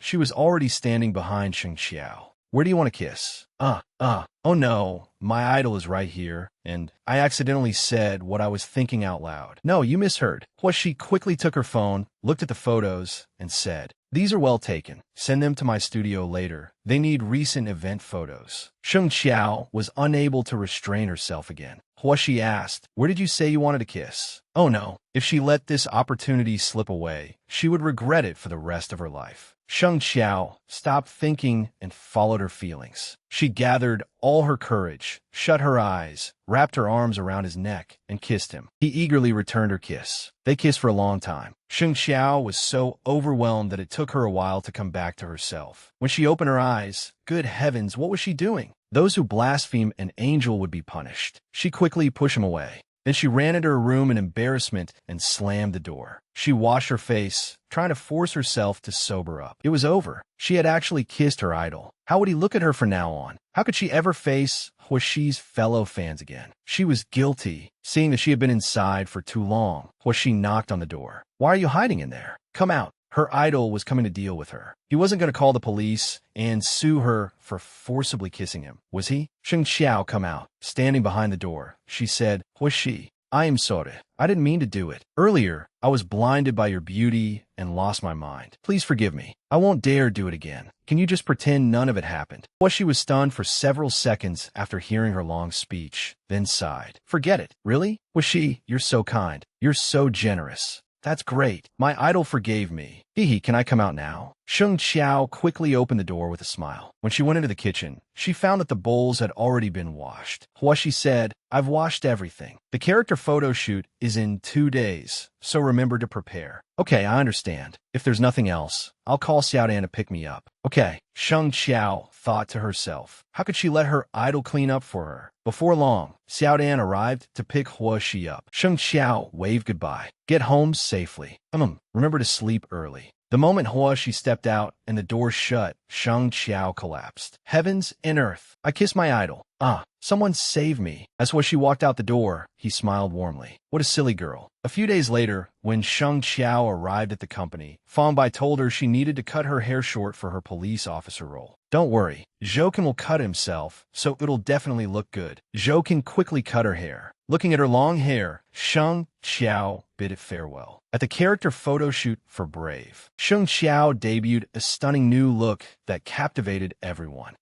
Beautiful people look good in any style. Just then, Huashi finished his own styling and walked out. Oh no, not again. The little fangirl was hit by her idol's beauty so hard that she nearly got a nosebleed. She was about to be completely drained of blood. Once styling was done, the two began taking promotional photos for Brave. Sheng Qiao held a gun pointed at Huashi, but it felt wrong. The photographer said, Qiao, don't shake. Look straight at Huashi. Don't avoid his gaze. Sheng Qiao was helpless. How could she point a gun at her idol? Let's take a break. What's wrong? We'll rest for a bit and continue afterward. Sheng Qiao flopped helplessly into a chair. Hua, she came over and handed her some water. The moment she saw him, images of their kiss flashed through her mind again. She became even more embarrassed and blushed. Hua, she looked at her without saying anything. After a few seconds, he sat down and comforted her. Sheng Qiao looked at him. She was so embarrassed that she did not dare look at him and turned her face away. Hua, she remained patient. Look at me. Don't avoid me.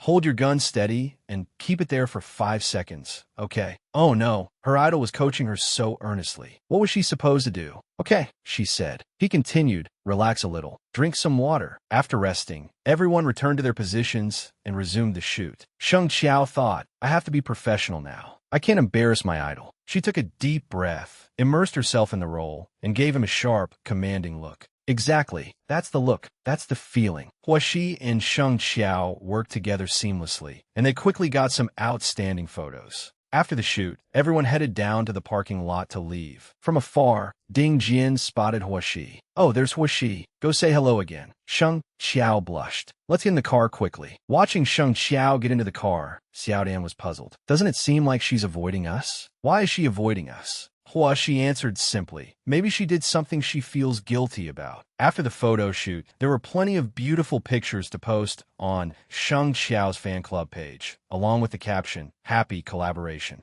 The gorgeous photos drew endless praise and support in the comments. When they got home, little Tang spoke with Sheng Qiao. Sister Qiao, I've been watching for days. Hua Shi's fandom is stable overall now. Don't worry, sister. From now on, I'm a fan of you and Hua Shi as a couple. Sheng Qiao said, being a couple fan is hard. Why would you say that? I want to ship the two of you, but I didn't expect you to be such an anti-shipper. A few days later, at the filming site for the 3rd episode of Escape, Sheng Qiao said, practice lines with me before they get here. Sure. Ding Jian enthusiastically helped Sheng Qiao rehearse. Just then, Shun Junyi walked over. Hello, little sister. Why are you here so early? This is the drama you're about to film with Hua Shi, right? Why are you acting with my rival? You really are a traitorous brother. Ding Jian was delighted to see him. Perfect timing. Help Sheng Qiao practice her lines. Sure. Shin Junyi picked up the script, glanced through it, and quickly got into character. He read several lines from the script, then saw Sheng Qiao still standing there blankly. Hey, why aren't you continuing? She said, you read my lines. What am I supposed to act? So that's how you help? At last, the day's work was over. Little Tang called again. Sister Sheng Qiao, where are you? I just finished filming Escape. I'm resting at home. You're home? Did the couple I ship meet today? The couple you ship was torn apart by the actual people themselves. Oh no. Why? That couple hasn't even given us any sweet moments yet. Why are you more heartbroken than I am? It was so hard for me to find a commemorative photo album from Hua Shi's tour, but it was lost by the delivery company. Don't cry. I'll give you another one. Little Tang quickly received the photo book containing Hua Shi's pictures and posted online. I got it. I'm so happy. Soon, countless comments appeared. These are the photos Fu Suoi took. They're even prettier than the printed versions. Fu Suoi commented, sorry, sisters, I'm not selling them. I only printed them as keepsakes. If you want one, for my idol's birthday, I'll select 500 people to receive one. The condition is that you must be genuine fans. She quickly prepared 500 photo books of her idol and packed them into boxes. While organizing them, she was startled by Hua Shi's voice. What are you doing? Hearing her idol call her, she became dizzy and nearly fell, but fortunately, he caught her in time. Hua Shi, why are you here? I came to practice lines with you. What are you doing? Just tidying things up. Curious. Hua Shi opened one and saw an excellent photo of himself on stage. Her idol had found out. Sheng Qiao said in embarrassment, these are gifts I made for your fans. She tried to snatch the photo book back, but Hua Shi teased her and refused to return it. No matter how many times she tried, she could not get it back. He said, stop fighting me for it. I want this photo book. No, I made these for your fans. I can't give one to you. They've worked hard voting for you in the super topic. She decisively took the book back. Well, she did not fight her for it anymore. He quickly took out his phone and voted for himself in his super topic. The moment he finished voting, Sheng Qiao's phone chimed. What's this? Hua, she voted for himself in his own super topic. The fans immediately began commenting like crazy. Sorry, Mama didn't work hard enough and made baby vote for himself. Hua Shi asked, do I qualify for that photo book now? Do you want to share the post too? No, that's enough. I'll give you all of them. Every single one. Sit down and I'll make coffee. Just then, on the table, Sheng Qiao's phone chimed. It was a message from Little Tang. Why do I feel like she voting for himself has something to do with you? Has the couple I ship finally given us sweet moments? Hurry up and tell me. Please, actual people, stop tearing the ship apart. She read every message and thought, oh, who wants to tear apart the ship? Sheng Qiao brought out the coffee. Here, drink this. She was startled to see her phone on the table and hurriedly grabbed it. She asked, aren't you going to reply? No, you came to practice lines, so let's practice together. Fine, I'll let you off for now. She asked, what scene have you practiced up to? I've reached scene 67, but I haven't finished reading it. She skimmed through scene 67, gave a wicked smile, and said, oh, scene 67 with Captain Ye? Fine, let's practice this scene. As soon as he said that, Sheng Qiao sat there shyly and awkwardly. They quickly picked up the script and got into character. She said, Captain Ye, whose car did you get out of? Whose car I got out of is none of your business. She remained deeply immersed in the scene and stepped closer to her. You dressed up so beautifully today. Were you on a date? Captain Ye said, there are many cases at the bureau. I don't have time for that. Then why did you reject me, only to go on a date with another man? I need to go home. Move aside. He tightly grabbed her hand. Move aside? Captain Ye, I waited here for you all night. Why are you treating me like this? Don't you think you're being too cruel? Pinned against the wall, she stammered, Mr. Hua. What do you want to do? She pressed her against the wall. What I want to do? Isn't it obvious? Wait, this was supposed to be a rehearsal. Why did it feel so real? Sheng Qiao blushed, unsure what to do, but she could not wait any longer. He kissed her. She had been kissed by her idol again. She quickly pushed him away. Wait, let me look at the next line first. After checking for a moment, she said, okay, I've read it. Let's continue. But when she turned around,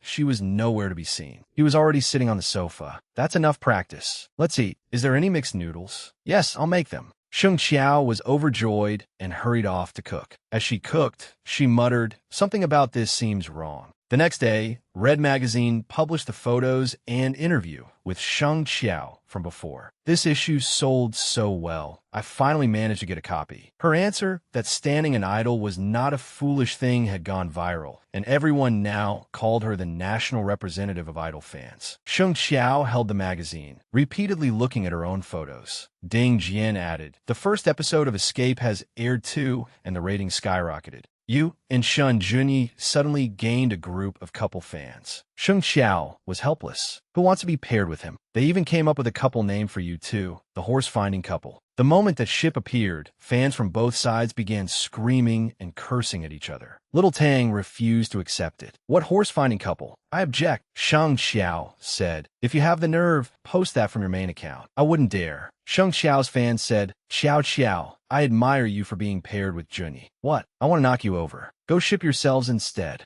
Zhong Tian was so happy she nearly cried. At last, she's climbed down from Hua. She's Crooked Neck Tree. What a cause for celebration. He's the Crooked Neck Tree. I'm so mad. After chatting with her friends, Sheng Xiao let out a sigh. Only her idol had not come to question her yet. Looking at her phone, she thought about Hua Shi. Doesn't he mind that I'm being shipped with someone else? Or is he waiting for me to take the initiative and apologize? Fine, I'll write an 800-word self-reflection. Meanwhile, Hua Shi was in the recording studio and had finally finished recording. Everyone, you work hard. After finishing, he checked his phone and saw Sheng Xiao's message. I'm sorry. I shouldn't have been paired with your rival. All the fault is mine. After reading it, he called her. Did you read my self-reflection? I did. What did you think? Your handwriting is quite pretty. What? I was forced into this. I never wanted to be paired with him. Then who do you want to be paired with? I don't want to be paired with anyone. I swear I'll keep myself pure and stay far away from couple rumors. She was helpless. Was she pretending? Was she really this dense? Are you still angry? She sighed. Forget it. I'm not angry. Sheng Xiao brightened like a flower. Then I'll have the motivation to perform tonight. What are you performing? The semifinals of Starlight Youth. Are you singing or dancing? I'm playing drums. Oh, you can play drums? I studied drumming for 3 years. But this is my first time performing on a live broadcast stage. If I make a mistake, I might drag the contestants down with me. You won't. You always do your work well, and this time will be the same. Will you come watch? I will. So make sure you do your best. After hanging up, Sheng Xiao fell into a happy daze again. Her idol was so warm. With his encouragement, she would definitely succeed. Soon, the day of the Starlight Youth performance arrived. Xiao, don't worry. We'll work together and definitely set the stage on fire. Sheng Xiao reassured herself. It's okay. I can do it. Don't panic. Just then, Huashi walked over and patted her head. Why do you look so worried? Oh, why are you here? The moment Sheng Xiao saw her idol, she immediately perked up. She smiled gently, rubbed her head, then sent her onto the stage. Standing behind her, he watched with immense pride as she prepared to perform. On stage, the contestant was performing with great enthusiasm. Countless comments appeared. Where's Sheng Xiao? Sheng Xiao was backstage at that moment, preparing to play the drums. Confidently, she picked up the drumsticks and began her performance. As soon as everyone heard Sheng Xiao drumming along with the contestant's music, the comments exploded again. She's so cool. She's incredible. At last, the performance ended. Congratulations to contestant number 9 for advancing to the next round. Thank you, Sheng Xiao, for bringing us such a spectacular performance. Sheng Xiao said, contestant number 9, you were amazing. Excitedly, she flourished her drumsticks in a cool pose, only for one of them to fly straight back and hit her on the head. The online comments erupted again. Haha, that was so embarrassing. Cool 1 second, humiliated the next. That really suits Sheng Xiao's style. She's so cute. After the semi-final livestream ended, Sheng Xiao returned to the waiting room, but she was nowhere to be seen. Seeing her look around, Ding Jian asked, who are you looking for? No one. Inside, she was crying. The livestream had lasted over an hour. She was busy, so he had probably left. When her phone rang, Ding Jian told her, answer it. The moment she picked up her phone, she saw an incoming call from beloved husband. Sheng Xiao's eyes lit up, her heart bursting with joy. She was calling. As soon as she answered, she praised her. You played the drums very well. Where are you? Did you leave already? I'm waiting for you in the underground parking garage. Come down. I'll drive you home. In the blink of an eye, she was in Huashi's car. Ding Jian said to Feng Bai, are you sure she's just a fan of his? At this point, I'm not so sure either.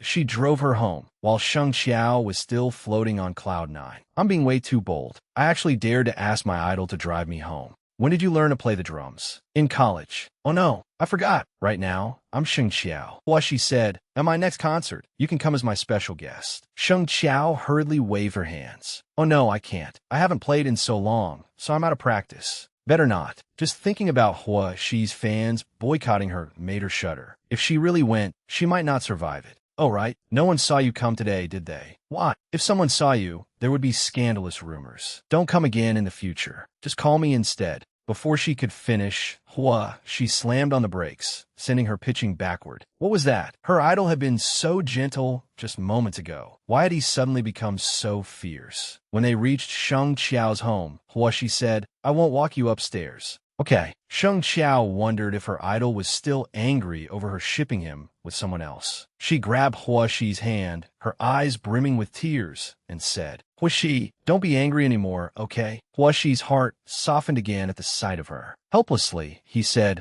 I really can't do anything about you. Fine, I'm not angry. I'll walk you up. Thank you. Oh, right, don't forget to wear sunglasses.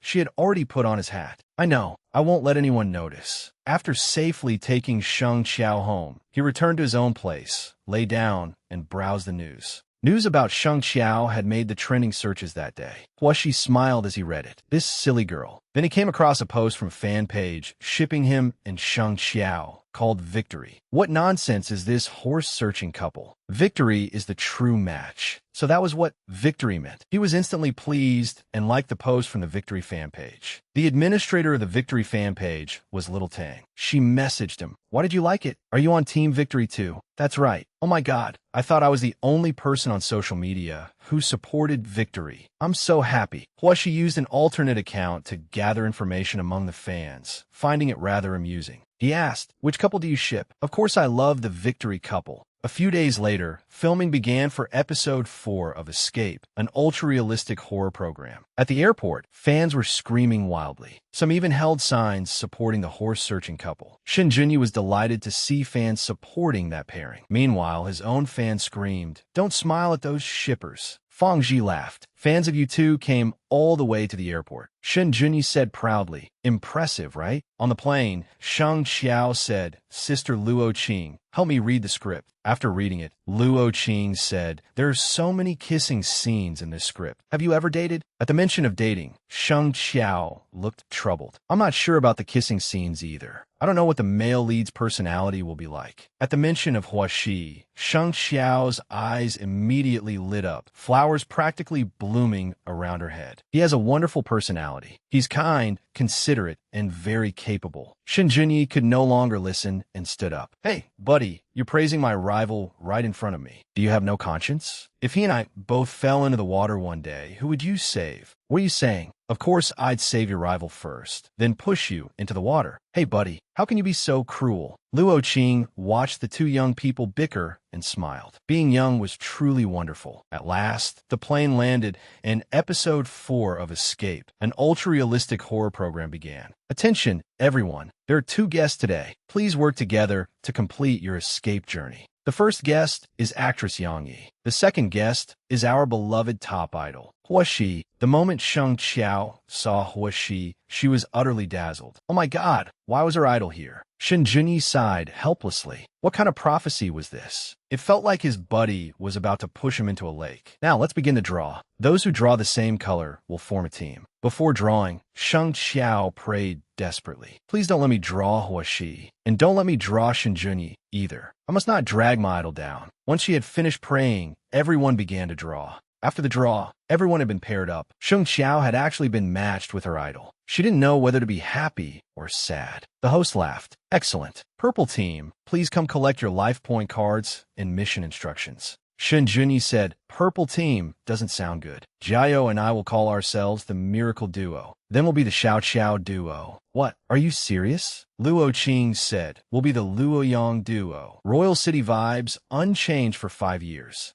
That's a great name. Shen Junyi said, buddy, let me name your team for you. Before he could finish, Hua Shi interrupted, Victory. Our team is called Victory. Sheng Qiao was stunned and flustered when she heard it. Wait, oh my god, did he find out something? Once the teams had been named, everyone changed into costume and entered the set to begin filming. This week's theme was the apocalypse. Each group had 2 choices. First, save Earth and ensure everyone's survival. Second, find a spaceship for 2 people to leave Earth and preserve humanity's bloodline. Hua Shi asked, which do you want to choose? Fight to the end or live and die together? Very quickly, they confirmed their choice. Leave Earth and save humanity. Another announcement appeared. Mission confirmed. Please note, among the 8 of you, 1 person has a different identity. Everyone else, be careful. The 2 of them began walking around to scout the area. Then they suddenly stopped somewhere, leaving Sheng Qiao aghast. What? Why is that mannequin moving? Why are you going over there? Come here. No, I'll just stay here. It would be better to keep some distance from her idol. Do you want me to come over and invite you personally? All right, I'm coming.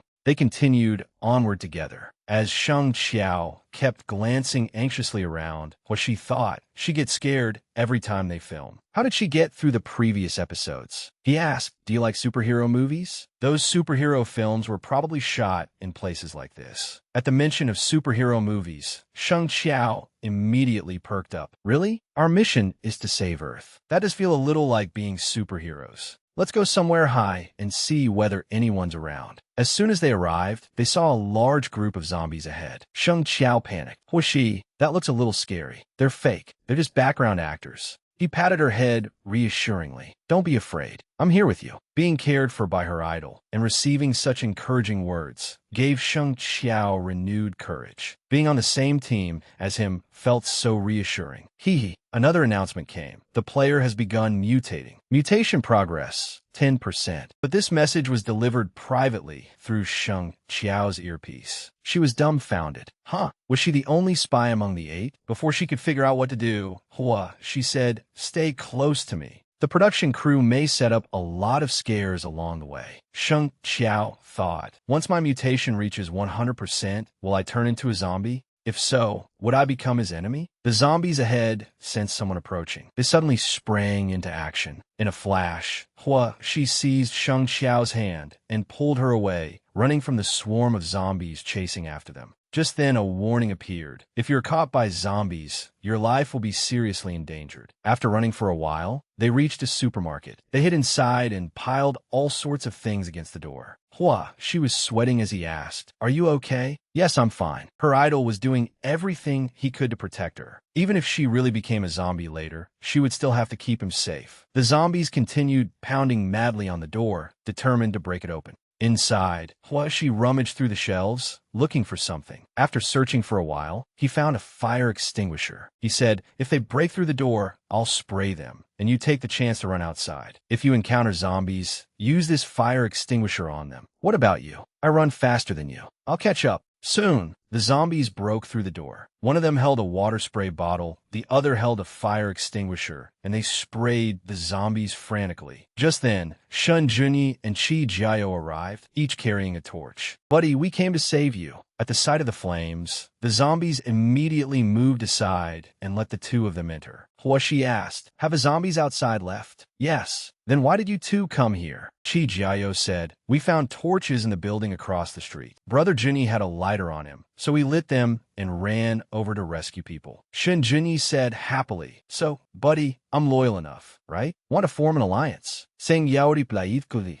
We're not fated to work together. Your mission is to leave Earth, which isn't the same as ours." Shun Junyi was in disbelief. "How did you become like this? Look at her, she's so cold." Chi Jiao said, "She's always cold toward you. What's changed?" The four of them quickly headed toward the water tower ahead. Shun Junyi's eyes lit up. "Look, it's a wishing well." He immediately tossed in a coin and prayed, "I want a spaceship to leave Earth." The other three watched Shun Junyi pray in silence. They kept watching, but he still had not finished. When no spaceship appeared after all his prayers, Shun Junyi frantically searched for his coin. "I knew the production crew wouldn't be kind enough to give me my money back." Just then, a coin fell in front of Sheng Qiao. She bent down, picked it up, and held it in her hand. It's the wishing coin prepared by the production crew. They're surprisingly thoughtful. At that moment, Sheng Qiao received another private message through her earpiece. "Player mutation progress, 20%. As soon as the announcement ended, the street lights went out. Sheng Qiao panicked. "Where are your torches? Hurry up and light them." Chi Jiao said, "We dropped them into the water earlier."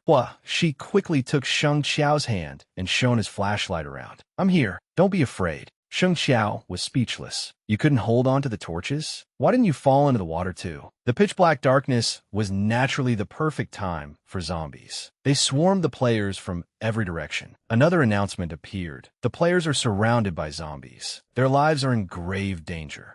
She pulled Sheng Qiao upward. "Come on, get somewhere high first." The zombies seemed only able to move on the ground. Standing above them, the two looked down at the horde. Why are there more and more zombies? The four of them took up fighting stances as they watched the zombies climb toward them. "Oh my god, there are so many. What should we do?" "We have 100 life points. Let's risk it and charge out. Then should we split up and run?" Without waiting for Sheng Qiao to agree, Shun Junyi shoved her straight toward the zombies. After struggling for a while, they finally escaped the dense horde. Sheng Qiao was furious. "Shun Junyi, no time to waste." She grabbed her hand. "Run!" The four quickly fled forward, escaping the zombies. Just then, an announcement appeared. Huashi's life points, 54. Sheng Qiao's life points, 68. They finally stopped after running for a while. "This should be safe, right?" Sheng Qiao said, "Don't waste life points. If we just stay up here, they can't get to us. The production crew can't keep penalizing us when we're not doing anything, or there won't be any footage to air." The director was annoyed by her cleverness. It really was a loophole in the game. Increase her mutation speed. Sheng Qiao then received an announcement. Player mutation speed, 30%. Sheng Qiao shook her head after hearing it. "I didn't hear anything. I didn't hear anything." Just then, the surroundings shook as though there were an earthquake. The four held hands, lost their footing, and tumbled forward to the ground. With a thud, Sheng Qiao received another private announcement. The player's life points have decreased. Mutation progress, 50%. At 100%, you will permanently become a zombie. Seeing her blank expression,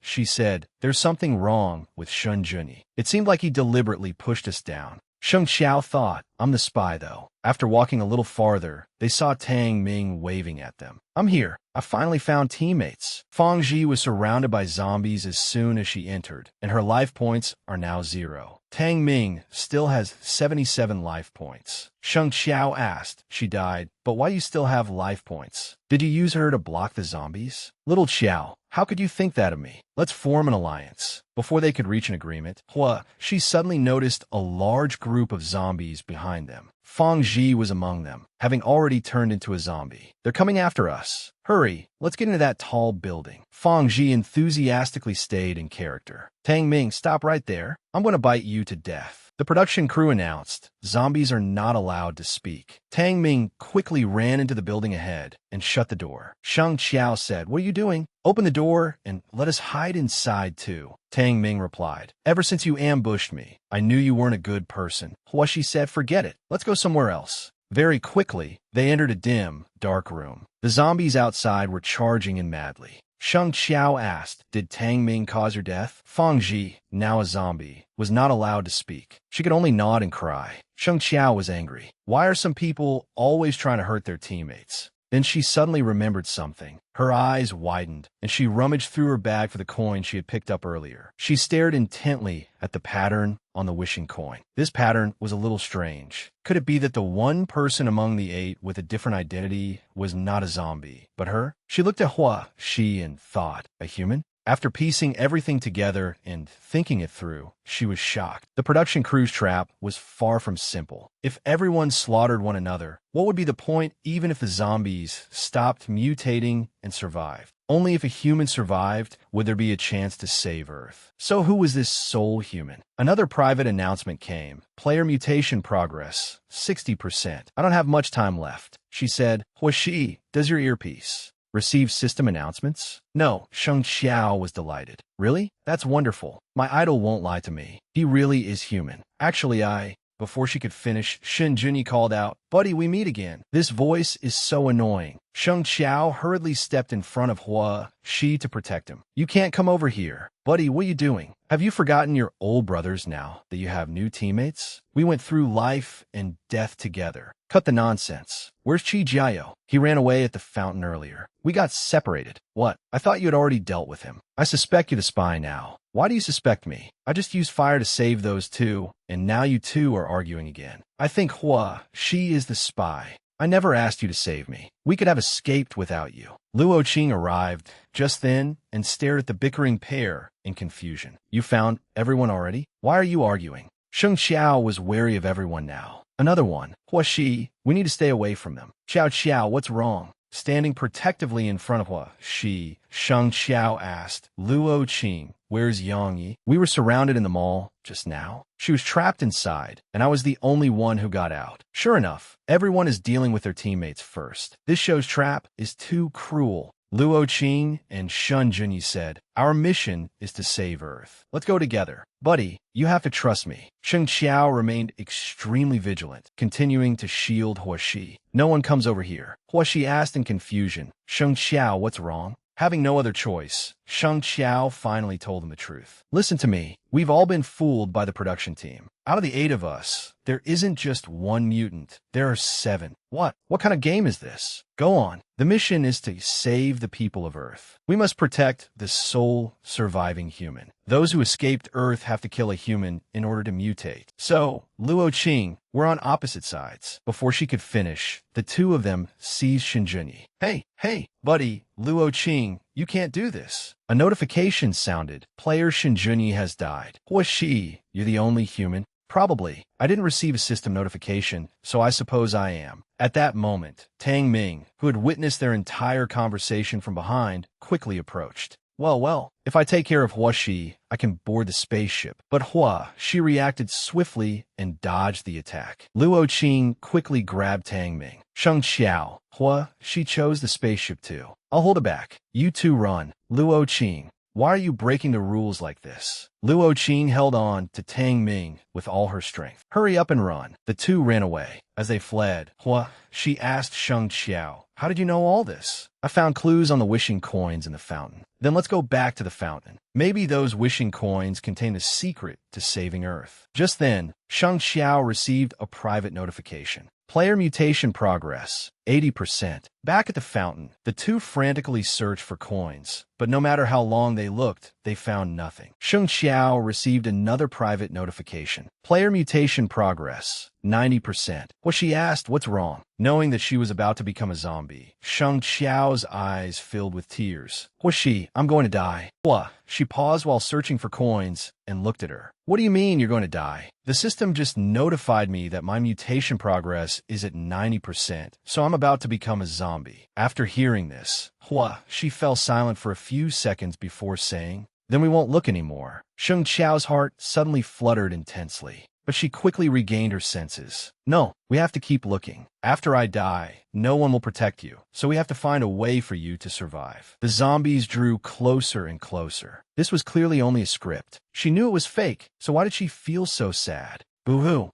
She took her hand. We're not looking anymore. He pulled her close and held her tightly. He gently stroked her head and said, we'll die together. At that critical moment, just as the zombies charged toward them, a notification sounded. Player mutation progress has stopped. A human has embraced a mutating player and saved humanity with love. The mission to save Earth has been completed. Sheng Qiao beamed with delight. We won. This is amazing. We really won. Congratulations to the winning team for claiming the final victory. That brought the day's shoot to an end. Everyone got into the cars to head back. Exhausted from filming, Sheng Qiao fell asleep in the car. Seeing her asleep, she moved over to support her. She looked so well-behaved and adorable in her sleep that he unconsciously kept staring at her. With such a beauty right in front of him, all he could do was kiss her hair and let her continue sleeping against his shoulder. At last, they arrived. Sheng Qiao, wake up. We're at the hotel. Sheng Qiao opened her eyes groggily. After a few seconds, she looked beside her and saw Huashi. Oh no, did I fall asleep? Did I drool on your shoulder? You can check. Sheng Qiao sighed in relief. Good, I didn't. Huashi patted her head. Go back to the hotel and get some proper rest. I need to head to the airport now. Your schedule is that packed. Get some rest. See you on set. At a cafe, people were chatting. Did you watch Escape today? Of course. It was so good. I never expected Sheng Qiao to be that smart. Who said she was bad at studying? She's quick-witted and intelligent.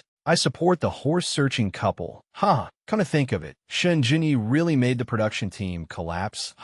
After listening to them, Lu Xiaodong picked up her phone and messaged Sheng Qiao. Sister, you're really popular lately. People all over are talking about you. I've been too busy lately. I barely have any time. If you're busy, then your she is busy too. He hasn't even posted on Weibo. It's like he disappeared. Sister Qiao Qiao, have you seen Huashi lately? I haven't seen my husband lately either. Boo-hoo, we mother-in-law and daughter-in-law are both so pitiful. Do you think I should call Huashi? Call him right now. The victory couple commands you to call. After hanging up, Sheng Qiao stared thoughtfully at her phone. She had saved Huashi's contact name as husband. After hesitating for a long time, she finally worked up the courage to call. Just as Huashi got off the plane, he answered immediately. Huashi, it's me. I've been so busy lately that I didn't have time to call you. You're not mad at me, are you? No, I know you went to Paris for a fashion show a few days ago. Yes, I'm still busy with 2 variety shows next week. They're both about to wrap up. I just got back to the country from the airport. Really? Are you free tonight? Let's have dinner together. Okay, I want to eat your mixed noodles. Sheng Qiao's eyes lit up. All right, I'll make them for you. Wait for me. After hanging up, Huashi said, take my suitcase back first. I have something to do. I'll drive myself. Xiao Jian watched Huashi leave curiously. Is the boss dating someone or something? Lu Xiaodong said, of course. He won't even let his assistant do his job. He just loves being a stay-at-home husband. Sheng Qiao was eagerly making the mixed noodles her idol loved in preparation for welcoming her husband home. The moment she heard a knock, she happily rushed to open the door. But after opening it, she froze for about 5 seconds. Idol, where did your hair go? Huashi remained perfectly calm. My dance partner in a new song has short hair, so I changed my hairstyle. Sheng Qiao kept gazing at him in a daze without speaking. He asked, what is it? Are you not used to me having short hair? No, not at all. Komein. I'll go back to the kitchen and finish cooking the noodles. Sheng Qiao's soul had practically floated into the clouds. Short hair looked insanely good on him. She could stare at him all day without blinking. Finally, the noodles were done. Huashi, the noodles are ready. She was sitting on the sofa, watching the 3rd episode of Escape, the deserted island survival episode. Let's eat while we watch. This is the kind of show that makes you hungry. Sheng Qiao was also curious about how this episode would turn out after airing. As soon as the program began, she appeared on screen vomiting, rambling to people from other tribes, stumbling around, and even falling to the ground. Unable to bear watching any longer, she clutched her head in despair. This is so embarrassing. Seeing her on the show neglecting her mission because she wanted to sunbathe and sleep. She found her incredibly adorable. He turned to look at her, only to find her sitting there with her face covered, crying in embarrassment. Boo-hoo. Huashi, stop watching. It's so interesting. Why would I stop? Hua, she ate noodles while watching with complete focus, never looking away. This show is really fun to be on, right? I didn't have fun at all. Oh no, Shun Junyi is about to appear next. I can't let my idol see that. She said, let's practice our lines. No, I want to watch the show. Don't watch, don't watch. As she tried to block him, he immediately pulled her into his arms. Then he placed her on his lap. Be good and watch with me, okay? Sheng Qiao's heart fluttered again. Boo-hoo. At that moment, the television was showing the funny interactions between Shun Junyi and Sheng Qiao. Fans enthusiastically supported them and began shipping the horse-searching couple. Realizing things were going badly, Sheng Qiao nervously tried to crawl away. You can't see me. You can't see me. Huashi said, stop right there. The moment he said it, Sheng Qiao did not dare crawl any farther.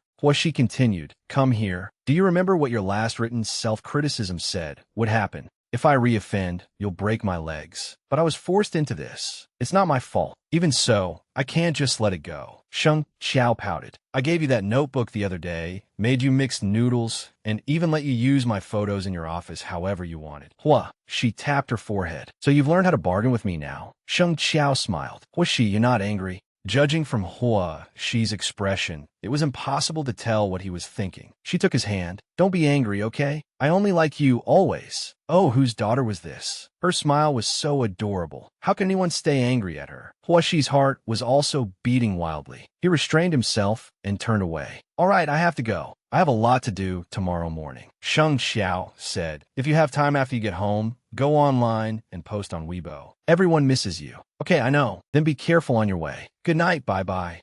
Good night. Go to bed early. Hua, she quickly left Sheng Qiao's home. It was late by the time he headed home. Hua Shi looked up at the night sky. The air was growing cold, as if winter was approaching. Yet why was his heart so warm? Outside, her fans held up banners and cheered excitedly. Ciao Ciao, may filming go smoothly. Ciao Ciao, travel safely. Ciao Ciao, keep it up. Ciao Ciao, you're the best. Sheng Qiao went up and shook hands with every fan. Each of these young female fans sincerely reminded her, Sister Ciao Ciao, aside from filming, you have to keep your distance from Hua Shi on set, so you won't get caught in a scandal. That's right, our Ciao Ciao fanbase can only fight one top-tier fandom. We really can't handle two. She smiled awkwardly and reassured them, I understand. You've all worked hard. Soon, Sheng Qiao and her team arrived on the set. Ciao Ciao, once you put your things away, I'll introduce you to the crew. Don't be nervous. Just then, a group of bodyguards escorted a celebrity toward them. One of the bodyguards shouted arrogantly, Move aside, move aside. As a woman passed by, she accidentally bumped into Sheng Qiao. Ouch, who is this? Don't you have eyes? This overbearing woman was Lin Yantong, the third-billed actress and second female lead of Brave. She lowered her sunglasses and sneered when she recognized Sheng Qiao. I was wondering who it was. So it's little Ciao Ciao, who's been chirping so loudly lately. No wonder you're blocking my path. Faced with her attack, Sheng Qiao stayed perfectly calm. With a sharp smile, she replied, That's right. It must be hard on you, senior, having to play my supporting character in this drama. Do your best and act well, senior. Lin Yantong glared furiously at Sheng Qiao's retreating back. Damn it, I'm so mad. After putting away her suitcase, Sheng Qiao went to Fu Ziqing's door and knocked. Fu, it's me, Kiao Kiao. Hearing her, Fu Ziqing came out to open the door. Ciao Ciao, hello. She greeted him with a bright smile. Long time no see. Did you miss me? Fu Ziqing was playing Liang Su, a criminal police officer and the second male lead in Brave. Smiling, he urged, Ciao Ciao, come in and talk. Lin Yantong glanced back at them and cursed silently. What shameless behavior. Fu Ziqing looked at her, rubbing his chin as he asked, Are you happy to be filming with Hua Shi this time? She blushed shyly. Not just happy, very happy. Fu Ziqing seized the chance to tease her further. I've read the script. There's even a kissing scene in it. Sheng Qiao immediately clarified. No, I'm not that kind of person.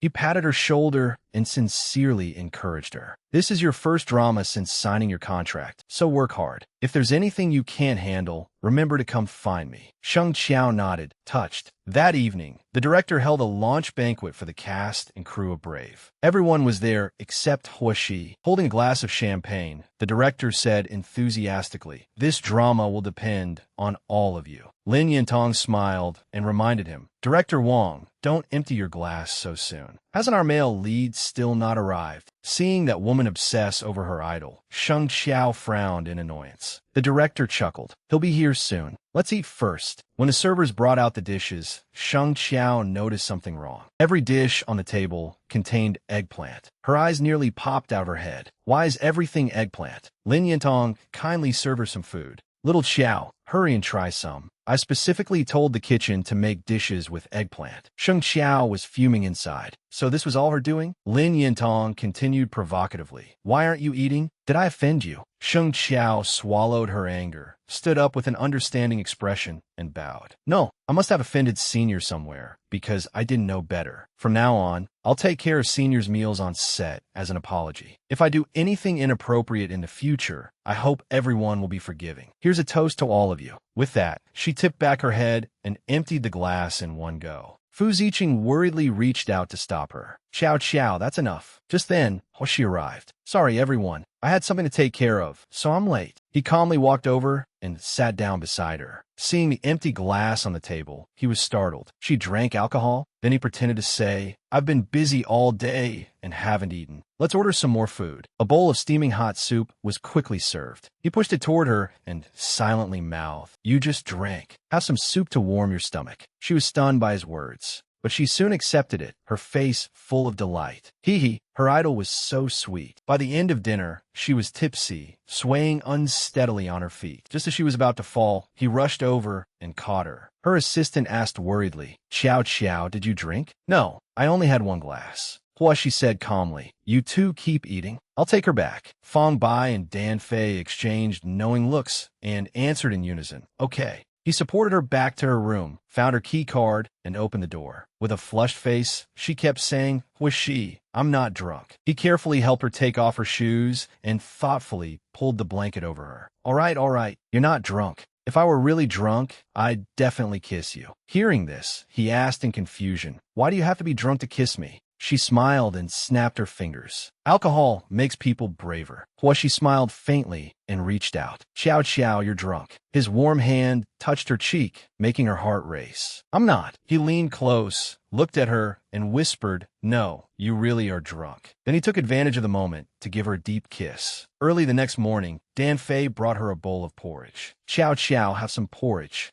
She accepted it and asked while eating, Did you take me back last night? But Dan Fei's next words made the spoon fall from her hand with a clatter. No, she brought you back. Images from the previous night suddenly flashed through her mind. Blushing, she clutched her head in panic. I didn't do anything outrageous last night, did I? Dan Fei smiled. You can only ask yourself that. After eating and tidying up her clothes, Sheng Xiao hurried to the set. Filming was starting today. The two of them waved to greet the fans who had come to support them. The cameraman called out, Huoshi, Sheng Xiao, stand a little closer together and look this way. But some fans immediately became upset and shouted, Don't stand so close. Sheng Xiao sighed, unsure what to do. Just then, he simply moved closer to her and smiled as he greeted the fans below. Lin Yintong stood to one side, watching with jealous resentment. Seeing everyone keeping their distance from her, she gritted her teeth in displeasure. Did they think her position made her nothing more than a passerby? Before long, noon arrived. The production crew called out with a smile, Everyone has worked hard. Time to eat. Lin Yintong was about to leave when Sheng Xiao raised a hand to stop her. Senior, don't rush off. Smiling sweetly, Sheng Xiao held out the lunchbox in her hand. I promised to cover Senior's meals for 3 months. I prepared today's meal already, so please don't stand on ceremony. The production assistant behind them chimed in, Xiaotong, you're so lucky. You've only just arrived, and you already have special care. Lin Yintong could only accept it resentfully. The moment she looked inside the meal tray, her expression changed drastically. Sheng Xiao was still smiling gently. They're all dishes that Senior likes. But apparently that was not dramatic enough. She walked over and told the production assistant, You won't need to prepare lunchboxes for Senior anymore. I'll take care of her meals from now on. Without thinking much of it, the assistant immediately agreed. Xiao, you're so considerate. Hua Shi, who was eating, turned to look at her. Understanding her real intention, he could only smile. His little girl had never let herself suffer a loss. After eating and resting for about 30 minutes, the next scene began. The director shouted, "Action!" Sheng Xiao and Fu Ziqing immediately got into character. Behind her, Fu Ziqing, playing criminal police officer Uncle Liang, grabbed her hand and said, "Captain Ye,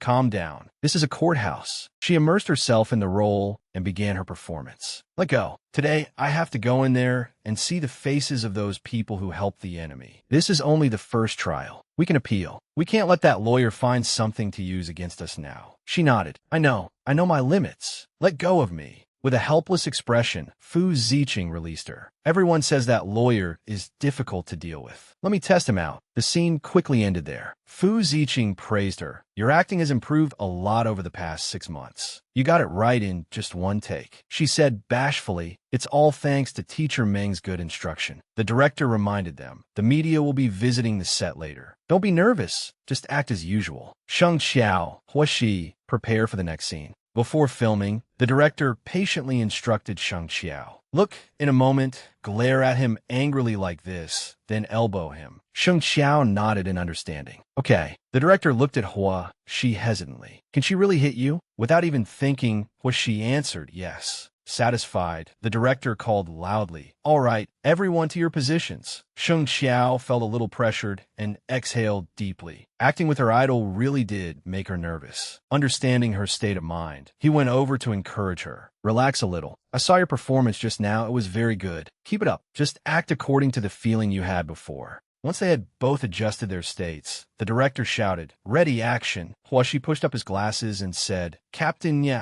if there's nothing else, I'll be leaving first." She stepped forward to block his way. "Su Lusheng, stop right there." Then she decisively slammed into him. Too immersed in the role, Sheng Xiao could not control her strength. She was shoved hard in the wall with a thud. Worried and guilty, she asked, Huashi, are you hurt?" The director immediately yelled, "Cut. What happened?" "You hit the wall." Rubbing his head, Huashi replied, "I'm fine. I just wasn't standing steadily. Let's do it again." The director nodded. "All right," because she was worried. Sheng Xiao no longer dared to hit him hard. The director watched and said, "Not quite okay. Cut. Xiao Xiao, your movement is wrong. That was too light." Then countless cries of "cut" echoed without stopping. "Cut. Xiao Xiao, don't be afraid to hit him. Make the movement more decisive." Again, knowing she was worried about him, Huashi reassured her, "It doesn't hurt, so don't be scared. I'm fine." She sighed under the pressure. I understand. All right, get ready." "Captain Ye, I advise you not to use violence against a lawyer." "Cut." The director shouted again. "Xiao Xiao, your expression is wrong. Where's the anger? Where's the hatred?" "Cut." "Are you scratching his itch? How many times do I have to tell you? Put some force into it." After so many calls for cuts, the director finally lost his patience. Pointing in frustration, he said, "Cut. The pose is wrong. The expressions are wrong. Cut. The strength is wrong. Cut. None of this works. Let's do it one last time." Sheng Xiao put all her strength into the final take, but she was too nervous and lost her balance, nearly falling. Huashi quickly caught her. The director was practically boiling with rage. Cut. Sheng Xiao, Hua." She immediately resorted to provoking her fighting spirit. Frowning, he raised his voice. "Sheng Xiao, can you even do this? If you can't, then let someone else play the role." Seeing that he was angry, she hurriedly blurted out, "Husband, don't be angry. I can do it." Her words froze the entire set. Hello, husband. When did the two of them get married?" The fans went wild, shrieking, "Was she got secretly married? What shocking news is this?" Realizing she had caused a catastrophe, Sheng Xiao tightly covered her mouth. "Oh no." Every day, she said, "My husband is so handsome," in front of his pictures, so in her panic, she had let it slip. What was she supposed to do now? Her face turned as red as a ripe tomato, and she did not dare look at anyone.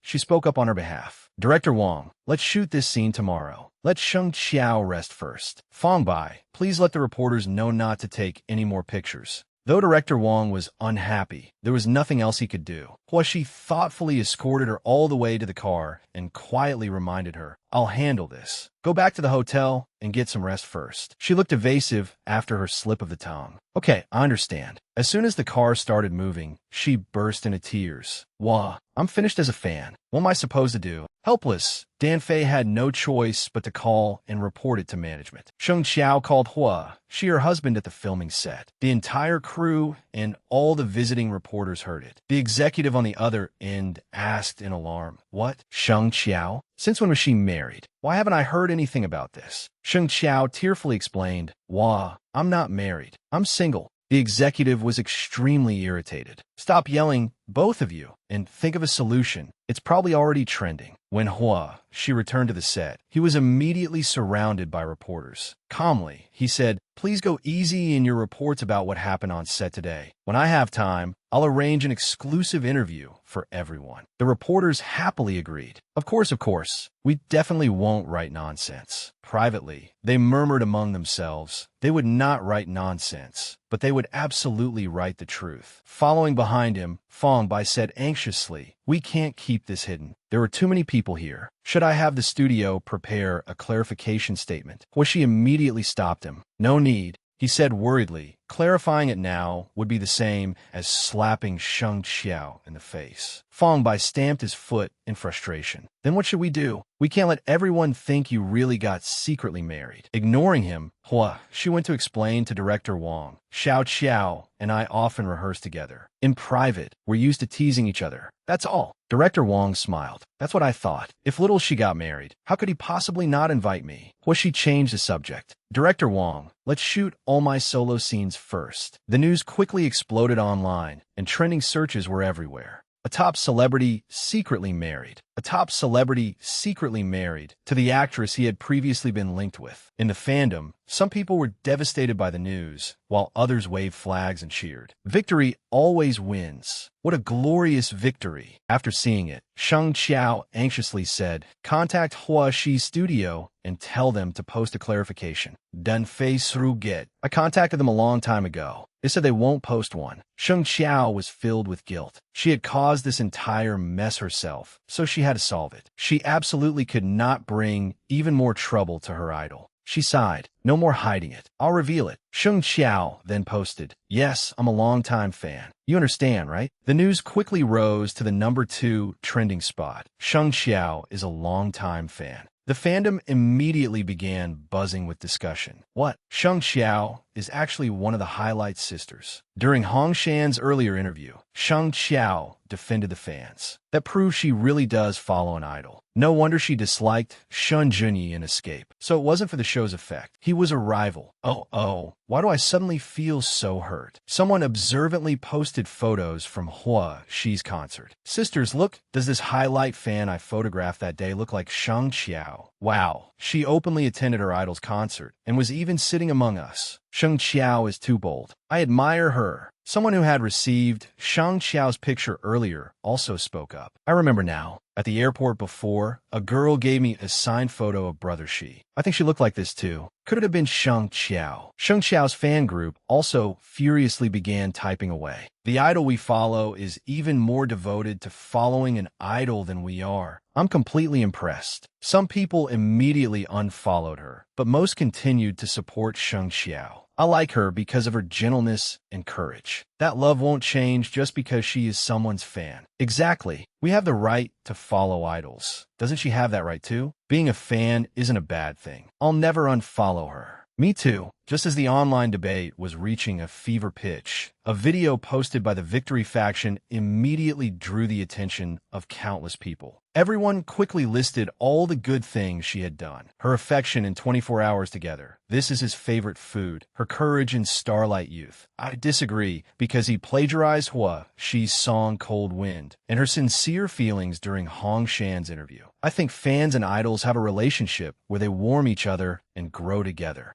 She quietly protected the person she loved with her tenderness as he shone brightly. The fandom was touched. She's truly so adorable. Seeing the situation turn positive, the Victory faction cheered. The clips I secretly edited together can finally be posted openly for everyone today. This is absolutely wonderful. Just like that, the news that Sheng Qiao was a genuine fan wife following her idol, quickly rose to the #1 trending spot. Seeing that this news had pushed down the story of her earlier slip of the tongue, Sheng Xiao finally let out a breath of relief. She lightly knocked herself on the head and sighed. Phew, I guess I made it safely through this storm. Now I can finally read my script in peace. Sheng Xiao adjusted her mood and seriously picked up the script. Today on set, she had caused trouble for her idol and the crew. She made up her mind that tomorrow, she absolutely could not be like this again. Just then, there was a knock at the door. Who is it? A warm male voice outside answered. It's me, Fu Ziqing. The moment Sheng Xiao opened the door, Fu Ziqing handed her a huge bag of food. I brought you dinner. Sheng Xiao dejectedly shook her head. I'm not in a mood for dinner.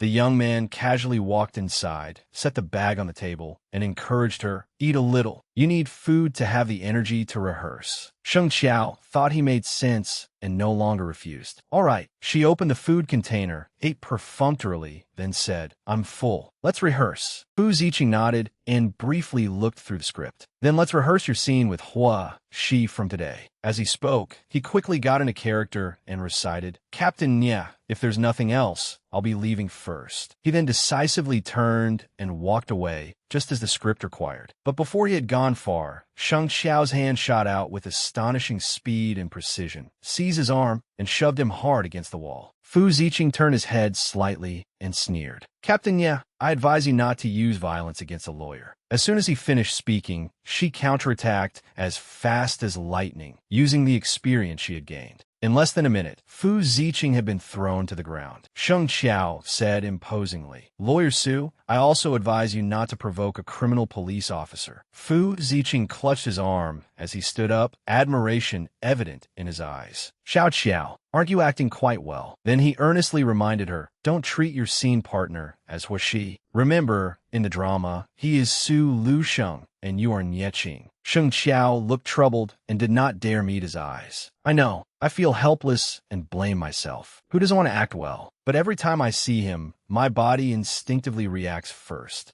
This is so hard. Afraid she would forget the lines, Fu Ziqing suggested, all right, let's rehearse it several more times. Remember this feeling. Just then, several knocks sounded outside, interrupting their conversation. Sheng Xiao's eyes widened when she saw who had come. Huaxi stood there holding a fragrant plate of crab roe noodles. Fan Bai told him she had not eaten dinner. His arrival made both people inside pause. She gave Fu Ziqing a meaningful look, and the young man wisely understood. Waving as he left, he said, I came to rehearse with Xiao, but since you're here, you two can practice together. I'm leaving. Once outside, he even left the door slightly open and made an encouraging gesture toward the girl inside. Xiao, the opportunity is right there. Make sure you seize it. After understanding what Fu Ziqing meant, Xiao's face flushed red like a ripe tomato. She looked at the food container on the table and softly asked, Have you already eaten dinner? Afraid he would be unhappy, she quickly snatched the bowl of noodles from his hand, as if afraid he would change his mind and take it away. I could still eat a little more. She rested his chin on his hand and watched her eat. After you finish, practice with me. Then we can get it right in one take tomorrow. Seeing her staring blankly at the noodles without eating, he asked in confusion, Why aren't you eating? Sheng Xiao placed the noodles on the table, her face filled with guilt. I am sorry, her appearance softened his heart. He reached out and gently stroked her hair, coaxing her sweetly. All right, look up at me. As if hypnotized by his sweet words, Sheng Xiao raised her eyes expectantly. She said gently, we didn't do anything wrong. That's how filming is. As long as we can achieve perfection, everyone's sacrifices are worthwhile. His words made her feel somewhat relieved, but recalling her slip of the tongue made her feel guilty again. But I caused you trouble too. I called you husband. She pretended not to hear clearly and asked again, What did you call me? Sheng Xiao felt embarrassed. Her hands tightly clasped together as she murmured, That word I called you on set. He suddenly leaned closer, his face near hers as he pressed her for an answer. What did you call me on set? Which word was it? Sheng Xiao was completely speechless and did not dare repeat the pet name she had called him. Inside, she was screaming, husband, can you stop teasing me? I'm so embarrassed. She held back a laugh and stopped teasing her. All right, let's practice the lines. Then the two quickly entered their roles from the script. Captain Ye, if there's nothing else, I'll be leaving first. Following the script, she swiftly subdued him and pressed him against the wall. But acting with him did not feel the same as acting with Fu Ziqing just now. Every time she acted with him, she held herself back, wondering whether she was using too much strength and hurting her idol. With that thought, she loosened her grip slightly. Still in character, he said, "I heard Captain Nye and Captain Zheng, your mentor, were as close as father and daughter, weren't they?" My client stabbed Captain Zheng straight through the heart, killing him on the spot. He suddenly sneered contemptuously. So what? With me representing him, my client will be acquitted at the first trial. He leaned closer and whispered by her ear, his voice full of disdain. Your mentor died for nothing. His acting was so compelling that Sheng Qiao was drawn into her character's emotions. Her expression instantly turned cold as she shouted, "Su Lu Sheng!" Rage surged to its peak throughout her body. I advise you not to provoke a criminal police officer. After finishing that scene, Sheng Qiao was drenched in sweat as she sat on the floor, panting. Phew, my idol really is an amazing actor. For that moment, I truly felt that I was Nye Qing and he was my enemy. Hua, she was extremely satisfied with her performance just now. He knelt on one knee in front of her and said, "Do you remember now? This is exactly the feeling." Sheng Qiao looked at him and softly hummed in acknowledgement. The next day, as soon as Sheng Qiao appeared,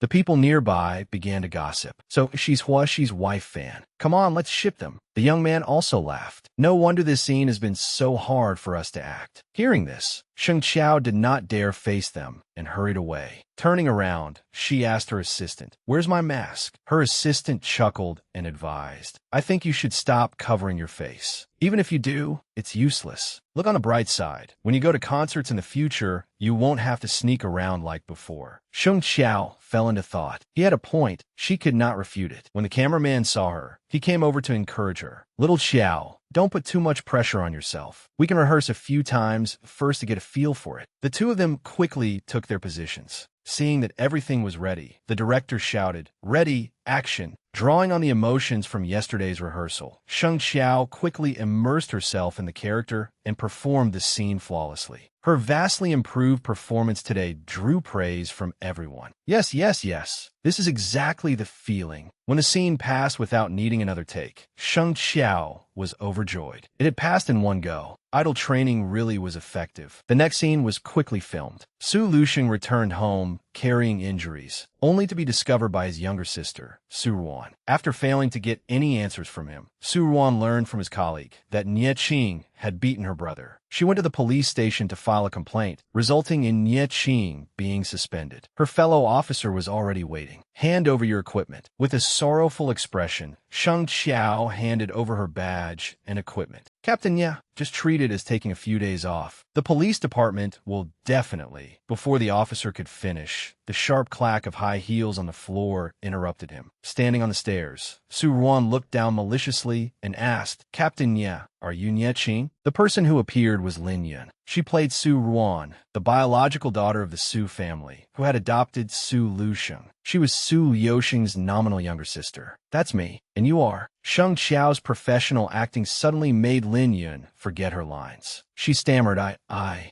The onlookers could not help mocking her. The purple eggplant queen can't handle a scene with Qiao Qiao anymore. Lin Yun darkened and said, "Sorry, Director Wang. I forgot my lines." Although the scene was retaken countless times, every failed take was still due to Lin Yun. Director Wang's face creased in frustration as he impatiently shouted, "Lin Yun, this won't do. If you have time, practice your lines more with little Qiao. How are you supposed to act if you can't even memorize your dialogue?" Being criticized by the director in front of everyone left Lin Yun fuming as she went back to memorize her lines. Her assistant kept massaging her shoulders to help her relax, but Lin Yun was too preoccupied with the humiliation and took it out on her assistant instead. "Ow, are you trying to kill me?" With no mercy at all, she threw the script directly into her female assistant's face. When Lin Yun saw Sheng Qiao ahead of her, she shifted her pent-up anger onto her. Lin Yun's eyes were filled with hatred and resentment. This was infuriating. She was just a pretty face, yet today, she had actually crushed her with her acting. By the time dusk fell, filming was still underway. This is the last scene for today. Everyone, let's try to finish early and head home. The scene was being filmed in a supermarket where Su Ruan and Su Lusheng were shopping together. Suddenly, Su Ruan pointed ahead. Brother, I want that. Without saying anything, Su Lusheng went to get the item she had pointed at. But at that moment, another hand reached out for the same item. Both of them withdrew their hands and turned to look at each other. Upon realizing that the person in front of her was Su Lusheng, Nieching silently decided not to take the item and turned to leave. However, Su Ruan behind her was unwilling to let it go and sneered, "Well, if it isn't Officer Nia, who was suspended for fighting." When the person in front did not respond, Su Ruan, accustomed to acting high and mighty, shouted, "Nieching, stop right there. Miss Su, do you need something?" Once again, overwhelmed by Sheng Qiao's immersive acting, Lin Yun forgot what she was supposed to say. Looking awkwardly at the director, she said, "Sorry, I forgot my lines." The director was helplessly exhausted. "Take 10 minutes. Lin Yun, find the feeling." Lin Yun was intensely jealous, blaming Sheng Qiao's gaze for being poisonous. One look from her, and she forgot all her lines. Unaware of Lin Yun's jealousy, Sheng Qiao simply smiled and encouraged her. "Keep it up, senior."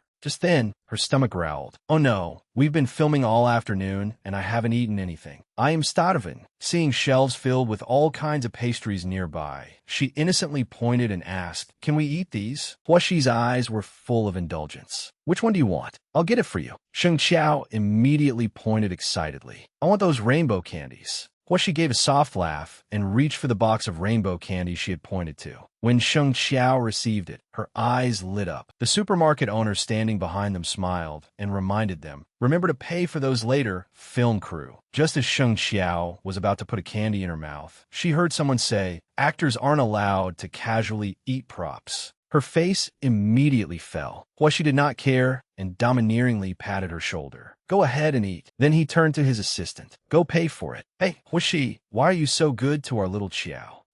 She gently rubbed her head. With no attempt to hide the affection in his eyes, he sweetly said, "Because I spoil my fans." After Lin Yun finished reviewing her lines, filming resumed. Nieching, don't even think about leaving. Seeing her charge toward her, Nieching sidestepped out of the way. Su Ruan lost her balance and fell forward, knocking countless items from the shelves. Su Lusheng rushed over to help her up and asked worriedly, "Are you all right? Does it hurt?" Su Ruan's eyes were brimming with hatred as she cried, "Brother, I want to sue her." While she's suspended, she has already violently injured people twice. Just wait for the court summons. "All right, come on, let's go to the hospital and get you checked out." As he walked past her with another woman, Sheng Qiao felt strangely uncomfortable. She could not stop herself from looking at Lin Yun with jealousy. Her expression made Director Wang speak up. "Little Qiao, what is that look? You two aren't close at all. Why are you jealous of her? What are you sad about?" Everyone else passed this scene. "Little Qiao, you'll need to reshoot your reaction." The director's words left Sheng Qiao somewhat bewildered.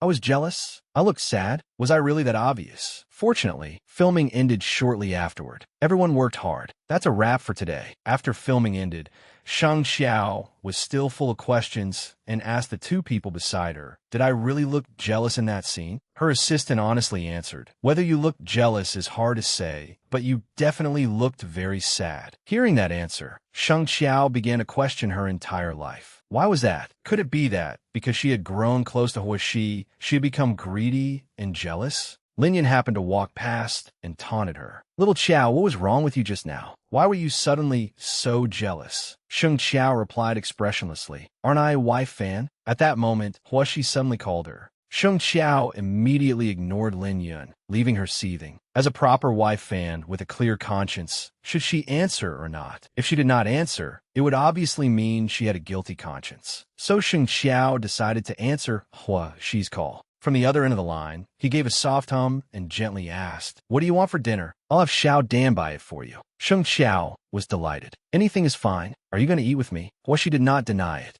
Wait for me in your room." After hanging up, Sheng Qiao felt as though she were floating on clouds, as if Cupid's arrow had struck her heart. He had actually told her to wait for him in her room. Did that count as her idol deliberately flirting with her? A little while later, she quickly arrived at her room. Seeing the dishes on the table, Sheng Qiao practically drooled. "Wow, they're all things I like.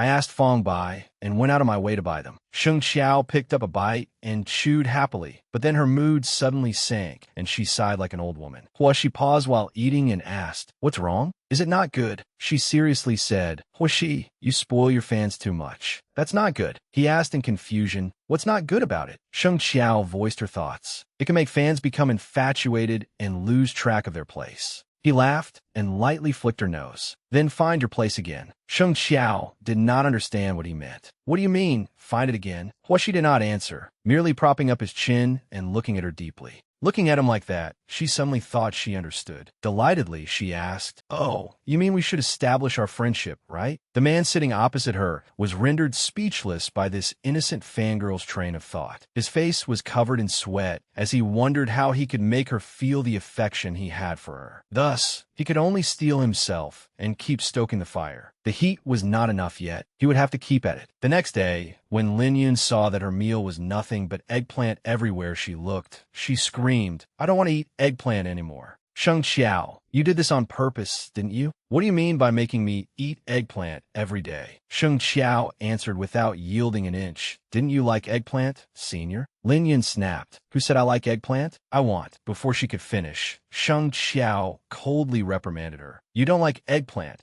so why did you repeatedly force me to eat it, trying to make me have an allergic reaction?" Lin Yun immediately put on an innocent act. "I didn't. I had no idea you were allergic to eggplant." Sheng Xiao did not expose her false facade and merely sneered. Then she sternly warned her, "Fine. Now you know. If eggplant appears in my food again from now on, I'll consider it your doing." She promptly took back the meal she had prepared for Lin Yun and gave it to her assistant. "From now on, there's no need to bring meals for Senior Lin anymore. She doesn't appreciate our kindness." Her assistant secretly admired Sheng Xiao's clever handling of the situation. Even Xiao Dan looked at her differently, turning to whisper to Huaxi, "Your wife Fan sure has a sharp tongue." Huaxi immediately corrected him. "What do you know? That's called being quick-witted." Just as Sheng Xiao was about to head back inside, she spotted a familiar figure, her brother. Happily, she called out, "Brother Xiaoyu." Hearing her, Xiaoyu stopped and turned around. Sheng Xiao quickly went up the stairs. "Why are you here?" "I came to the courthouse to handle some paperwork." "Are you filming here?"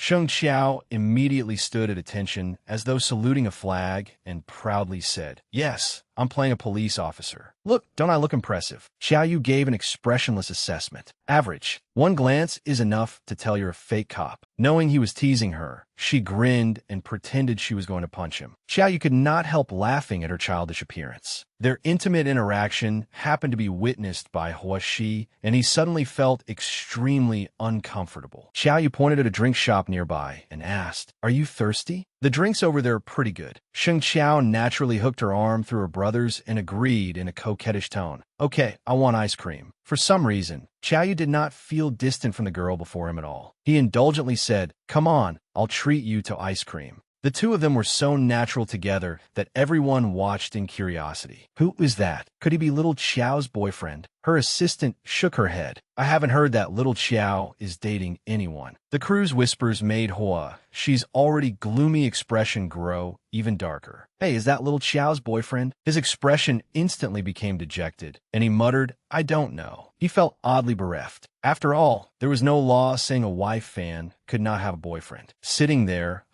she was anxious as fire, constantly checking the time. Half an hour had passed, yet she still had not returned, causing his brows to furrow unconsciously. He suddenly flew into a rage and coldly told Sheng Xiao's assistant, "Call her. Tell her to come back. Does she still want to film or not?" The assistant was startled. "But Xiao doesn't have any scenes this afternoon." As the assistant tried to say more, he saw Huaxi's murderous expression and could only fall silent and take out his phone. "Hello, Xiao." A while later, Sheng Xiao returned to the set, carrying countless drinks in her hands. "I'm back. Sorry to trouble everyone. Please help yourselves." Seeing her generosity, the crew liked her even more than before. "Wow, we get some too?" Xiao, you're so nice." She brought a matcha frappe over to Huaxi. With sweet, smiling eyes, she said, "Huishi, this is for you." He accepted the matcha drink, but his entire body radiated displeasure. Without saying a word to her, he slowly walked back to his spot. Sheng Xiao was immediately stunned and confused.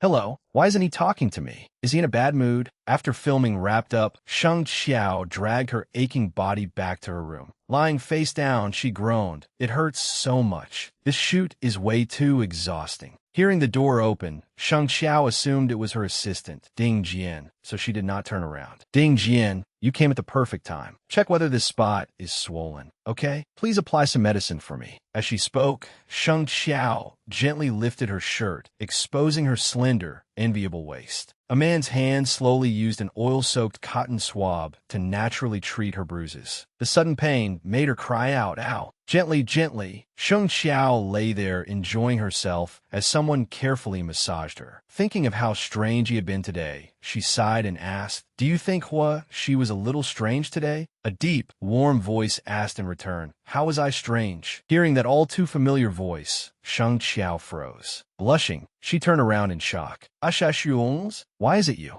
With a calm expression, she repeated his earlier question. "Tell me, how was I strange?" Sheng Xiao tried to sit up properly, but accidentally bumped the wound on her arm, making her grimace and cry out. Seeing this, she hurriedly took her hand and examined it. His gentleness completely captivated Sheng Xiao, who stared at him without blinking. Her idol was so gentle. After treating her wound, he rubbed her head, praising and teasing her at the same time. "You ended up like this after filming one fight scene. There's no one else like you." Seeing that it was getting late, he stood and reminded her, "Go to sleep early. You have a lot of scenes tomorrow." After saying goodbye, he returned to his own room, leaving Sheng Xiao dazed as her heart continued racing wildly. Her idol treated her far too well. It seemed that spoiling a fan was no longer enough to explain it. Could he possibly like her? The thought made her heart burst with joy. A bold vision of their relationship, a home, and children suddenly flashed through her mind. But then she did a complete reversal, deciding that it was far too unreasonable and scolded herself. "Sheng Xiao, you're far too bold. What talents or virtues do you have to dare dream that your idol would like you?"